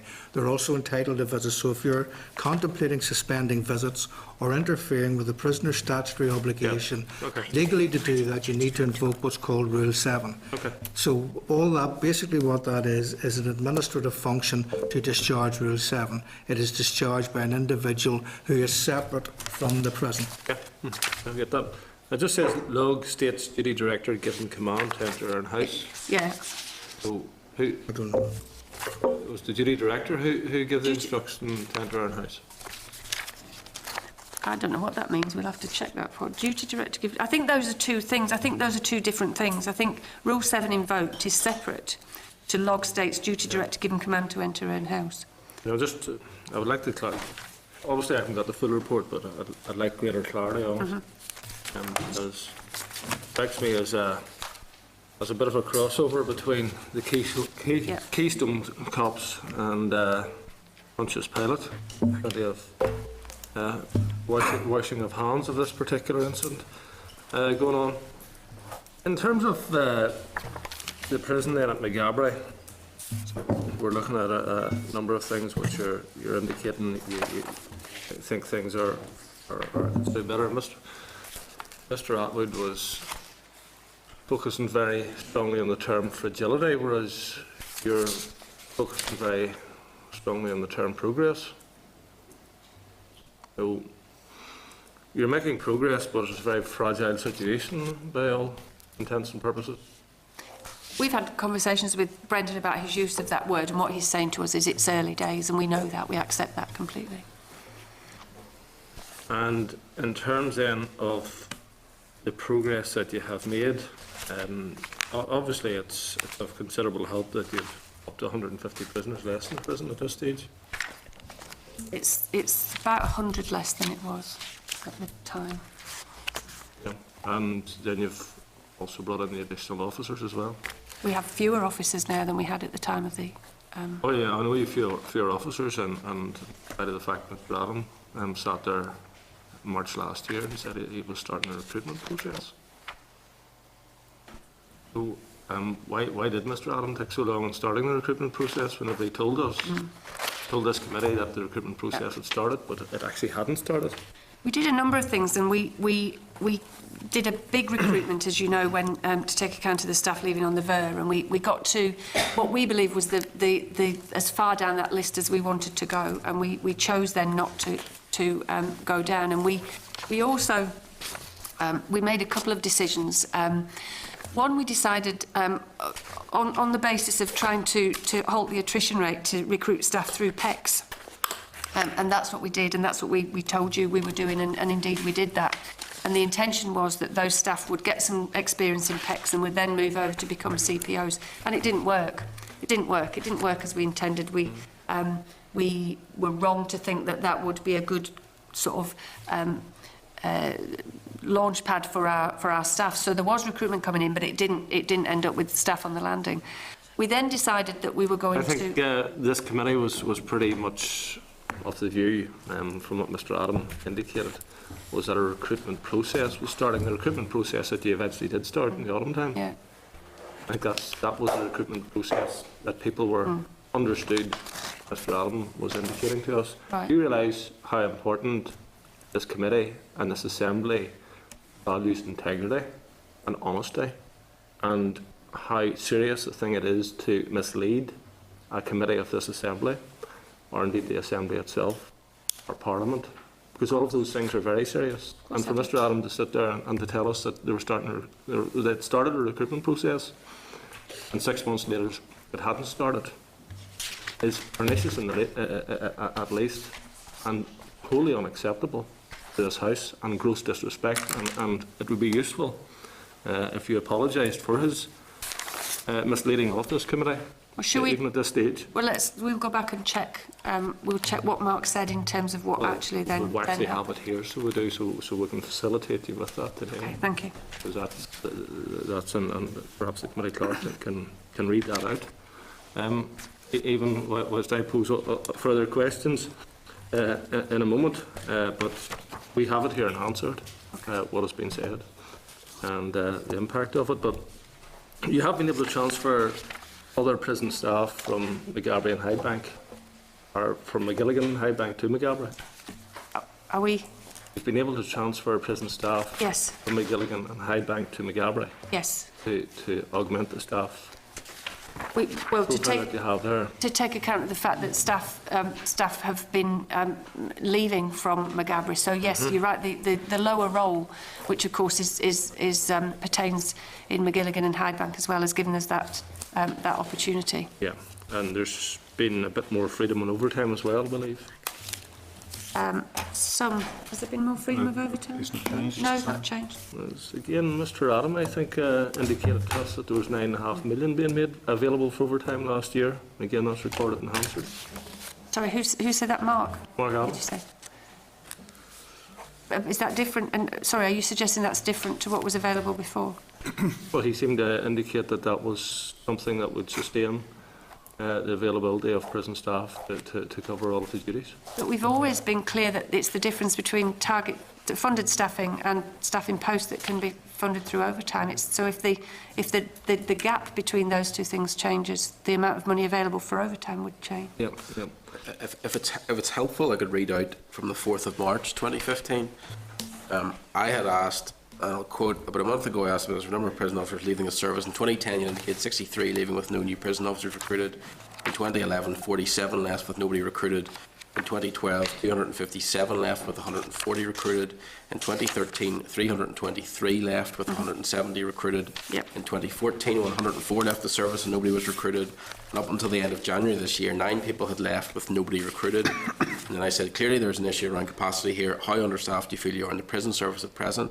Ms McAllister, you said, I will ask Mark to talk about the detail of the numbers. However, I will just reassure you that we are about to start a recruitment exercise that will allow us to replace the posts that are currently vacant. We're committed to recruiting, and we're now in agreement that we need to recruit. That exercise has started. Yep. We have pressed the button and we'll bring in new staff very soon. I will ask Mark to answer your question about specific numbers. Mark Adam then said, I'm happy to do so. We are about 80 below our target staffing levels across all of our prisons. There is a reprofiling exercise that will adjust that slightly as the year goes on. We are starting to recruit now, and we will bring in officers in 2 or 3 intakes throughout the year. That will bring us up to whatever the agreed target staffing level is. Recruitment goes out the week after next, so we'll be able to have people coming in the early part of the summer and then again in the autumn. I then asked, are you confident you have the budget in place to recruit the full 80? And Mark Adams said we already achieved the budget to be able to fill it. As I say, 9,500 hours of overtime will plug the rest. Okay. So what we need to Actually, you said it as opposed to Mark Allen. Okay. That recruitment had started. Had it not started? we need to go away and check, because as I said, we did start recruiting and we recruited into PECs, and the intention was that those staff would then move across into the prisons. And we didn't get, there wasn't the appetite for it. People decided they wanted to stay in PECs. So if we need to reassure you about what we said and what actually happened, we'll go away and actually send you written confirmation. We saying that's used over here is fool me once, shame on you, fool me twice, shame on me. That's Chinese, to be fair. Well, it's used regularly here, but you won't be fooling us twice, McAllister. You know, you came to this committee last year, you told us that you were doing something, and then 6 months later we discovered that you haven't done it at all. Well, I think we need to go back. And that's not good enough. You don't need to go back, because it's been read out to you what you said last year in Hansard. I don't think you're challenging Hansard, because it'll be recorded, and you'd be very foolish if you did. As I've explained, we brought staff in. We did bring staff in through PECs as a way of bringing them into being the referred prisons. to, it was a recruitment process. You indicated how it was being broke down in 2 or 3 systems, about boots being brought onto the ground in the summer and so forth, and none of that happened. Listen. Okay.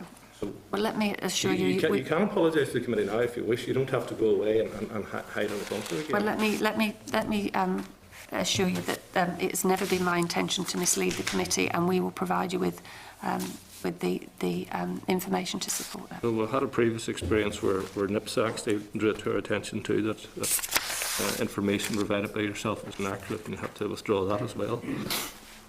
In terms of it then, the report itself, and this is where I was wanting to get to, indicated that many prisoners remain very negative about many aspects of respect and decency. Fewer prisoners in the survey were satisfied with their relationships with the staff than was the case in 2015. The number of complaints had increased, and a large proportion of this related to satisfaction with accommodation. And the report also said too many men still had no activity, and not all the opportunities available were being used. And access to the gym during the weekends had become increasingly restricted. As a consequence, attendance at gym sessions had decreased by approximately 20%, same period last year. Dr. Cameron told us that in spite of the reduction in the number of prisoners, the number of assaults on prison staff had went down by 1.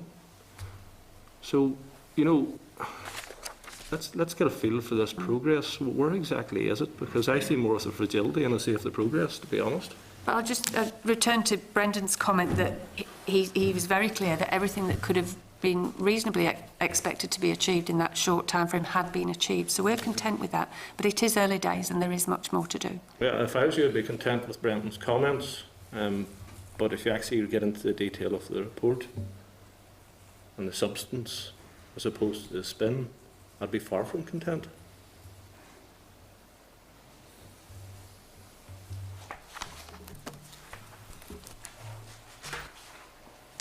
You know, how do you deal with the substance here? We're not underestimating the extent of the challenge that faces us to continue the progress at Maghaberry, but we are content with what has been achieved in a short time frame, and we're not complacent. Where are we in sickness at this stage? Obviously, there's been a big effort made in sickness. Do you want to say a bit about sick? The sick's a real movable target in terms of trying to manage the sick and bring the sick down. And I've not come across a sick position in my 29 years in the service, which is as poor as what it is in Maghaberry. That said, it's something which we're paying an awful lot of attention at managing. Why is it poor? I think there's an opportunity for sick, unfortunately, to take place, but by my personal leadership, and it's my responsibility as the governor, I have a legal and moral responsibility to manage the establishment, and that includes managing the staff.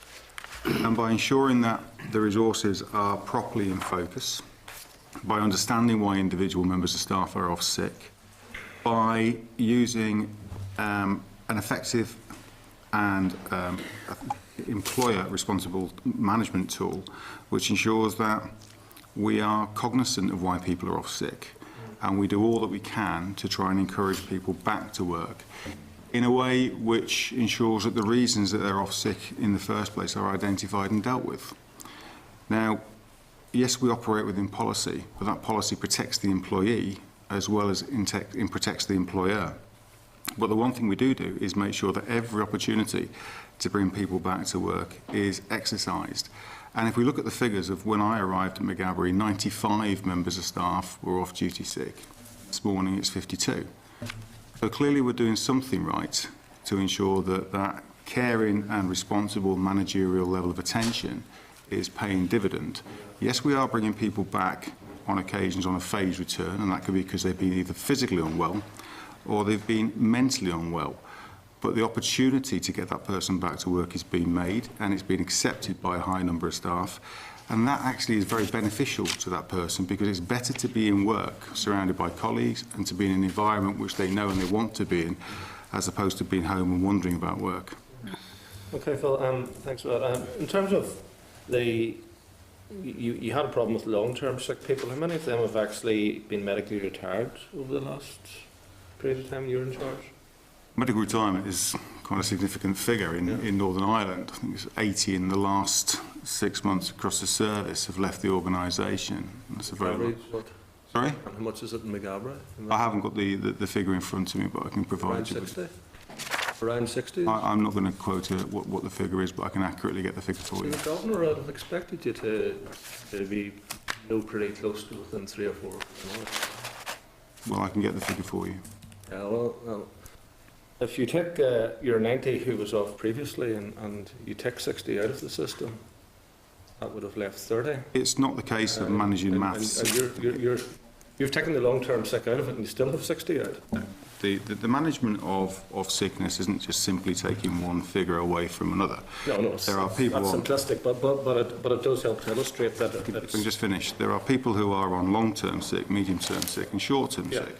And that is the total number that we're managing with sickness. Now, there are a number of people who are off duty for various different reasons. But the release on medical retirement is about individuals who have gone through a process which medically they've been deemed fit to leave the organisation. What I'm looking at is the short-term and the medium-term sickness, and encouraging those individuals back to work, because those people who are off on long-term sick and are going to leave the organisation through the early release on medical grounds, they're not going to come back to work. And what I'm saying to you is that we're effectively bringing people back on a regular basis, and that's what we're talking about: phased returns, opportunity to get back into the workplace. Those people that you're related to, they were never going to come back. Oh, I know, and you have people, you have quite a number of officers who have been on frontline duties. Yes. And I don't have a particular issue about that. It certainly helps the figures. But I don't have a particular issue about that. Perhaps what I would have an issue about is the duty of care to staff. And I don't have much time for people taking off sick if they actually aren't sick. It's something I have absolutely no time for.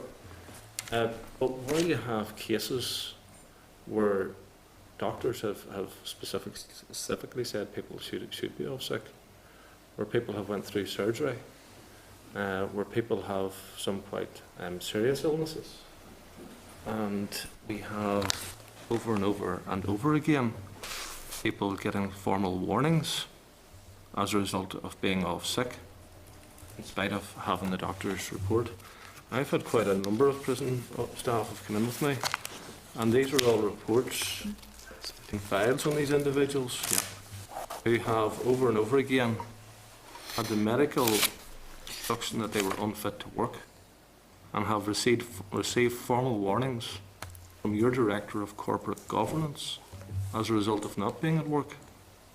Now, where's the duty of care whenever a professional clinician tells someone that they're not fit to be in work, and your Head of Corporate Governance is firing out formal warnings like confetti at those individuals who were not fit to be at work? Okay.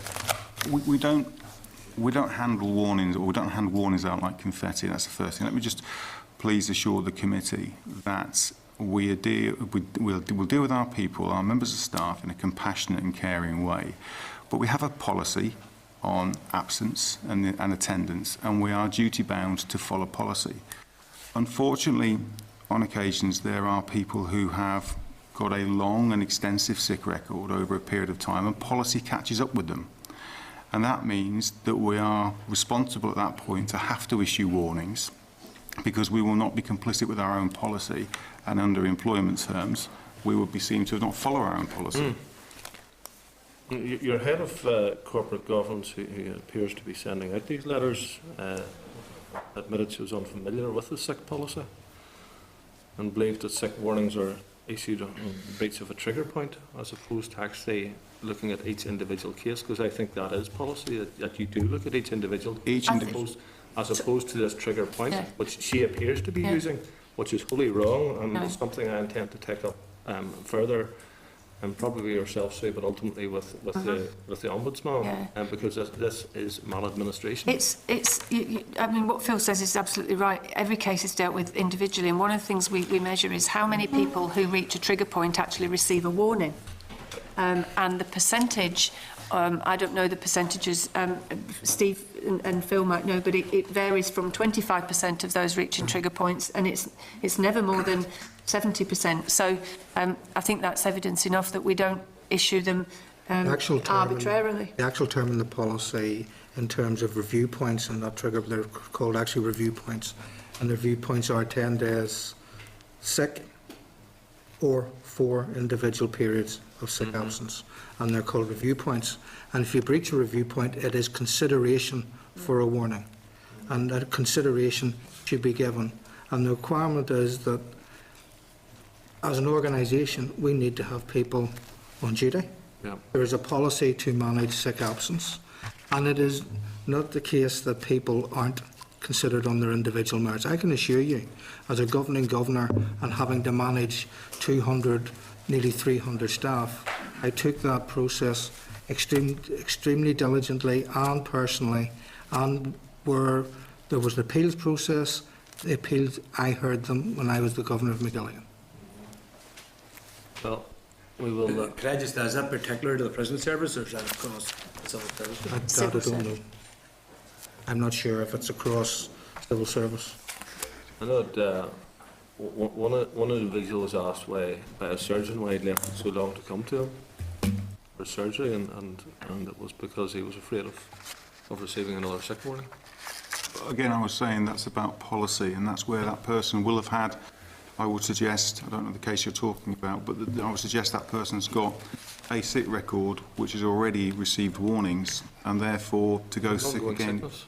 And I needed surgery. We with our staff, we've invested. It's not an offence, you know, to be unwell. It is an offence to actually play the sick system, but it's not an offence to be unwell. We totally understand that with a workforce that works in a prison, and they've got families too, and therefore people become unwell and they get flu, etc., etc. We totally understand that there is a number of people who will not turn up for duty because they're unwell. And we support those people to come back to work, remembering, of course, that we've recruited these individuals, we've trained these people, we've invested in them in our organisation. We want them to come to work, we want them to do a good job in our organisation. But in addition, where a person's attendance becomes non-regular or non-effective, then as a responsible employer, we have to look at whether, our policy tells us that we have to look at whether that person is now fit to be in our organisation, because our policy demonstrates that clearly through their absence, they're not. And we have to make decisions individually, not collectively, but individually about each case. Correct. That's how it should be. That's why the trigger point is not an appropriate means of doing this. Just finally, Chair, on the recruitment, when are we going to see the boots on the floors? Well, you've gone through the process now, and you've done the interviews. And yep. The training and so forth taking place. When are we going to see staff? well, there are staff in the college now. The Prison Service College is temporarily at Hydebank, and there are new PECS officers in there at the moment. So we're running a course for PECS officers. Do you know the precise dates? We've got 40 members of staff joining us on the 4th of April in 2 sections, 20 on each section. That won't cover the numbers that have left. We're doing some work in parallel actually to look at reconfiguring our estate, because the numbers are down. The number of prisoners is down. So we're looking at how we might use our estate differently, so that the number of prison officers that we require will be reduced, because we are subject to the same budget cuts as all departments. I mean, if we were to have more money, but that's unlikely, we could recruit more officers. But at the moment, we're recruiting up to what we can afford, and then we look at how we reduce the gap. Well, again, the prison numbers is quite a fragile thing, and I'm guessing you're forward planning of the wrong assumptions if you think that the prison population is going to remain static. We're doing some very sophisticated modelling.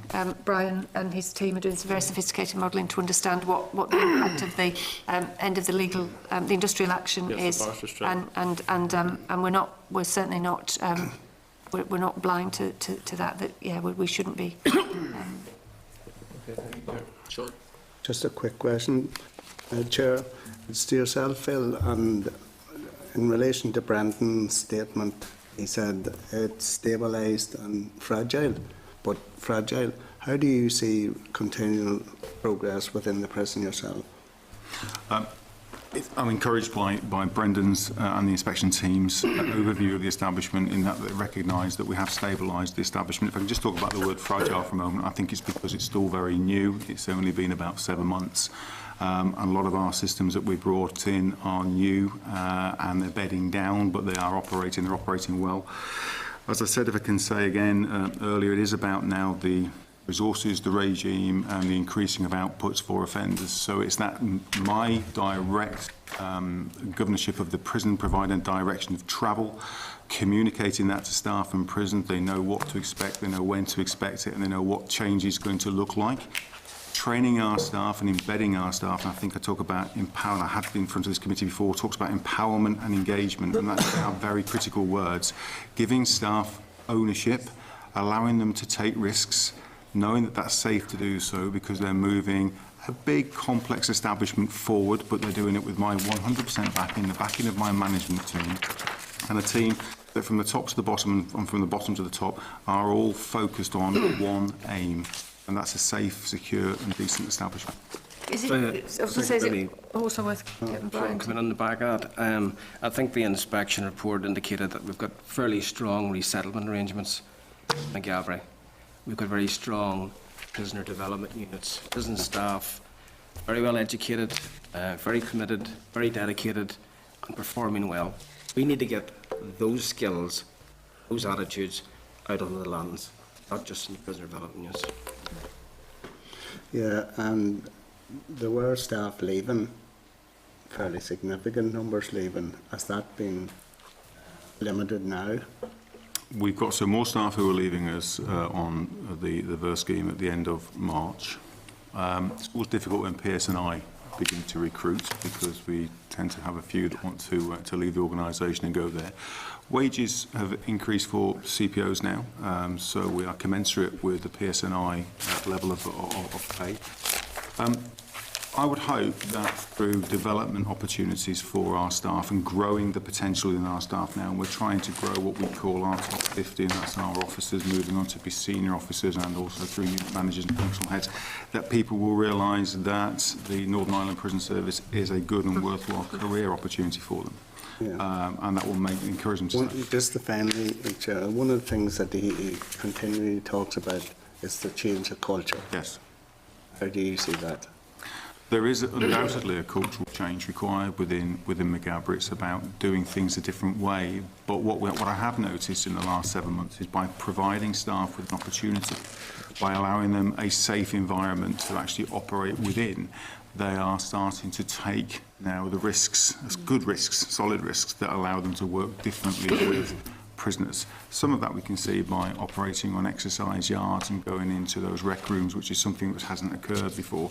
But by putting in good health and safety risk assessments and work around risk assessments, and ensuring that the opportunities are there for staff to realise that their safety is being properly focused in on, they're taking the steps to move into those exercise yards. I think, Sean, if I can again, we're all very clear that prisons need to be a place of positive change, not solely containment. Not solely about security, it is about making sure that prisons offer interventions and the engagement through our prison staff that supports positive change and positive reintegration back into the community. We certainly have got that within our prisoner development units. Clearly this report says get that out onto the lanterns and spread the values and principles that will support that positive change in people who, and I will say this finally, who are people first, offenders second, prisoners third, but always people. Okay, thank you all very much. Thank you.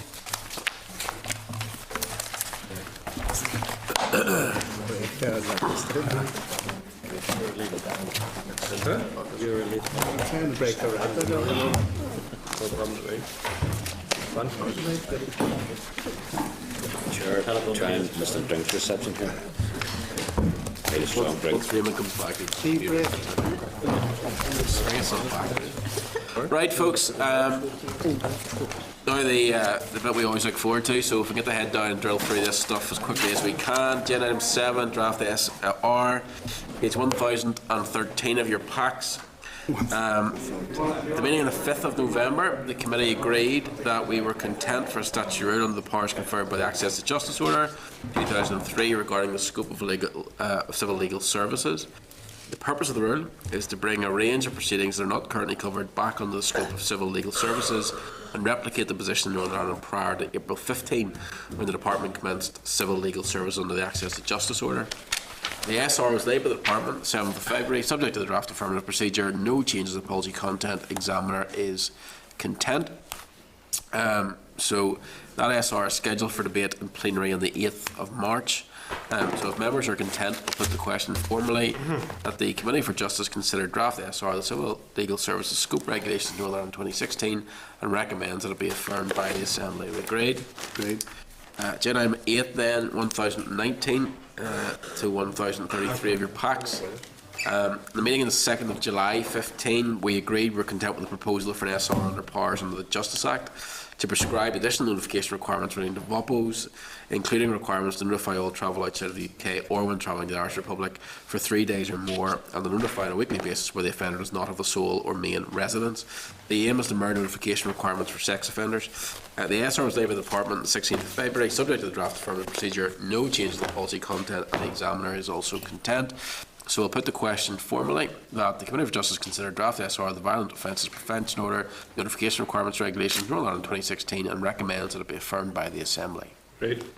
Agenda 9, Magistrates Courts VOPO rules, page 1035. The Department is proposing to make a statutory rule to amend the current Magistrates Court rules framework to assist the courts in processing applications for VOPOs. The VOPO has been developed with a similar framework to the Sex Offenders Prevention Order, and similar procedures, timescales and court forms adopted by the courts for the SOPO have been included in these rules. The rules will provide 4 template forms to be used for the VOPO application process. We'll set out 4 specific rules for the courts in dealing with the VOPO.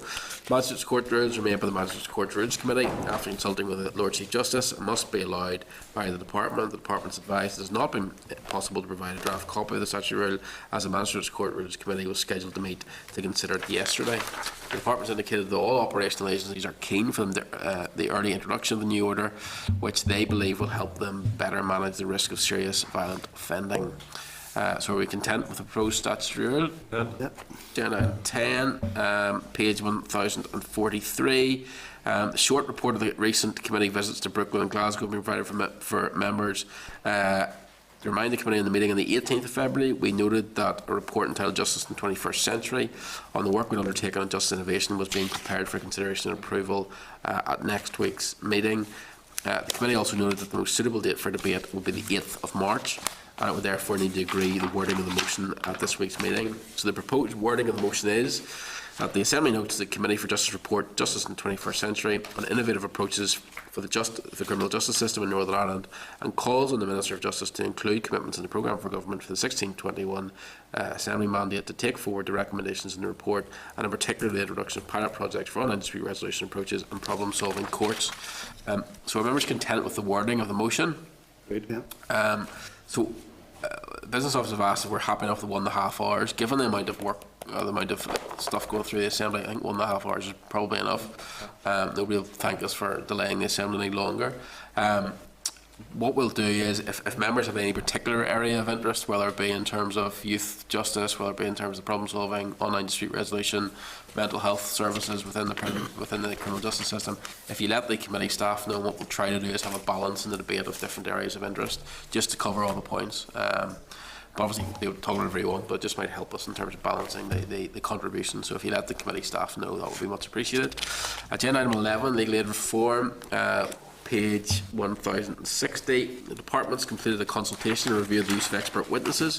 The consultation sought views on a range of issues, including remuneration for expert witnesses, sourcing and appointment of experts, the use of single joint experts, fixed fees, fixed hourly rates, and a register of experts. The department's provided a summary of the results of the consultation's proposed way forward. The appointment and instruction of experts, single joint experts, and register of experts. It intends to set up a joint project with legal services agency to take forward the remuneration changes, improve data, and consider accreditation. The project will also keep in touch with the parallel work on experts, the PPS, and the emerging conclusions from the Gillen Review of Civil and Family Justice, and to continue to engage with experts and their representative bodies. The department intends to update the committee in progress before the end of the year. So members are happy enough to just note that consultation. Yeah. Agenda item 12, an update on the proposed joint Department of Justice Law Society Small Claims Court mediation project. The Access to Justice Review made a number of recommendations to promote and support a suite of alternative dispute resolution mechanisms with a target date for completion in the Action Plan of 14. The Department has now provided a written update on the proposed joint Department of Justice and Law Society Small Claims Court mediation project. The last update in November 15 outlined it was hoped the project would commence before the end of 2015. This update now indicates that the review of civil and family justice announced in November 15, led by Lord Justice Gillen, will examine the use of mediation and other forms of alternative dispute resolution, including online options. It's therefore not considered practical to proceed with a small claims mediation pilot at this time. Any future mediation pilot will be designed around the civil and family justice review recommendations. So, members, that's really just for noting that will not now go ahead, and that any future pilot will be around the civil and family justice review recommendations. Given that that's including some of the stuff we've done around online dispute resolutions, I mean, that's not a bad thing.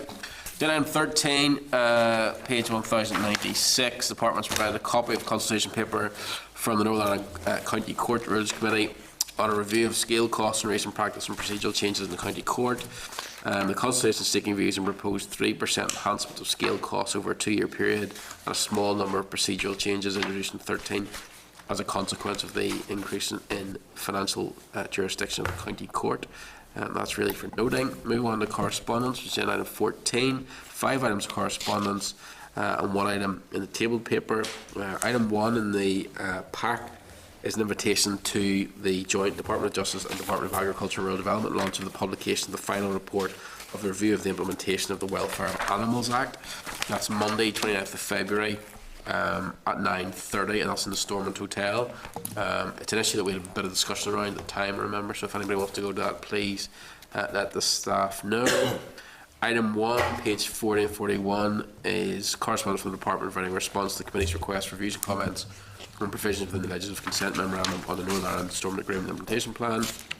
The bill gives effect to a number of commitments contained in the Fresh Start, one of which may be of interest to this committee, relates to the power of the First and Deputy First Minister to nominate 2 members of the Independent Reporting Commission. The Department's indicated it was consulted on the draft bill and the content of the LCM before it was circulated to the committee for the First and Deputy First Minister, and that the Minister accepts this as being consistent with the Fresh Start Agreement. However, expects to be consulted by OFMD-FM on names. So we're content then with the correspondence. I'm happy enough to forward the correspondence on to the OFMD-FM committee. Okay. Any other items of correspondence to note? No. Item 15, Chairman's Business. All I want to say is, can I thank all the committee staff for going through the fairly arduous task of getting the timeline for us. It did come in useful today, and it was a huge piece of work, and it's a massive document. So I do want to just acknowledge that it wasn't fun, I'm quite sure, for anybody, but it has been very useful, and it will be useful in terms of any legacy report that we leave in terms of this issue. So I just want to thank everybody for that. Agenda item 16, any other business? I was just going to check. I know you'd suggested that there'd been an inspection every few months or whatever. Did they give us a timeline when they'll be doing the next one, or is it somewhere? I presume it's a monthly thing for the next 18 months, but we can certainly check that out. To keep them on their toes. It's okay. There are a few loose ends and responses that they need to come back with, including when they alert the private office. That'll be a life out of them. But anyway, so we'll see. That's okay. Okay. Anything else? Next meeting then is next Thursday. That's the one, I just remember, it's at the Law Society in the Council Chamber. Quite a good day next week. So we'll go from there over the Royal Courts of Justice for our sentencing workshop with a number of senior judges. And then we'll go to the End of Court for our innovation seminar with... That's then we're late. from 2 o'clock till about 9 o'clock. Short meeting. Then go for a pint after. You're Have going they to be been able fed. to facilitate parking for any of us? No. No, unfortunately not. Just the chairman. Okay, no. Just the chairman. The nearest one is probably the Hilton. If that's the open day 9, that does right. Yeah, The that's a Hilton hotel. or Thursday as well. I know, beside the hotel there, beside Yes. the car. That would be, yeah, okay. All right. Okay, members, thank you.